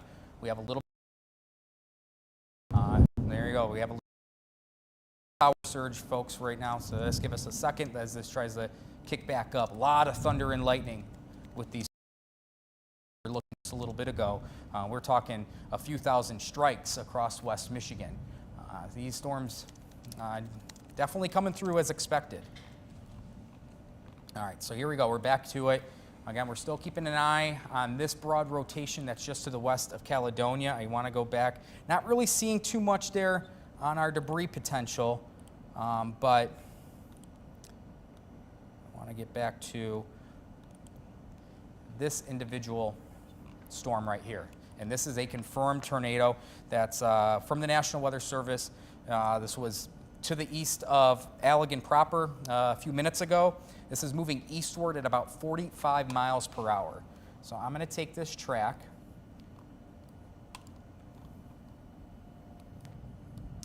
And we're going to move this eastward at about 45 miles per hour. Again, if you're in the Orangeville area, this storm is pretty much on top of you right now. This is an ongoing tornado reaching or heading right in the direction of the Orangeville area. If you're in the Hope Township area, notice right here, this storm, you've got about 10 minutes of lead time. You got about 10 minutes to utilize your safe space, your severe weather plan here. And if this storm continues its momentum, we're going to be talking about Baltimore Township and then Hastings Township. That's a little bit farther to the north. But still, if you're in Berry County, no matter what, let's get through this thunderstorm. Let's get through this tornado warning as we utilize our severe weather plan. But we do have a confirmed tornado right now in just to the west of the Orangeville area. Let's get back to velocity right now.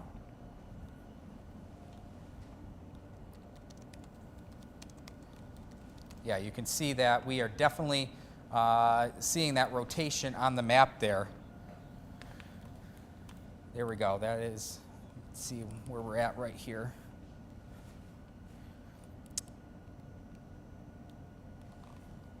Amber, can you take over real quick in terms of the rotation on Max 1 right there? It looks like my earpiece, my battery died a little bit. Can we, Amber's going to take hold right now. There it is, the rotation.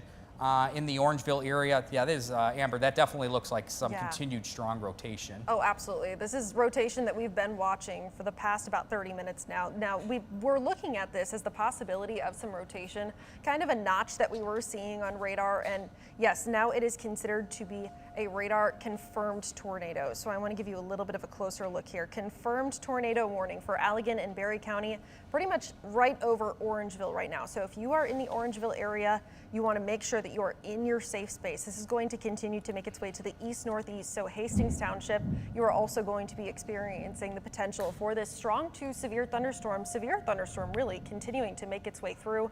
And as long as this rotation holds firm, you still could be experiencing those impacts. Now, we are seeing, this is our very first confirmed tornado warning of this entire event still. So of today, first time that we've been able to see a pretty significant debris signature showing up on radar, and also the first time that we've seen this observed tornado warning at this point. So that Orangeville one extending into portions of Berry County, that's what we're watching right now, but that's not all that we're watching. There still is a lot more that we're talking about. Now, debris potential, it does look like we might be able to see a little bit of that just south of Caledonia, close to about Caledonia Township is what it looked like you were seeing, Blake.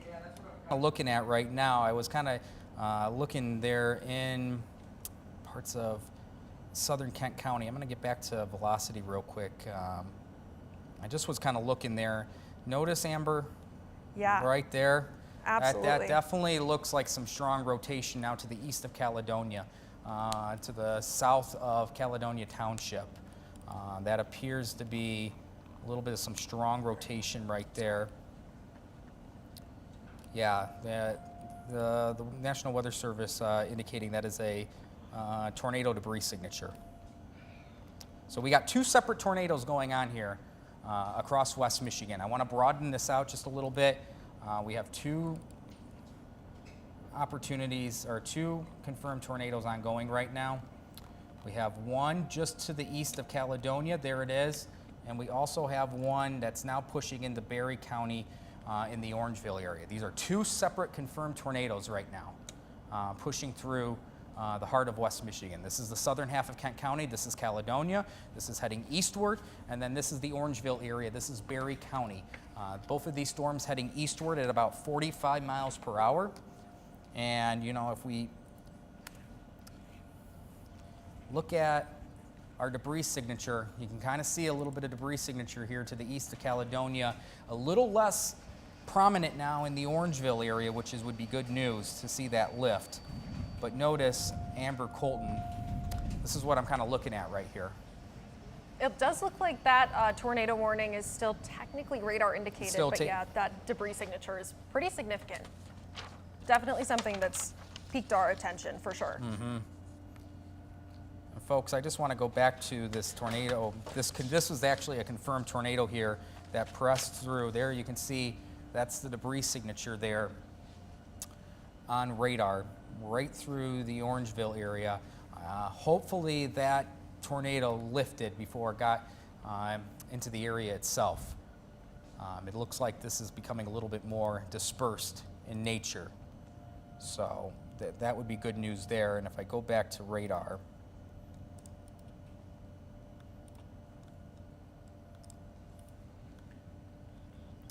you know, still appears to be some rotation there. At least we have this notch in the line where we have enough broad rotation around. Again, if you're in Barry County, there's no need to mess with this storm. Time to get to that safe space, get down to the lowest level of your home, your designated spot if you're in an apartment complex per se. It is time to utilize that severe weather plan that we emphasize so much through the early spring months. Again, I want to go back to just radar here. I want to kind of highlight here, if you're watching from Muskegon, Pentwater, even now into Ludington proper, you are in the clear. These storms have now passed. These are now mostly up and down 131, heading eastward, so in the eastern half of the 13 on your side viewing area. Even if you're watching from the Holland area, just be mindful there's still thunder and lightning nearby, but it does appear that any additional severe weather threat is over with. Here in Holland, Muskegon, Pentwater, and Ludington, these storms have passed. We talked about this earlier. These would be in and out within about an hour or two, and that's what's occurring right now. These storms are really picking up pace, moving at a good pace, about 55 miles per hour to the east. But again, it's kind of now our focus between Grand Rapids and Kalamazoo. That leading edge right there. That appears to be our main concern right now. If we look at some warnings that are still ongoing. I don't want to forget those that are farther to the north. If we get here on, so we still have a considerable severe thunderstorm warning here for Mecosta County. This is now east of Big Rapids, but this is heading towards Isabella County. That's where Mount Pleasant is located. As we go a little bit farther to the south, here's the Greenville area. This is Montcalm County. This severe thunderstorm warning goes until midnight. This is a considerable severe thunderstorm warning with possible wind gusts upwards of 70 miles per hour. That's why the tag here from the National Weather Service, this threat is considerable. As we continue to go down the line here, there is the severe thunderstorm warning for Ionia County. This also includes a little bit of Barry and Kalamazoo County. They just have this all merged together as one big severe thunderstorm warning. This also goes until midnight. It looks like we have another tornado warning that just popped up. Notice the wind here only 60 miles per hour, but still keeping an eye on the potential for any quick spin-up tornado out ahead of that leading line.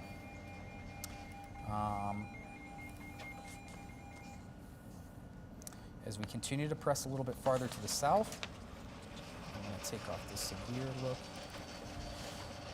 This is the tornado warning. That's for the southern half of Ionia County, a little bit into Barry County, northeastern Barry County, this particular tornado warning, and a little bit into northwest Eaton County.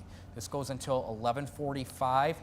No confirmed tornado with this warning, but this is radar indicated because, again, we're out ahead of the main line here, and we've seen a few quick spin-ups out ahead of that main line. As we get a little bit farther to the south, again, this is still the classification here from roughly Hastings southward in Barry County.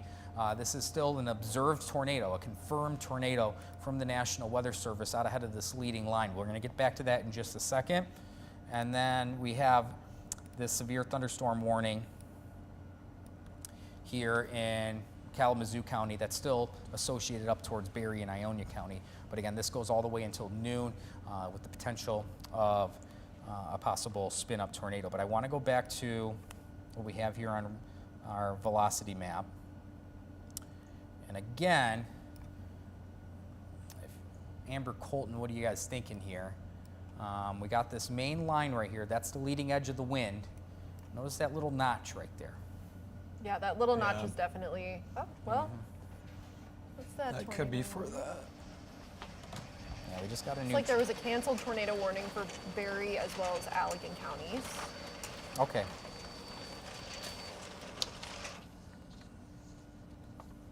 So again, we're still keeping an eye on, there we go, the potential of this brief spin-up tornado risk out ahead of this main line. There's Hastings, there it is, there's Hastings itself. This is a little bit to the south and west. That's what we're keeping an eye on. I mean, that notch is definitely still something to, for sure, keep an eye on, and also the debris potential still kind of showing a little bit of that signature, just a little to the east almost of where that notch is. Yeah, that's what's concerning me right now, is that we have this signature here on radar. Martin. This appears to be where there's the potential for where we could be having observed tornado on the ground. If you're in the Hastings area, a little bit to the south of Hastings here, again, we've been saying this over the last 20 minutes, if you're in Berry County, really try to respect this tornado warning from the fine meteorologists that work at the National Weather Service. They are the ones that have issued this tornado warning. They are ahead of the game here. Really respect this warning that they issued. This is a tornado warning still in play. As we go back again to our warnings here. There's a new one for Calhoun County. Oh, yep. And so now we have an additional tornado warning across parts of Kalamazoo and Calhoun County. So we got 3 separate tornado warnings going on here. This one for Calhoun and Kalamazoo County until 11:45. And you can see here, again, we're talking about the leading edge of this line. And I would assume it's going to be right in here to the north and west of the Galesburg area. That appears to be where we have a little bit of that notch, I would say, right there. So if you're in eastern Kalamazoo County, Calhoun County, you're in the Battle Creek area, yeah, time to utilize that severe weather plan we talk about during Severe Weather Awareness Week. This is the line that's coming through. Again, nothing that's confirmed here in Kalamazoo County. And again, this warning stretches a little bit into Calhoun County as well, but that is the concern. Still a little bit. This is eastern Kent County. Notice this little notch here. Again, this is going to be kind of the issue we're going to have over the next hour as this line progresses, is that it continues to progress. All we're looking for are these subtle notches in the main line itself. I've said this a few times throughout the last couple hours, but again, this is what was kind of occurred during our severe weather episode on March 30th, where we had that line of thunderstorm activity come through, and then over the coming days, as the National Weather Service did numerous surveys, we ended up with 13 tornadoes, a lot of which were very brief in nature. But that's what happens when you have this main line of thunderstorm activity, this squall line that's pressing through. That allows for some tight rotation here and there, and those quick spin-up tornadoes. So again, this is in the just to the south of the Alto area. We're going to be, again, still looking at this broad notch right here to the west of Hastings. Before we get to our own Micah Cho, Amber, do you have any information there? Just to show there's a tornado warning through Calhoun County. Yep. So that's all that we've got so far, just that being the radar observed at this point. Or not, the radar observed indicated rotation at very least. Okay. Yeah, the good news here, still a little bit of debris trying to be detected here on radar to the south of Hastings. This does look a lot more on the dispersed side compared to just a little bit ago. But you know what? This is what I'm seeing again, right here. See that, Colton? Mm-hmm. That's to the east of the Galesburg area. We just talked about that notch that came through. Yeah, that looks like a little bit of a debris signature there. Let's get back to radar here.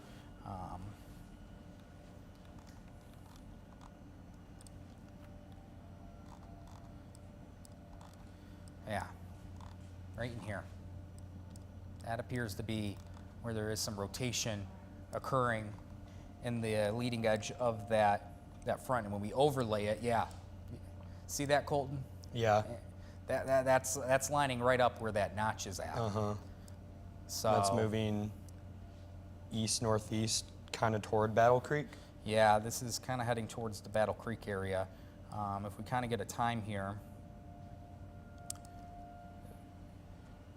Amber, what was the speed of that Calhoun County tornado warning? It looks to be 55 miles an hour. 55 miles per hour. Thank you, thank you. Again, so if this continues its direction here to the east, this would be heading towards the Battle Creek area by, roughly in the next 5 minutes or so. So if you're watching here in Calhoun County in the Battle Creek area, don't want to say this is a confirmed tornado, but this has not been confirmed by the National Weather Service just yet, but there is some concern based on what we're seeing here on radar that we want to just play this safe and get to our severe weather awareness plan that we have situated, our safe space in our home, the building that you may be located in, that lowest level, and putting as many walls between you and the outside of your building because this does appear to be a little bit of a debris signature here just to the east of the Galesburg area.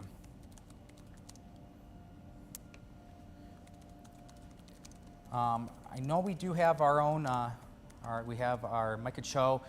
Let's go to Micah here. He's going to join us from the Weather Chaser. Micah, where are you at right now, and what have you been seeing? Yeah, hey Blake, we are just passing, we're on 131 southbound, just passing Burton Street. A lot of the rain, when we were at the station just off Alpine, it was really coming down, but now we're kind of in that light rain, but the lightning's not going away. That's what we're seeing right now.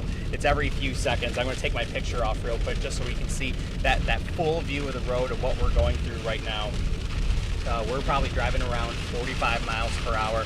Actually, scratch that. The rain is now really coming down. I can even barely hear myself talk. Colin, let's get past this driver. Right now, we're actually behind a driver with no lights on, so that is extremely dangerous right there. But I will say, as far as traffic goes on 131, there's not a lot of it besides, just these few cars kind of coming through. There's a lot more traffic going northbound than there is going southbound, and we're just going to kind of, try to keep it slow. We are hitting a lot of wet spots down on the road. So, yeah, we're on our way to Shelbyville right now, where we heard that there was a radar confirmed tornado. So we are checking out on that damage right now. And any signs of danger, we are making sure that we pull off and we get to a safe place. But for now, live in Grand Rapids, I'm Micah Cho for 13 on your side. All right, thanks, Micah there. I do want to send it over quickly to Julia Gorman. She, I think, has a few weather photos possibly, and also maybe another look at those power outages across West Michigan where we're standing there. Julia? Yeah, Blake, let's take a look. We've had a lot of you sending in photos and videos. We'll take a look first here at the outage map. My computer just died here at the desk. Is that about 85,000, guys? Yeah, so we're at about 85,000. You can see those red areas. That is where those power outages are most severe. Hey guys, can we zoom in a little bit there so we can just see what areas, obviously along the lakeshore there, and slowly moving more and more inward. Again, just in the last hour, we went from 20,000 to encroaching on 90,000. Those areas of red, the areas where there are the most concentrated power outages, but still power outages in all of those other sections. Why don't we take a look here at some of those viewer photos and videos. We have been receiving many from you guys at home, which we really appreciate. Of course, please make sure that you are staying safe if you're taking any photos and videos, not venturing outside. Here we go with some of those pictures. Wow, this is lightning from Molly in White Lake.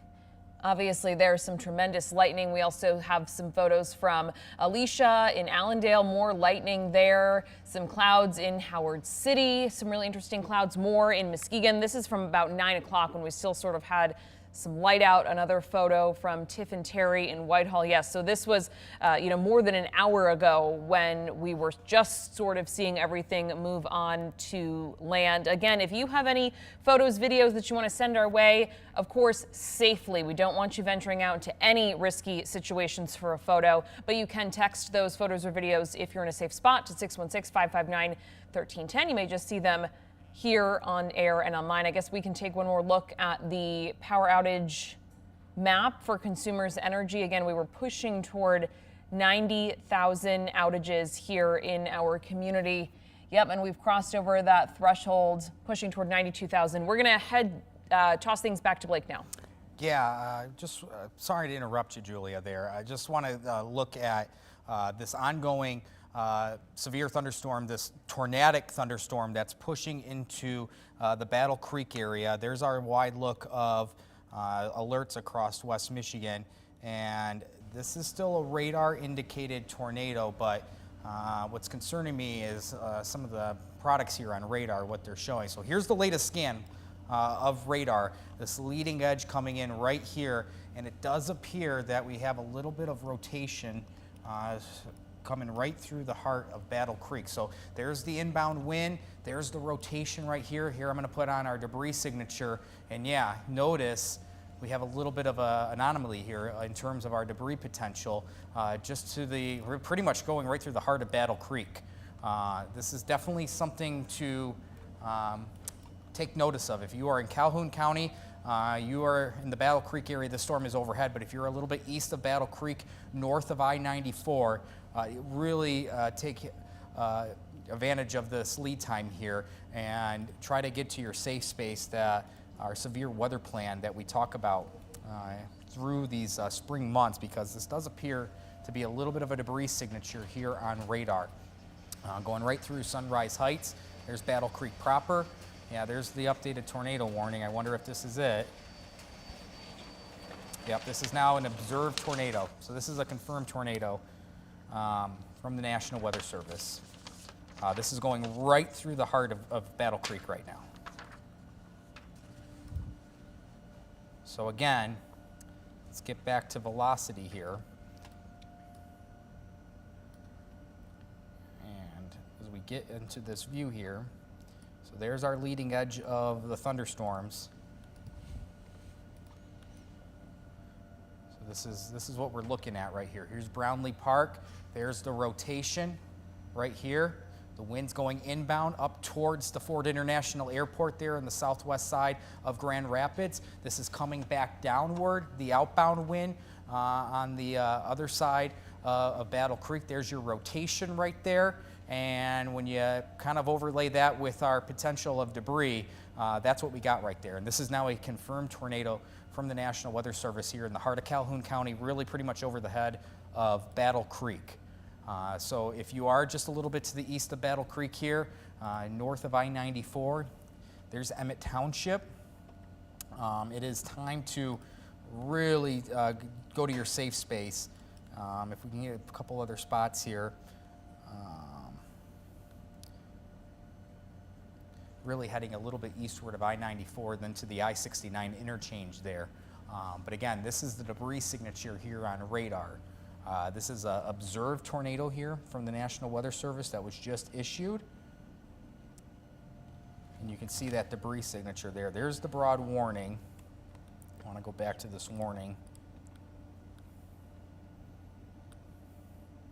So there we go. There's where it is. Observed tornado pushing through Calhoun County. This is going all the way until 11:45. So if you're watching from Calhoun County, here's Battle Creek. This storm, if you're in the Battle Creek area, this storm is right overhead right about now. If you're in the Marshall area, you have a few minutes of lead time to get to that safe space, get to the lowest level of your home, the safest spot in an apartment complex per se. Try to put as many walls between you and the outside of your home. That's the biggest key there, because you can really see this on radar right here. There's the rotation right there. Check Battle Creek. And that's the concern there. Because when we overlay that with our debris signature, still sensing a little bit of debris being wafted up in our atmosphere. There's been power flashes and there's been a few power flashes out there. Yep, that seems about right. There's to the south of Brownlee Park. There's Sunrise Heights. There's our debris signature there on radar. It does look a little more dispersed compared to that last radar scan. So hopefully this thing is lifting back up. But that is the concern right now here in Calhoun County. This broad rotation that's ongoing with now an observed tornado from the National Weather Service. Kind of going back here. Also a little concerned about that up to the north. Let's get back up there. I want to just focus here. This tornado warning is still ongoing in parts of Berry County. If you're in Allegan County, yes, you're still dealing with some thunder and lightning, some heavy rain, but the core of this storm is now past you. But this is heading into far eastern Berry County. Here's Eaton County. Here's the western half of Eaton County. And you can see here that we're looking for, those broad notches along the line. It appears right in here. I don't have a locator, but it does appear there in eastern Berry County. That is the concern, because when you put on a little bit of that debris signature, getting a little bit of a signature there. But again, in the Battle Creek area, this is a confirmed tornado from the National Weather Service. This warning goes until about 11:45 here in Calhoun County.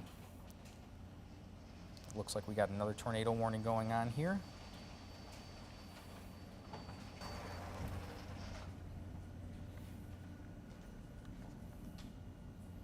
So again, we still have numerous warnings up and down parts of West Michigan. If you are watching from the lakeshore here, Ludington, Muskegon, Holland, South Haven, you are in the clear. Everything's quiet now. There's the view in Muskegon. The good news, looks like there's still a little bit of power here in downtown Muskegon. But obviously, Julia Gorman just looked at Consumers Energy a few minutes ago, and we are approaching 90,000 power outages across West Michigan alone. So these storms are definitely have packed a bit of a punch. Let's go over to Julia right now. She's got something for us. What do you have, Julia? Yeah, we got some really great photos. The Norton Shores area. Take a look. We don't have those photos just yet, actually, Blake, but we can take a quick peek at the Consumers Energy map. Once again, we are at almost 110,000 outages now in our area. You're taking a look at the map, at what counties we are seeing these in most prominently.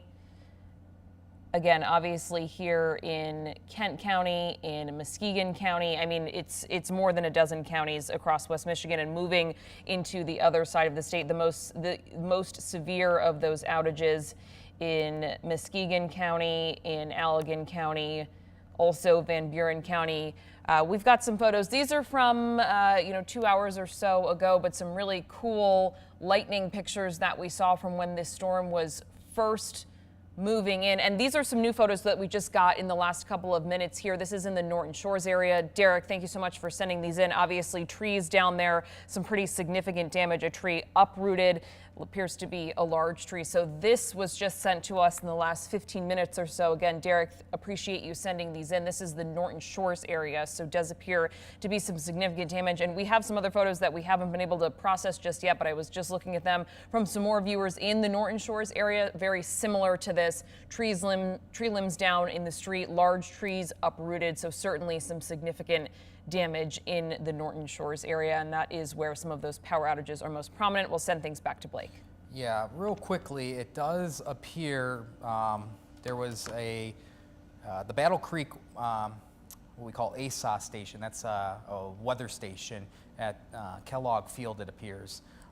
That weather station had a 76-mile-per-hour wind gust before it went offline. And that's pretty much the location of where that absorbed tornado went through parts of Calhoun County.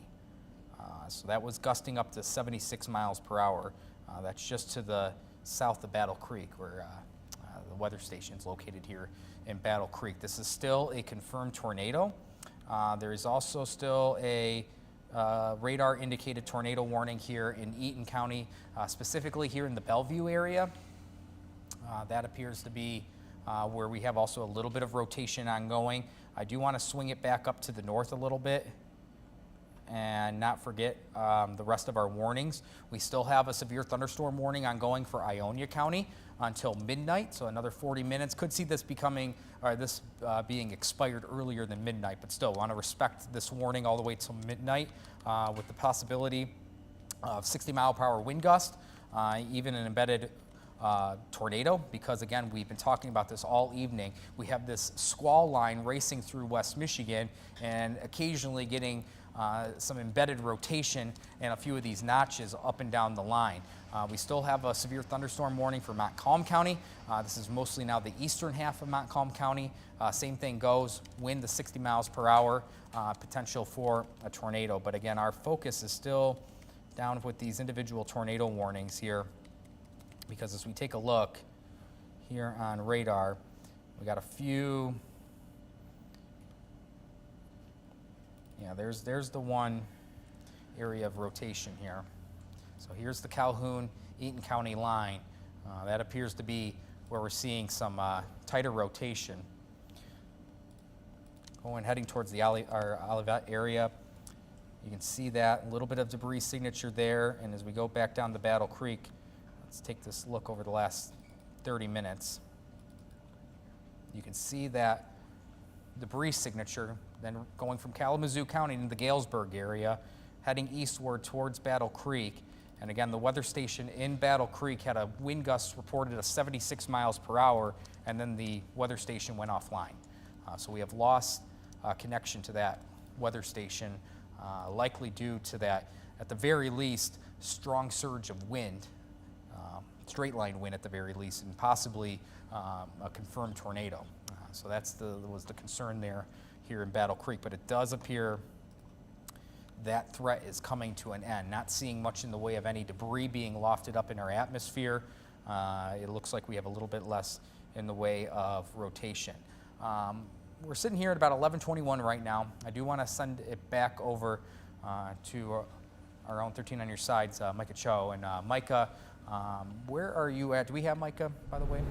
Micah, where are you located right now, and what have you been seeing? Yeah, we just passed 142nd Avenue here in kind of the Wayland area. One thing I really kind of want to touch on is what we're seeing on the sides of the road right now. It's not a lot in the we have seen a few construction signs kind of blown over, those road construction signs, but we're seeing a lot of tree branches and a lot of kind of like that shrubbery, some tree limbs on the side of the road, just after, I believe it was 84th Street, kind of over by the strip mall over there, or the outlet mall. There, we actually had to kind of dodge a tree that was sticking just over the guardrail. So there's a lot of kind of those hidden dangers out there right now that we're really seeing. You know, I think just a while ago we saw a few cones blown over in the middle of the road as well. So it's just, you know, if you're going to be out driving, we always recommend you not do that. But if you're going to be out driving, we do recommend, you know, just take it slow. There's not a lot of rain right now. The lightning has, for the most part, stopped, I believe. Every once in a while we get a few, you know, gusts of wind. That's another thing to take into consideration, but really just take it slow. I kind of the same thing as we saw in Grand Rapids. Not a lot of people out on the roads right now, which was a good thing, and there's some of that lightning there. But yeah, not a lot of people out on the roads right now. More drivers are going northbound than southbound. So every once in a while we'll see, you know, these 4 cars here, but for the most part it's pretty quiet out here. So again, we are on our way to the Martin exit right now, around that 122nd and 16th Avenue kind of area. So we have heard that there was a tornado touchdown or a radar confirmed touchdown. So we're going to be checking that damage out. So for now, and we will inform you, you know, when we get there and what we see. So for now, in Allegan County, I'm Micah Cho for 13 on your side. And we're learning about a couple of areas with water going over the roadway. We got a report. Sorry about the mic there. We just are hearing about water over the roadways in some areas. We got a report from MDOT, southbound US 131 exit ramp to Wealthy Street. That's exit 84A. That exit ramp there is closed because of water over the roadway. That is, of course, in Kent County. We also have a reporter on the scene to the 28th Street underpass, where we're also hearing reports of flooding in that area. So a couple of different spots. And we have now passed over 120,000 outages in our area. I'll refresh. Oh, we're at almost 124,000. I know Amber has a couple of more details. Amber, we'll pass it over to you.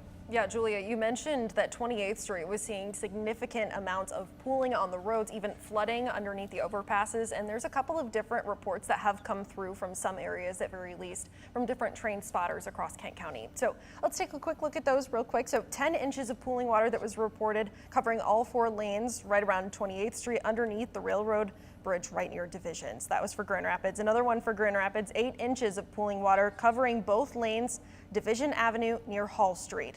Now, one last one for you, 6 inches of moving water over curbs on the roadways, Burton Street and Eastern Avenue. So we have been able to see a couple of those different reports coming in from train spotters around Grand Rapids, around Kent County.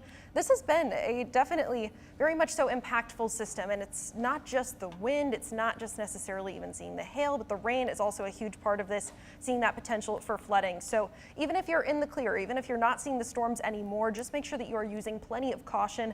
If you can stay in tonight, that's going to be the best idea, because with it being so dark out, trees being reported down still across many areas, even emergency management for Kalamazoo and Ottawa counties reporting a couple of trees down over roads. You just want to make sure that you are being extra careful, because it's very difficult to be able to see those, especially during these nighttime hours. And it's also extremely difficult to be able to see water on the roads and determine just how deep it is. So if you do see water, just make sure you turn around driving through it. Absolutely not worth it. Now, from these storms, we have been able to see a significant amount of that rainfall coming down as well. So flooding also going to be something that many areas are dealing with. You know, going back here to radar, I want to make it clear here for those that are wondering, is the severe threat done with in my backyard? The good news here is that for many locations across West Michigan, especially now for the majority of us eastward or westward of US 131 back to the lakeshore, we are starting to be almost in the clear. So if you are at the lakeshore, South Haven, up towards Holland, Grand Haven, Muskegon, Pentwater, Ludington, you are done with any severe threat the rest of tonight. In fact, skies might quickly clear out here within the next couple hours. Almost a similar case here in much of Kent County, the greater Grand Rapids area. Still a few lightning strikes here on the eastern half of the county, so I definitely want to give it a little bit of time, but it does appear that the severe threat is coming to an end here in the greater Grand Rapids area and much of Kent County. Same thing goes up in Newaygo County in the Big Rapids area. That severe weather threat also quickly coming to an end. Really our focus right now is well eastward of US 131. It looks like that warning here for Montcalm County has also generally come to an end, it appears like. Let me just go make sure, double check here. Still holding on, there it is. We're still holding on to that severe thunderstorm warning in Montcalm County, the eastern half of it, until midnight. But notice back towards the west, towards 131, really west of Howard City, things are drying out rather quickly, and that will continue to be the case. Still have that severe thunderstorm warning for parts of Ionia County, and we also have that tornado warning that is radar indicated here in parts of Barry and Eaton, Ionia County. That goes until 11:45. We're sitting here at about 11:27. We still have that tornado warning that's radar indicated, but it does appear the bulk of this is heading well to the east. We got still radar indicated tornado warning here in Eaton County. That's until 11:45 as well. In Barry County, still holding on to that severe thunderstorm warning. Same thing goes in Kalamazoo County. And again, here in Calhoun County, this is the observed tornado warning. That was that debris signature that we saw here really in eastern Kalamazoo County in the Galesburg area. That progressed eastward into Battle Creek. That's where we saw that tornado debris signature on our product of radar, with aligning with where the tighter rotation was. That appears to have lifted up since. We go to radar here. Not seeing too much in the way of additional rotation. I think if anything, a little bit still here in the heart of Eaton County. There it is. You can see a little bit of that notch right there just to the north of the Charlotte area. That is pushing eastward. Same thing goes to the east of the Bellevue area. This is right along I-69. This is getting pretty close to the eastern extent here of the 13 on your side viewing area. But just want to kind of go over this tornado warning that's still ongoing for Eaton County, just because we have a few notches there on radar. And when we look at our debris signature, the good news here is not really seeing anything clear in terms of a debris signature. So all in all, much of West Michigan almost in the clear here. I would give it about another 30 minutes, and then all of West Michigan probably will have the A-OK of this severe weather event as this continues to push now to the east side of the state. If you do have friends and family on the east side of the state, these storms are weakening. They're starting to lose their energy a little bit because we're progressing farther through the nighttime hours. We're starting to lose a lot of that heating of the day. You know, we were in the 80s earlier. Still holding on to that mugginess, but these storms are starting to weaken just a touch. But if you do have friends and family here on the east side of the state, it does appear that the Storm Prediction Center will be issuing at least a severe thunderstorm watch across parts of Metro Detroit into the Tri-City. So just something that you might hear from friends and family that live on the east side of the state.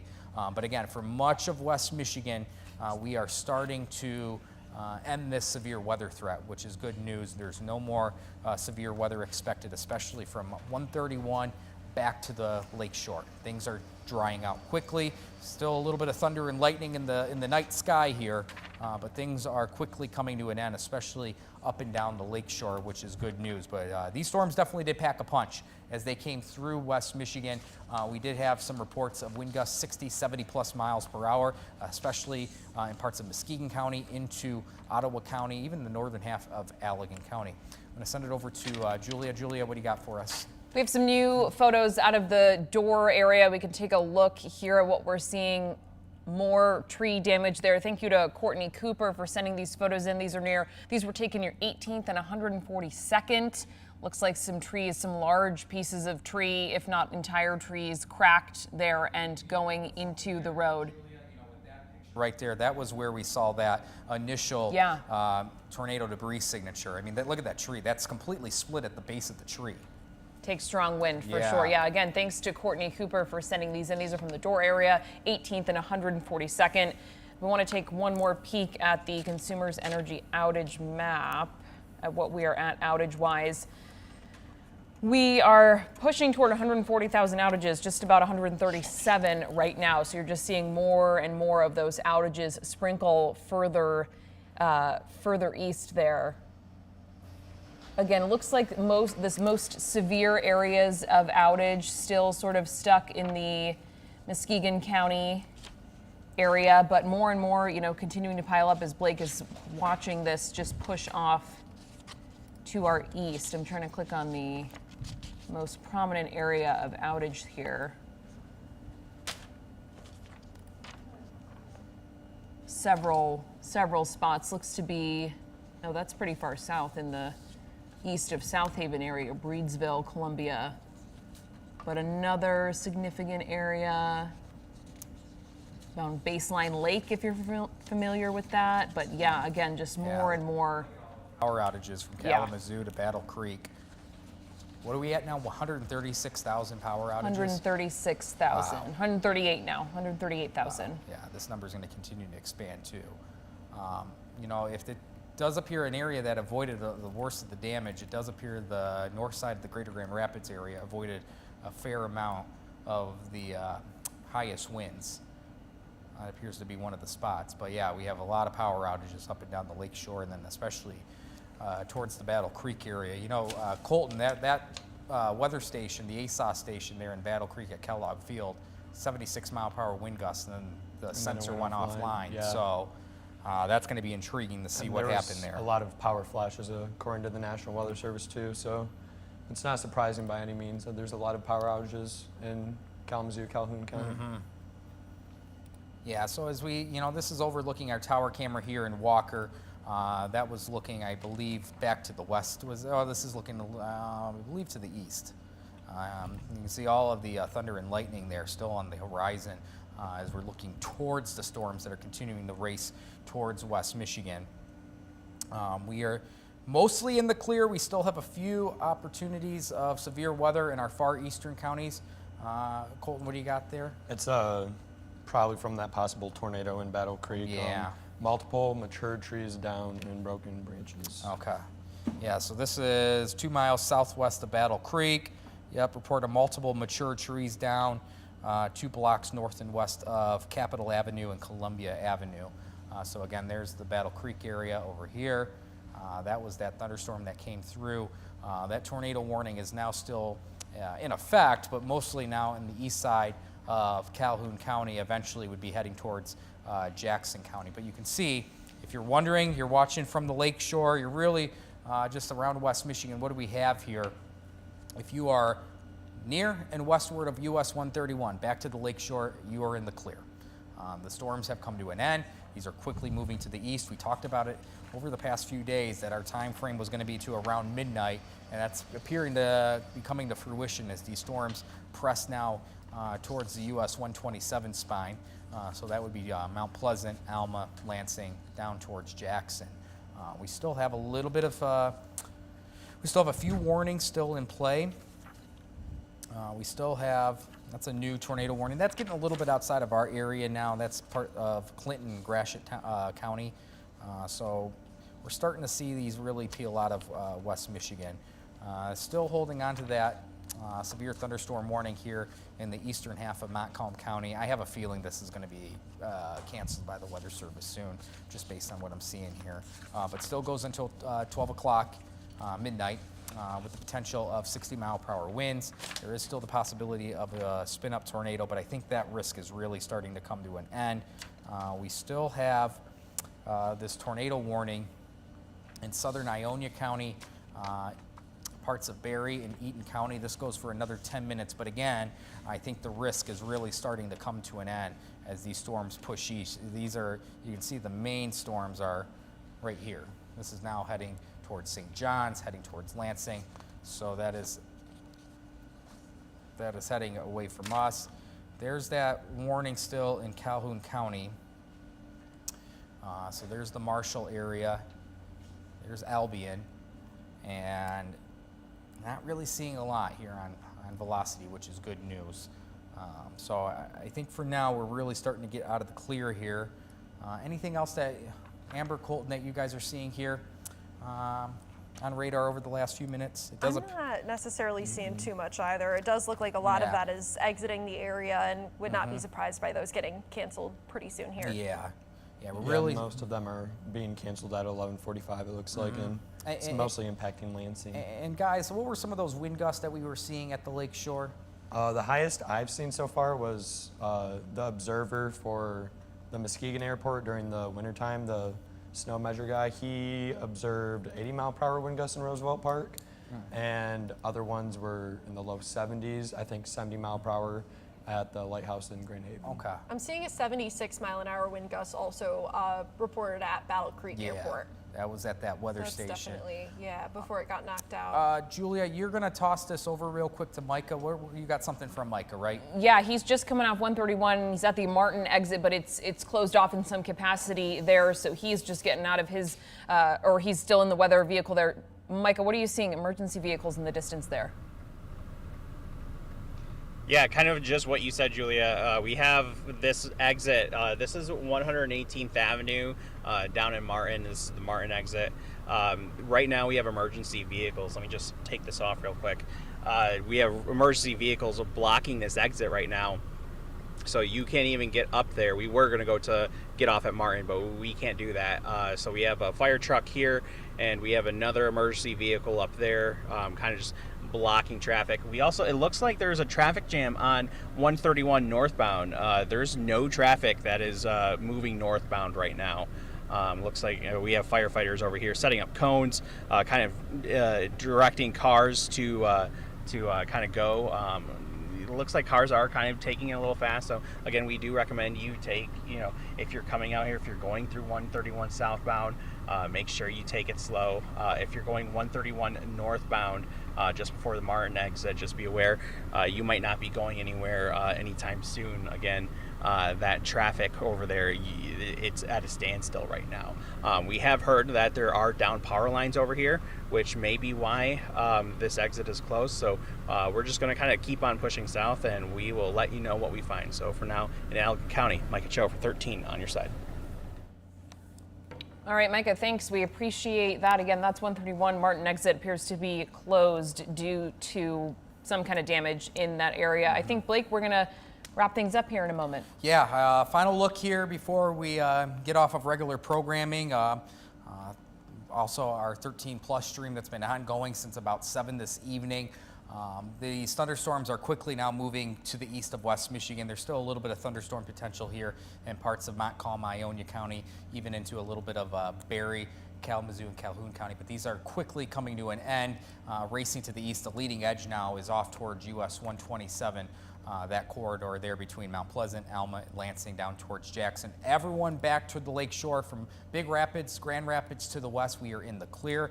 Really what's going to be the attention tomorrow will be some of those damaged spots, especially what appeared to be from some straight line wind damage in the parts of Muskegon County into Allegan County. We did have a few opportunities of maybe some spin-up tornadoes, especially in the Door area towards Martin. We also saw that in the Galesburg area in eastern Kalamazoo County towards Battle Creek. So there were a few spots, and also I can't forget about Caledonia. It does appear that there was a little bit of a spin-up, or at least some broad rotation around. So that's going to be what we are going to try to keep you updated on as we push into tomorrow. Tomorrow's Friday. We're about 11:42 here. That will be the focus tomorrow. As we get farther in time and start to see what actually happened once we get into the daylight hours. So that's what we have for now. Julia, I'm going to send it back to you if you have any final things there from Consumers Energy, and then we'll be likely coming to an end here on regular programming. Yeah, of course, make sure you're staying, safe. I know that many of us are sort of out of the headwind of this, but really best to wait until tomorrow morning to see if there is any damage. You don't want to risk getting into any kind of trouble with electrical lines, tree limbs.